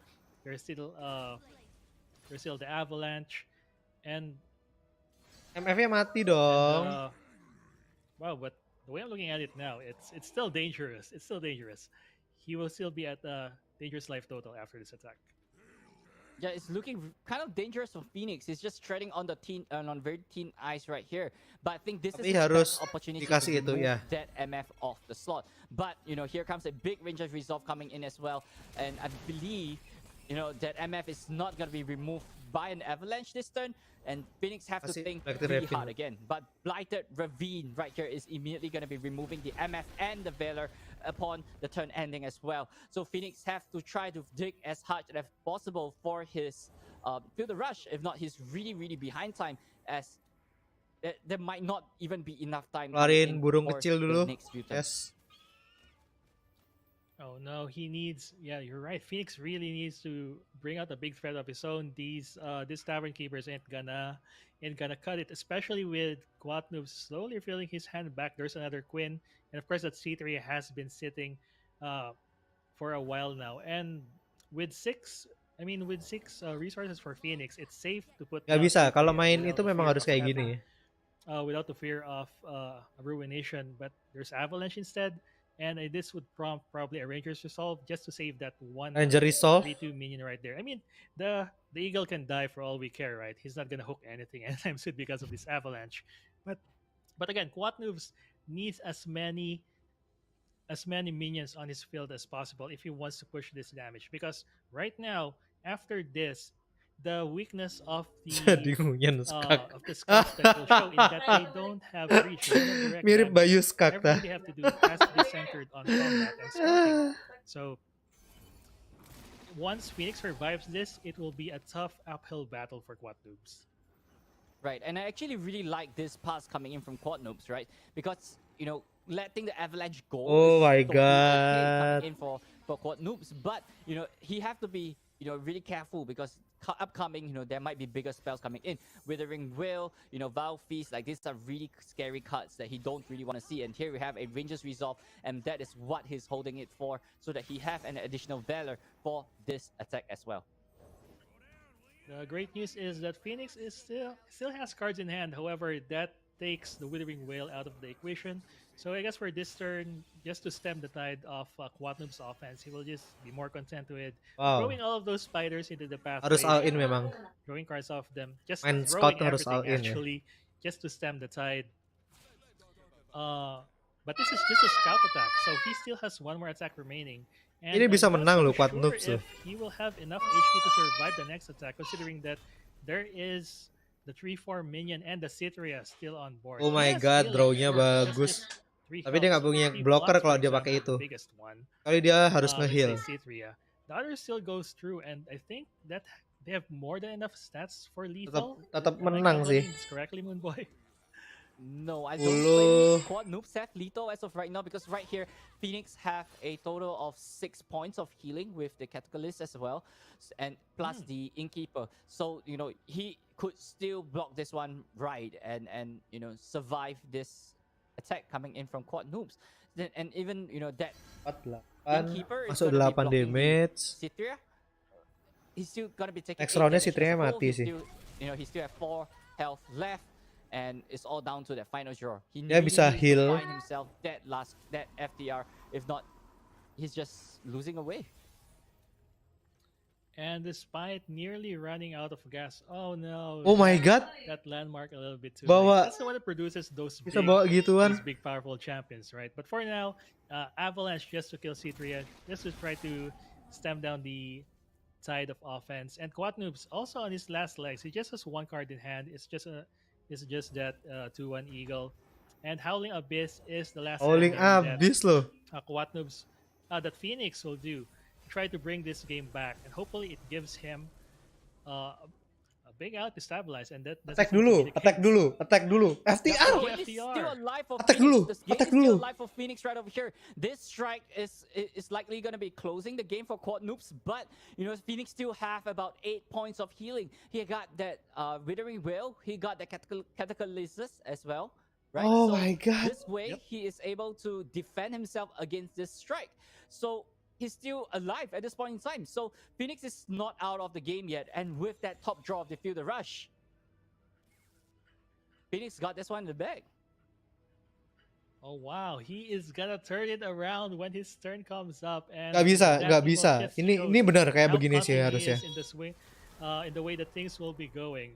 So Quantum's, of course, gonna take full advantage of this scout attack just to try to chip off uh, as much the blockers as possible. But that would give Phoenix an opportunity Dia kalau to keluarin play FTR one kalah to ini. to Ini dia harus focus on the ngeluarin blocker. heal. And as we said, he has 6 points worth of healing in hand in Withering Wail, and that other 5 cost spell. So he 336 so while ya. he's at 2 health right now, Enggak, he is attack sitting semua relatively tambah safely, juga nggak bisa. and that would pave way for the FTR turn. Well, next turn. So it's up to Quat Noobs to. I mean, I'm thinking of what kind of draw that Quat Noobs could have that could help him survive Phoenix's Leonaya next turn. turun. But you know, being a scouts deck, the options aren't too good. Yep, and the Valor has been played by Quad Noobs as well. This is kind of a show hand moment for Quad Noobs, and that means that Withering Will is free to fire. And at the same time, Phoenix still have enough units to block whatever Quad Noobs Pusing jadi Quad Noobs nih. Yes, but on the other hand, Phoenix have that Howling Abyss, and that is basically gas generator at this point in time. Even Nggak though jadi on the menang. next turn, Quad Phoenix Noobs is ya nggak jadi unable to menang. fire off that Fielder Rush, but that Howling Abyss might be able to turn this thing around. The Quinn will add another minion, but that is still not enough damage. He's again Habis down ini to 2. FTR-nya Just keluar. Those 6 points of healing is just enough to FTR-nya keluar. to make Phoenix survive, and he is one less mana.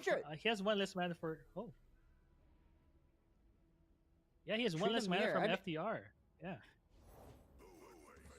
Loh, FTR-nya nggak dikeluarin. Enough. So it's not looking great for Phoenix at this point in time, right? With the Island Navigator, Quad Noobs have so much more units to be blocking with. And with the next attack, Quinn is going to be having that Valor, which will be pulling the Trinamir towards the Quinn as well. So it's a little bit tricky for Phoenix to win. Oh iya sih. Benar. yeah, he needs to block Randymer because of that overwhelm. Benar. Oh. He needs a spell. Golden Ages. Attack semua. Ice Veil Archer, that is not it, and there is it. Ladies and gentlemen, Selesai dong. is going straight for the attack. 2 damage going straight from that student right there, and it's gonna be Phoenix-nya misplay dong, harusnya FTR dong. Will be moving straight to the grand finals. Harusnya FTR dong. This is not gonna be enough block coming in from Phoenix. Phoenix knows it. It's gonna be GG. Quad Noobs 2-0. Phoenix. Quad Noobs moving straight to the finals. Wow, that is such a great back and forth Padahal Quad Noobs-nya banyak misplay loh. Menang loh sampai masuk final loh. Because he only has Citria. In the next few turns, he was able to bring Oh, mananya 11 ya? Mananya 11 ya? And just keep piling on the attacks and was able to overwhelm Phoenix. Tadi bukannya mananya full ya? Oh, salah lihat berarti aku tadi ya. Sebelumnya dia udah ngeluarin duluan ya. Oh iya, mananya 13 plus 10 55 10 plus dia ngeluarin kartu. Iya. Nggak cukup. Sorry. Betul. Aku ngitungnya di round sebelumnya. Betul. Sorry.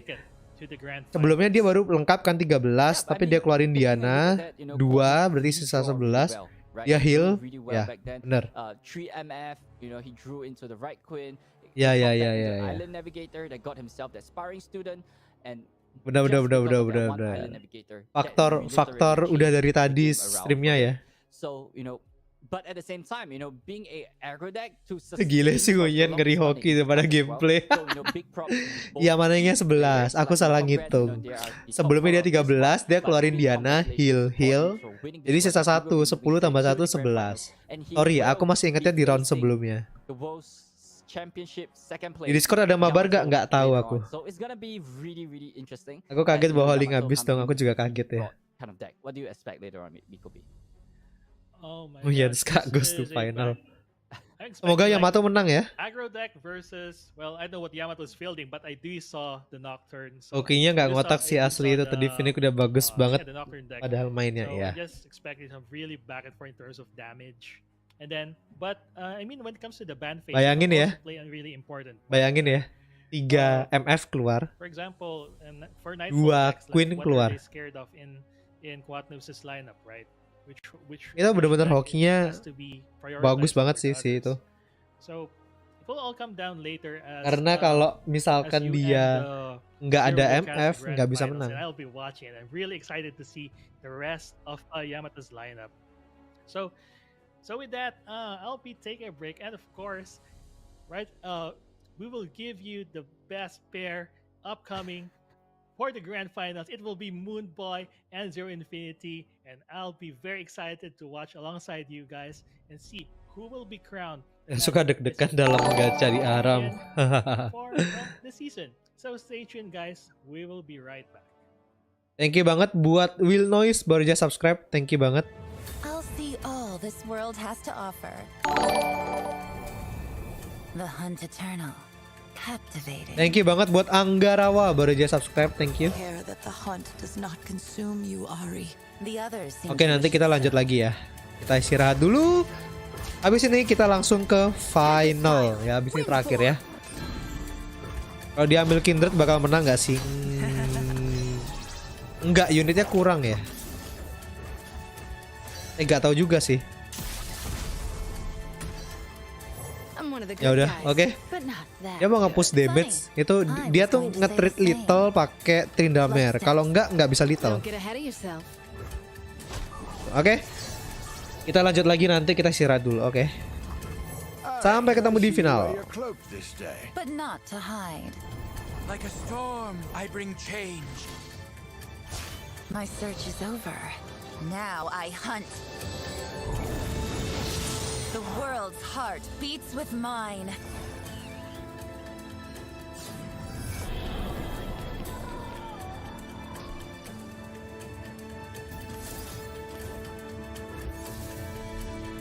Be still.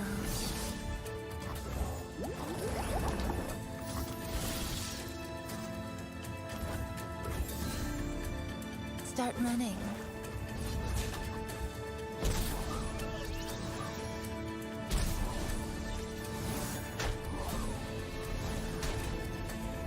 Follow the wind, but watch your back.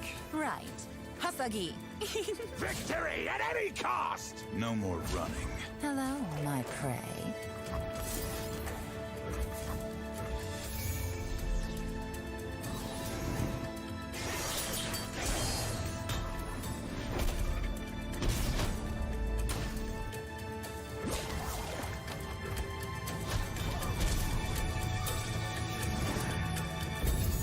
Remember this moment.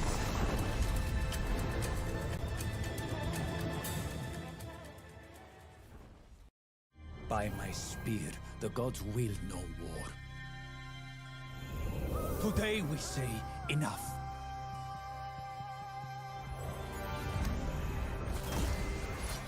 Is this the face of fear?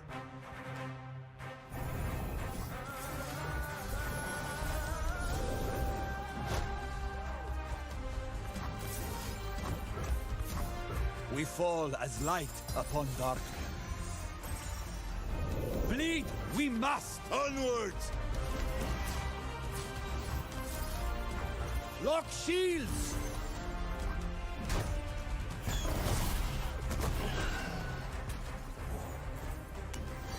The power of the immortal sun. Immortality is a lie. This I know. Don't worry, I am here. All must die. Do not stand against me. We face death together.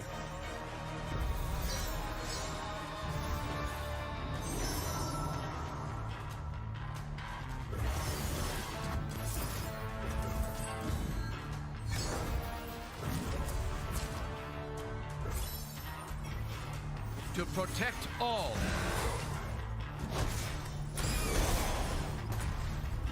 Are you ready to destroy a demon, Oracle? I'm ready to light the way, Atreus.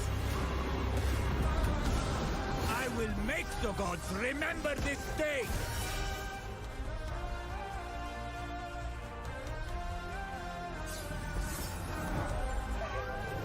Atreus, let us pull our enemies apart. I do not fight for you, creature. Stand resolute. There is nowhere left to go but up. Face my shield.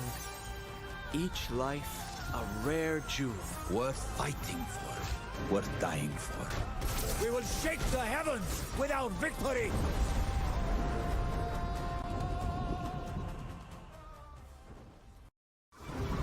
Outside Bandle City, merit badges only get you so far.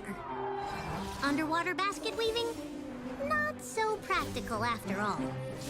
But if you take your nose out of your handbook, you'll realize there's a lot more to discover. Like unexpected friends. In unusual places. And there are so many unusual places.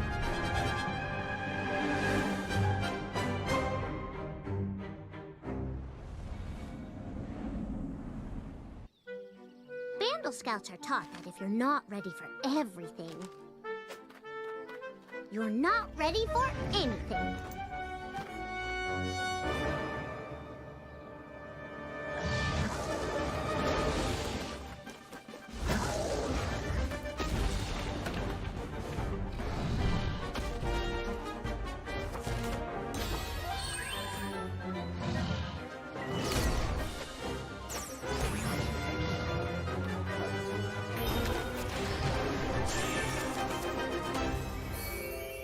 But the best adventures are usually the ones you never expected to take.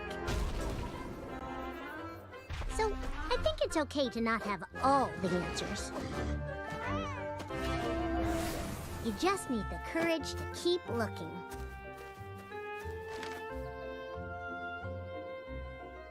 Oh, and friends to keep you out of trouble while you do.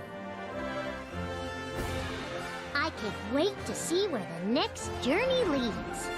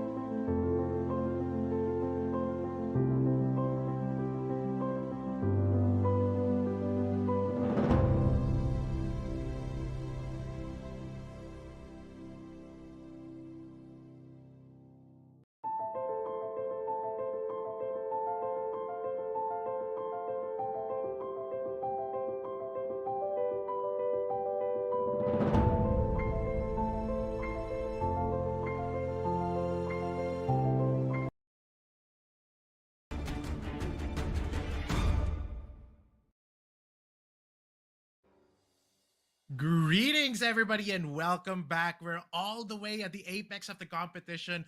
32 players entered, and only 2 remain. We are in the grand finals. And with me here, Moonboy, bro, what's your thoughts on the next matchup we're gonna have? Kita udah sampai di grand final. Squat noobs and tadi siapa namanya? Quad Noobs lawan nggak tahu ya. Yamato? Oh ya, Yamato. Yamato, benar ya prediksinya. Yamato menang 2-0. Bento juga menang 2-0. Wow. You see what I did there, but okay. Aku megang Yamato.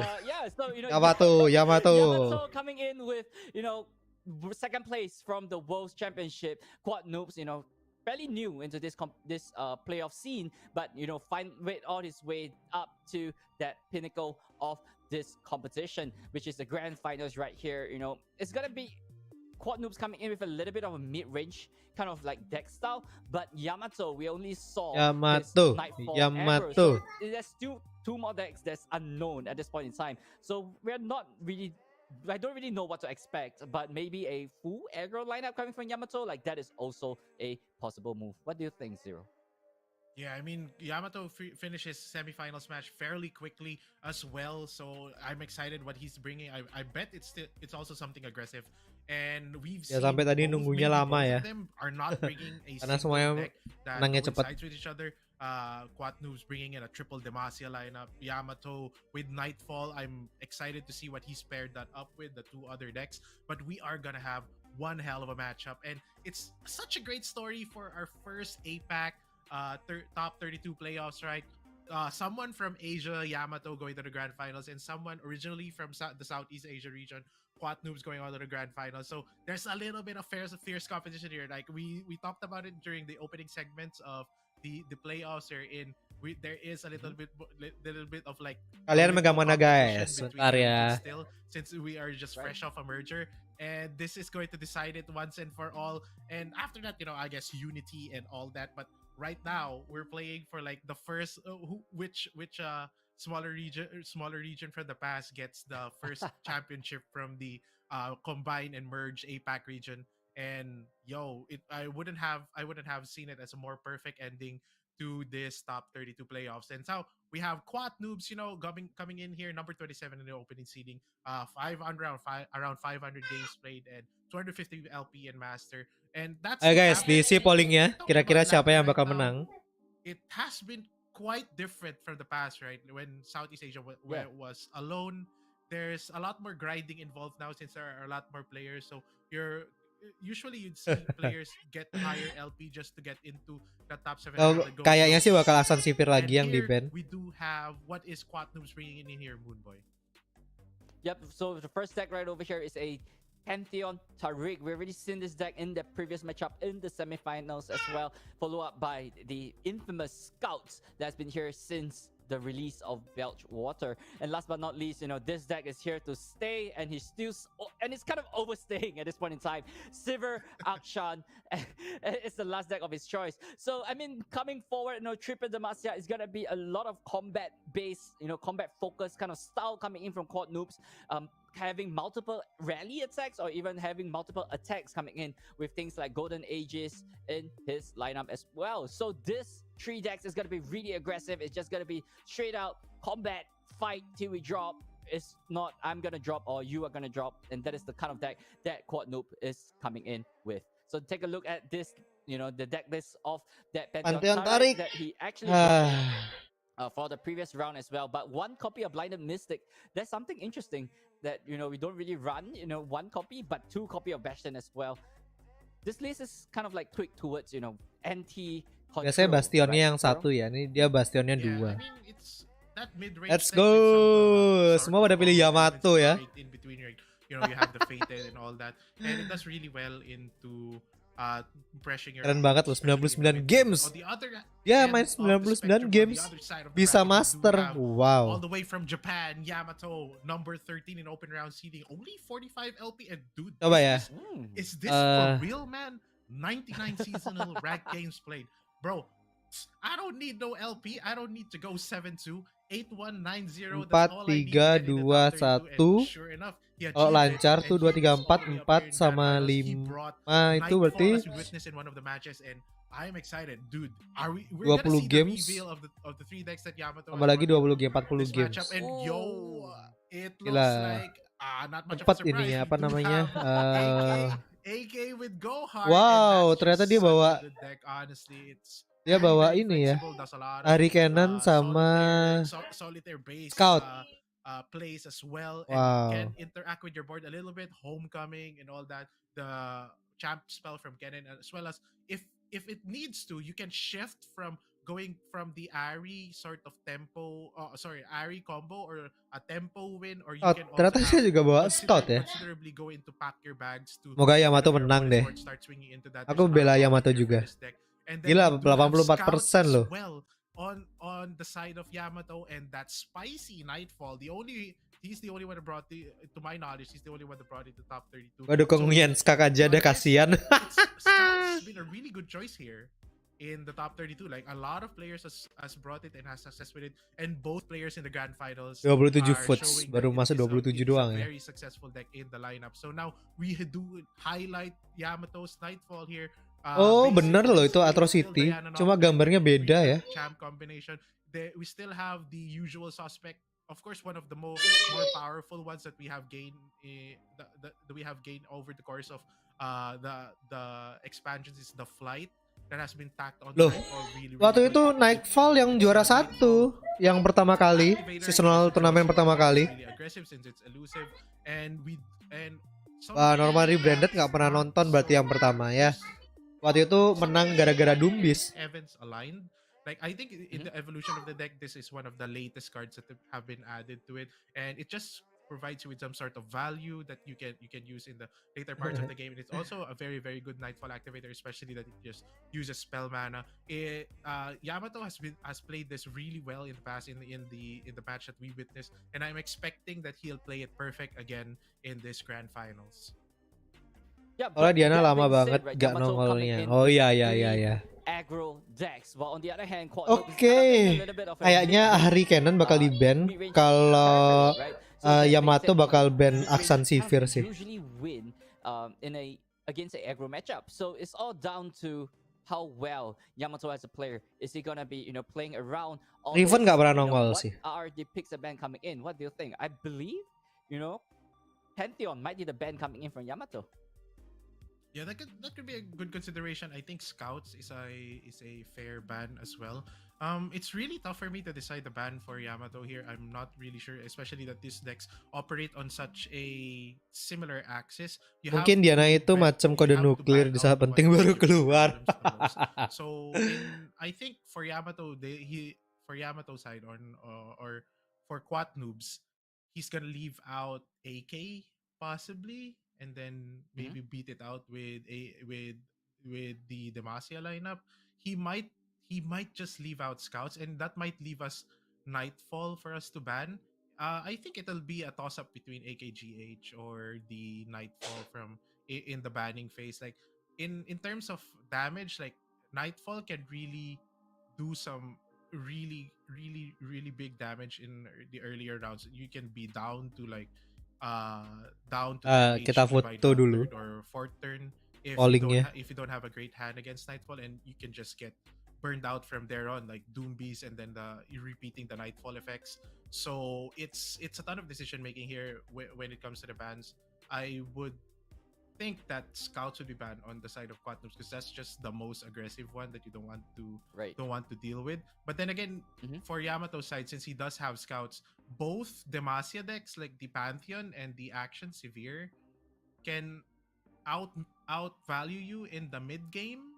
So there's a big decision here to be made of which deck Yamato is gonna be protecting. Yeah, so he have to play around, right? All this mid game. Scott seru ya, 50-50 lah ya. Speaking of, win con-nya. Where they have like fearsome. Ya 50-50 lah.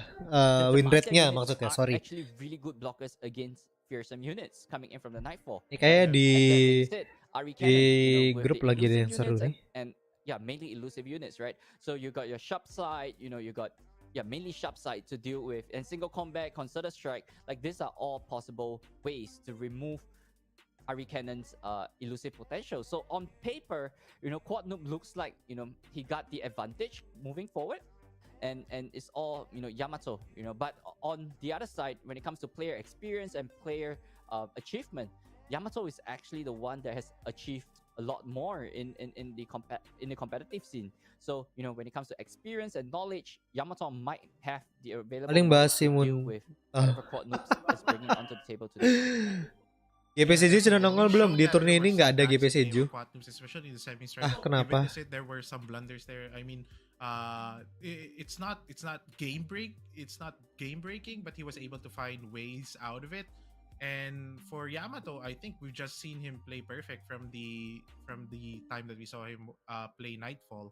So it's gonna be interesting. I think by what you said, I think Quad Noobs is also a little bit favored here in terms of the lineup versus lineup thing, and Yamato is on an uphill battle. But we will remain to see, like, if we can just put in all his skill, and that may be able to beat out Quad Noobs in terms of udah pada bosan dengan GP Seju. cleanliness of plays and the discipline that he has bringing that into the game once we Kalau Yamato kalah fix kuat anak Riot. Right. So yeah, so kalau Yamato menang nggak anak Riot. This very moment, the grand finals of the Magic Misadventure seasonal tournament, as players, it's $10,000 on the line and the crown of seasonal champion. And that is Yamato kalah, gua pensi Valorant. And as of right now, nggak ada Indo ya, nggak ada Ak dan Farhan, nggak ada. It all boils down to this final moment. Who is gonna take home the win? Who is gonna, fight as hard as possible to take home this lion's share Begitu mulai, of $10,000? oleh tak tutup ya. Yeah, what would be really cool though is if we saw like Nightfall again in the finals, and Doom Beast taking it all the way again, like one of our akhirnya mirror match. First round of mirror match. I think it's a Scouts mirror. Scout lawan Scout. Yamato side, Quad Noob side, Fleet Feather Trackers to start us off on Yamato side. No one drop on Quad Noobs. We do have that bright silver tech. Wow, lihat dong Yamato. Grizzled Ranger can be something that it can be backbreaking since it can 2-for-1 most. MF-nya ke draw. Mantap. Features on the opposing scouts, but great start here from Yamato. Fleet Feather Tracker into the Marai Warden. Three creatures already on the board, and Quad Noobs here grasping for air. I think he needs to at least put down one creature. Try to stem the aggression coming in from Yamato. Try to get some board control of his own, because if he doesn't, wow, it's gonna be hard for him. Wow, MF turun. Dude, and MF turun, go. Yamato. Is that Beneman? Dadah Quad Noobs. Is it 2022? Mood Boy, I feel like I've been teleported back in time, because I've seen in Scouts, and crazy. Wow, that is the spice of those Japanese player, right? This is the display of spiciness coming in from Japanese player. Beneman onto the Scout. This is a old school version, and Yamato has been rocking it all the way to the grand finals. And this is a really explosive start that Yamato actually have compared to what Quad Noob have. Quad Noob is really falling out in terms of speed, but moving straight right into the mid game, Quad Noob dibalas anjir sama Yamato ya hoki. Abis ini ada Bannerman, tapi sayang ya unitnya pada mati semua. And Yamato right here, that Bannerman might change things around, and because of that kekuatan anime menyertai Yamato, making numbers really awkward for Quad Noobs to handle. Gila, boardnya keren ya. Mungkin janjian kali mereka ya. Scouts is here for Yamato, but it feels like he's he's a high roller. He feels like this is the deck to be in, because he does still have Marai Warden in the deck, and he does have Bannerman as well. Double Bannerman. As to how many Bilgewater cards did he include for him to be able to include Bannerman in the set? Like, so he must be just running MF plus the Marai Warden, and that's all the Bilgewater cards that he has in the deck. He must not be running some sort of like Island Navigator and all that.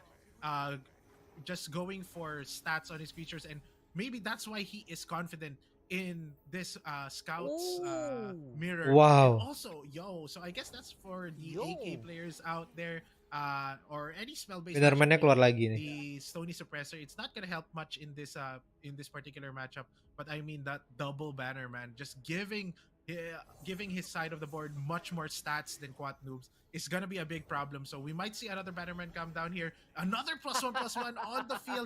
MF Oh is my already at 5, 5, 4, 4, god. 3 threes. It's just so much bigger than what Quat Noobs is representing now on his board. Wow, what Oh else my will win the board god. by numbers, not just by the amount of units on the board, but also the quality of the units on the board. Like, look at this, right? The Poro is +2 at this point in time. Like, that is just so big to be handled, and it started off as a 1-1. And that being said, on turn number 6, Oh my you god. have, Jen as well, right? Genevieve coming in. Abis ini dropping harusnya everything bakal +1/+1 keluar as well. yang The 2 amount of mana itu, stats yang that nambah Yamato is just spell. throwing at Quad Noobs at this point in time is just too much to be handled. Yeah, and I think it's really smart not attacking with the MF here. Just not letting your opponent get a value out of the sharp side. Try to get rid of the 3 power creatures before. Abis ini Grave Heart-nya keluar, MF-nya level up, bubar. Man, this MF is really doing some work. 3 power on most of these creatures and 4 toughness on the Vanguard Sergeants, but that's not gonna be a problem with 1 damage coming from the Lawannya MF. pas. Dia keluarin yang... Oh my god, internetku kenapa ini? Oh, oke. And MF on the side of the board, and that's a really dangerous. Vanguard! Vanguard lagi! Oh my god!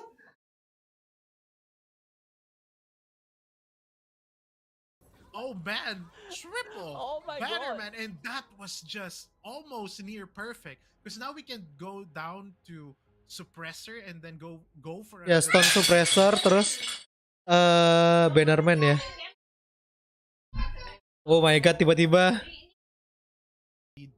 internet lag sekali. Looking out for that for Demacia play, right? Because his MF could be dying pretty soon here if Quatnus decide goes for Demacia play, and MF is just gonna get taken out by the Fleet Feather Tracker.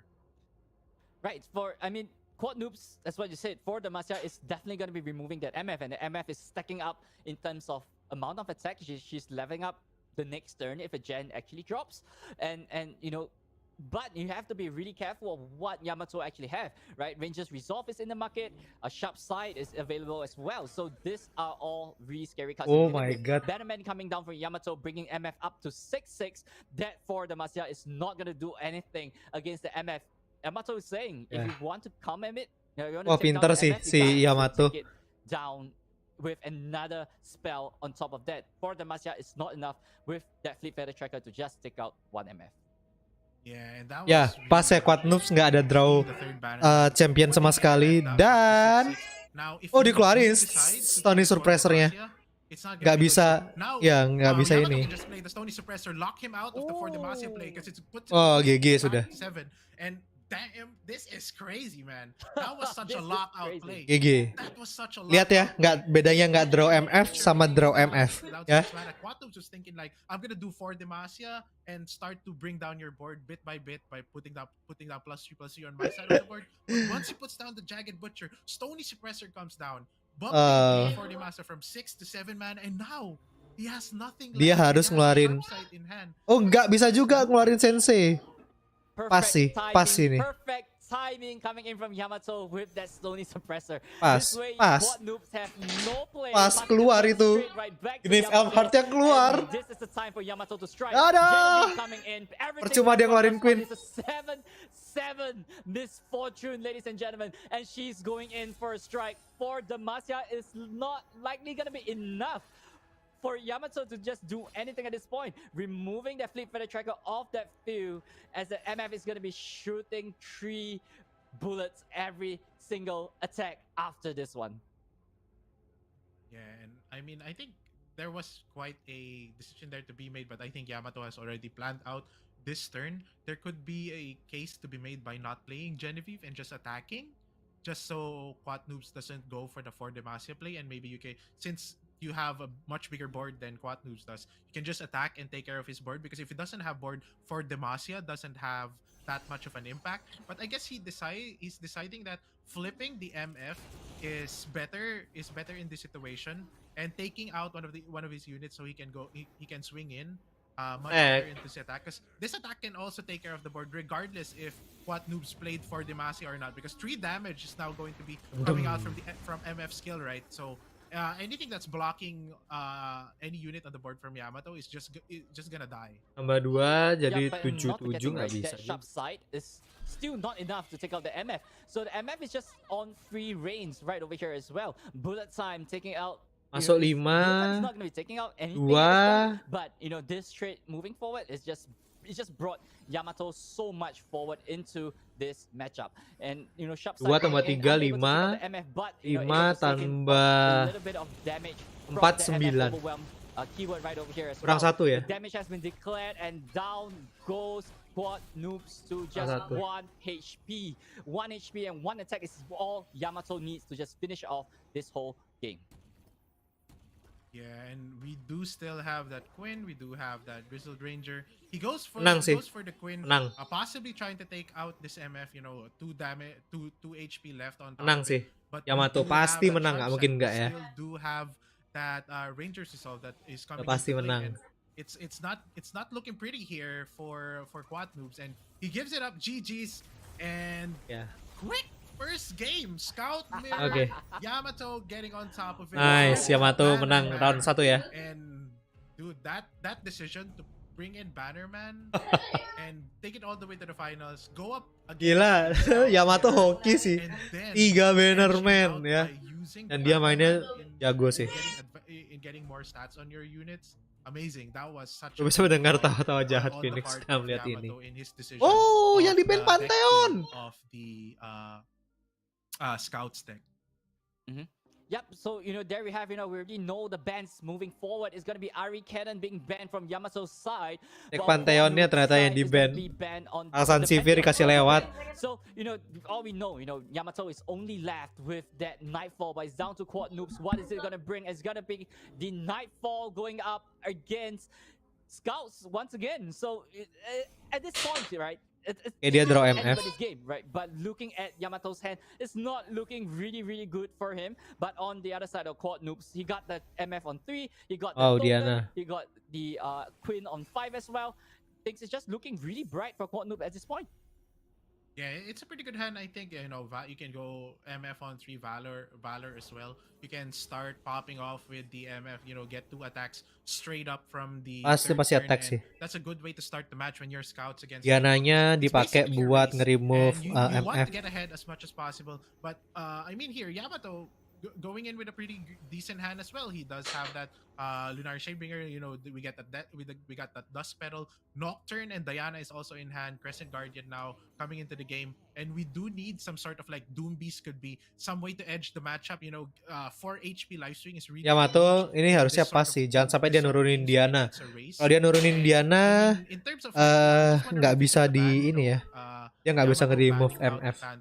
So he was protecting his scouts in the lineup. He wanted to have more chances to win with scouts, so that's why he banned out the Pantheon Taric and not banning scouts on the other end, because he knew harusnya Yamato pas ini. That's exactly what he did in the last matchup. So now we're down to Nightfall. Yamato could very well take this home, and we might have a deja vu of Doombeast just taking it all the way home. $10,000 Doombeast again. I don't want to believe it, but we have that possibility right now.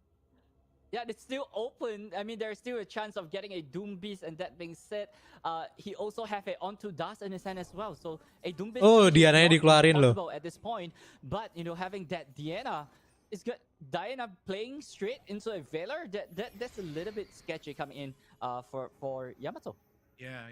I think he didn't calculate too much on seeing the Valor in play. So now we get a free removal using MF skill on the Lunari Dust. Ya, ada masuk 3 damage. Ini bagus ya. Taking out the Diana. Ini Quad Noobs bisa menang. 4 more damage through the MF, and I think that was not the best turn for Yamato, and it gives Quad Noobs here a bit of leverage in this matchup, winning the race already. Yeah, but I think moving forward, Nocturne might be the key piece coming in to removing MF, right? Like he really have to try to remove MF at this point in time. So I think the only way that he could do it is just via Nocturne, and just down is damaged by 1, but Bright Suit Protector is immediately coming in to defend that MF from from Yamato from doing any shenanigans. But as of right now, Yamato still have that unspeakable horror as well. So those are good ways that he could take out the MF. And once the MF is taken out, I think Yamato. Oke, MF-nya udah hilang, aman. Yeah, and I think Tapi habis ini bakal hilang karena kena Queen ya. The MF definitely 2 stacks onto the level up as already. We go into the Nocturne directly and we have the Unspeakable Horror open. Quatnoobs had the right idea there, of course. Bright Steel Protector and the MF definitely protect your asset, but Unspeakable Horror just putting a stop to all that, taking out the MF, and we are in a sort of position wherein we do have Quinn again, and it's raring to take out that Nocturne, but we do have the Okay, nice. I forgot what this is called, but I know what it does. It's gonna stun Valor for two turns. Wow, bisa gitu ya mainnya ya. Option could have been also Unspeakable Horror on the Valor, but Yamato is respecting the Sharp Sight or the Ranger's Resolve, so he decided to go for the stun play instead. Yeah, but I think Yamato over here has a little bit of decision to make, right? The Nocturne is only at 1 HP. So he's not likely going to be attacking anytime yet, right? So he have to try to level up Nocturne as fast as possible so that, he could bring Quatnoob's attack down to below 3 so that this way, his Nocturne or his Fearsome unit would be able to, have a really clear runway to attack straight into the Nexus. Yeah, and I think Yamato here, the puzzle now is how do we push in damage? Because right now, Nocturne's level up isn't looking too spicy, right? We do have a lot of 3 power units on the board. And what happens is I think ini dia nyari ini ya, damage dari overwhelm ya. Nocturne level up before anything crazier comes down from Quatnoob side, because with just 1 creature after the Nocturne level up, we can start putting creatures down to 2, and then we can swing in with Fearsome. Although this 4 Demacia that exists in Quatnoob's hands, 2 of them in fact, is gonna be a big problem here for Yamato.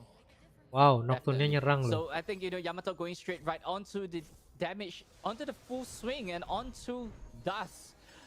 And just dropping everything below the attack. That is a really good move coming in from Yamato. He could ensure that Nocturne have the additional attack, and at the same time adding a little bit more stack onto Nocturne's level up ability as well. So I think he's looking at about 3-4 stacks onto Nocturne. So it's just a matter of time that Nocturne level up and just. Escape-nya mana? Oh ya, lupa. Terima kasih udah diingetin. Putting down oh my god, lupa tadi matiin waktu pas istirahat. Repeat the Nightfall effect on Nocturne, and that gives Nocturne a safe passage onto the Nexus, right? And that's the idea right there. You definitely called it out. Getting more stacks onto the Nocturne level up, trying to protect it, and possibly trying to at least get to that level up, and then sisa 11. Not only use that as a means of pushing damage, but also ini bisa Unspeakable Horror. Stem aggro by, you can use it. Diana taking down opponents' power 1 by 1, right? With every creature that you drop, and that is a nutty 1 drop coming in from this Island Navigator. Krusty Codger into play, double 2-force on the side of Quatnoobs. That is a dangerous board that to be deal with, especially with for Demacia still. Ini harusnya harus langsung ini sih Unspeakable yang 2 mana ke Valornya ya. I think the key card right over here might be the Moonlight Affliction for Yamato, right? Be it using it defensively or even offensively to clear off the game the next turn. So if Quatnoobs ever go for the Demacia this turn, I think Yamato is forced to go for the Moonlight Affliction, to go for the defensive Moonlight Affliction for this one. Yeah, and I think here the puzzle right now for Yamato is trying to find that opening wherein he can win. Because next turn, if the Nocturne survives, like he does have that 1 more Unspeakable Horror, that's gonna take out the Valor, and that's gonna give him free pass into the Nocturne level up on the next turn. And once that happens, he just needs to find find the Silence and the can't block the Moonlight Shadow on to both of the units that can block Fearsome, and then just go in for the attack. And he needs to find that way into getting 11 damage. Oh my god. And he just might find it here. Yeah, but he first, Yamato have to survive this turn first, right? Before he could close off the game, because this attack coming in from Quatnoob is just really aggressive, and it looks really difficult to be dealing with. Yeah, and I think the Krusty Codger really plays a big part in this attack, right? If it was any Ada other one Nightfall di drop, tangan let's yang say tepat. one toughness, you could possibly take it out with another Iya, 5 tapi power creature. But since ini it's so scoutnya huge, gila it's sih. 2/4 coming out from the Island Navigator, it makes the combat here in this particular turn very, very difficult for Yamato. Dikasih masuk 5 damage This sih. actually forced Yamato to go for the block with both of his overwhelmed unit. I mean, he could take like 10 damage right here, and I think Yamato is just going to be closing off the game. This might be the final turn for Yamato for this one. Man. Moonlight Affliction is open. Yeah, Moonlight Affliction is open. Pale Cascade is here. Langsung attack. Moonlight Affliction. Oh, nggak bisa. I think that's all she wrote. Is Nocturne leveling up from this? It doesn't even matter actually. Yeah. +1 from Pale Cascade does it. He just +1s on whatever creature that he has. Moonlight Affliction, they can't block, and Yamato is taking down the APAC top 32 playoffs in style with Nightfall in the mix, bro. Wow, there's no way that Quad Noobs could react to whatever Yamato is going to be throwing at him. Yeah. Pale Cascade immediately going straight right into the Nocturne, as what Zero has said. Moonlight Affliction, no blocks for that distance. 11 damage moving straight right to Quad Noobs Nexus. There is nothing that Quad Noobs could do. Wah, gila sih mainnya Yamato sih. Wah. There we have, I think we are crowning the Wah, gila sih Yamato mainnya. the APAC regional Wow. champion, Yamato, all the way from Japan. This is the fastest finals that we ever casted, Zero. Yeah, it's so fast, it's so quick. But Gila main Nightfall-nya bagus banget loh. Going to the Pale Cascade, Moonlight Affliction, putting himself down to 1 HP, like that is so clutch, bro. Wow. Almost 11 HP exactly. Wow. With the Nocturne level up. So it was Wow, so perfect. gila So sih. exact Wow. that winning moment that Yamato got, and he bags the $10,000 in style, in quick succession, 2-0 rapid fire. It's over. Yamato takes it, and congratulations to you, buddy, for winning the first ever top 32 playoffs. Darahnya sisa 1 loh ya. I don't know. I have no words for that. Quick, that was crazy. There was a lot of twists and turns. It might have been a short span of time, right? But there was a good back and forth. You know, the Quinn, the MF and the Bright Super. 1 HP and Hope. Unspeakable Horror. Gila sih, gila. Aduh. Game 1 there wasn't so much of that because of how itu bener-bener main Nightfall tuh skillnya ngeri banget. The Scout game, that was nuts. That was very, very clean play, very disciplined play there from Yamato. You know, just going down to 1, knowing that the Scout's deck doesn't have a lot of reach, and all you had to do there was find the puzzle. How can we win? How can we deal 11 damage? And he had exactly the Pale Cascade plus the Moonlight Affliction in hand. And I don't know about you, Moon Boy, but that was crazy. That was great. I want some more. That was insane. Are we done? Yeah. Let's have some more matches. It feels like there's more, right? But but it's over. Yeah, everything is just so well calculated. Wah, ngeri banget sih. Everything is just so well calculated by Yamato, you know, counting every single damage to that precision, taking the home over. Gila sih Yamato. You know, Quad Noobs right over here. 32 players. Gila. Gue pengen deck Scout Elegiance-nya sih. Itu deck Scout yang lama ya. Down to our final GG. Our champion of the season of Magic Misadventure, all the way. Kirain Bang Bento streamnya Bang Upi. Maksudnya di Vilgamun? Siapa yang abis ini ngereng pakai Nightfall adik-adik? Abis ini dia lawan wilayah lain gitu? Enggak. Ya udah menang. Region Asia yang menang Yamato. Nanti region Europe yang menang siapa? Region NA yang menang siapa? Nanti mereka diadu itu di World ya, bukan di ini seasonal turnamen, tapi di World.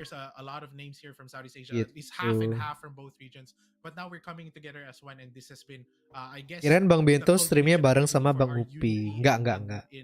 Kita stream sendiri-sendiri. Tapi Bang Upi ada stream nggak? Ada live nggak ya? represented their respective. Mau nyoba deck Nightfall tapi kurang Japan chamnya. Susah here, banget let's main just pakai making a Nightfall itu. statement. A lot Benar-benar of them- harus putar a lot otak. of them got into top 8. So OTW di previously Hana Max in Southeast level. Asia, in Southeast Asia region, Oke, thank you semuanya sudah nonton. Thank you banget yang sudah join ke sini. Thank you sudah ramein di sini. Oke, kita ketemu lagi. There's always a lot Yeah. of Vietnamese players, but now Mekanik we have tinggi. a nice mix, and it feels like Vietnam and, Gitu. and Japan are going at it in terms of how Di many saat kau players coba are- disitulah are kau they gak fielding akan main deck itu in lagi. top 32. And it's just been such a great top 32 Bye, for me. Mat Malmingan, There's thank been you. a lot of decks Thank you involved, semua like, yang you udah know, we join. have Sampai the ketemu Temasek, lagi we have, besok. AK also in the mix. We have Phantom, Kok Sugar, besok which Senin we deh have kayaknya. on the stream. Oke. We had Lee Thank you also on semuanya. the stream, Dadah. And I hope that, like, you know, moving forward, more tournaments, more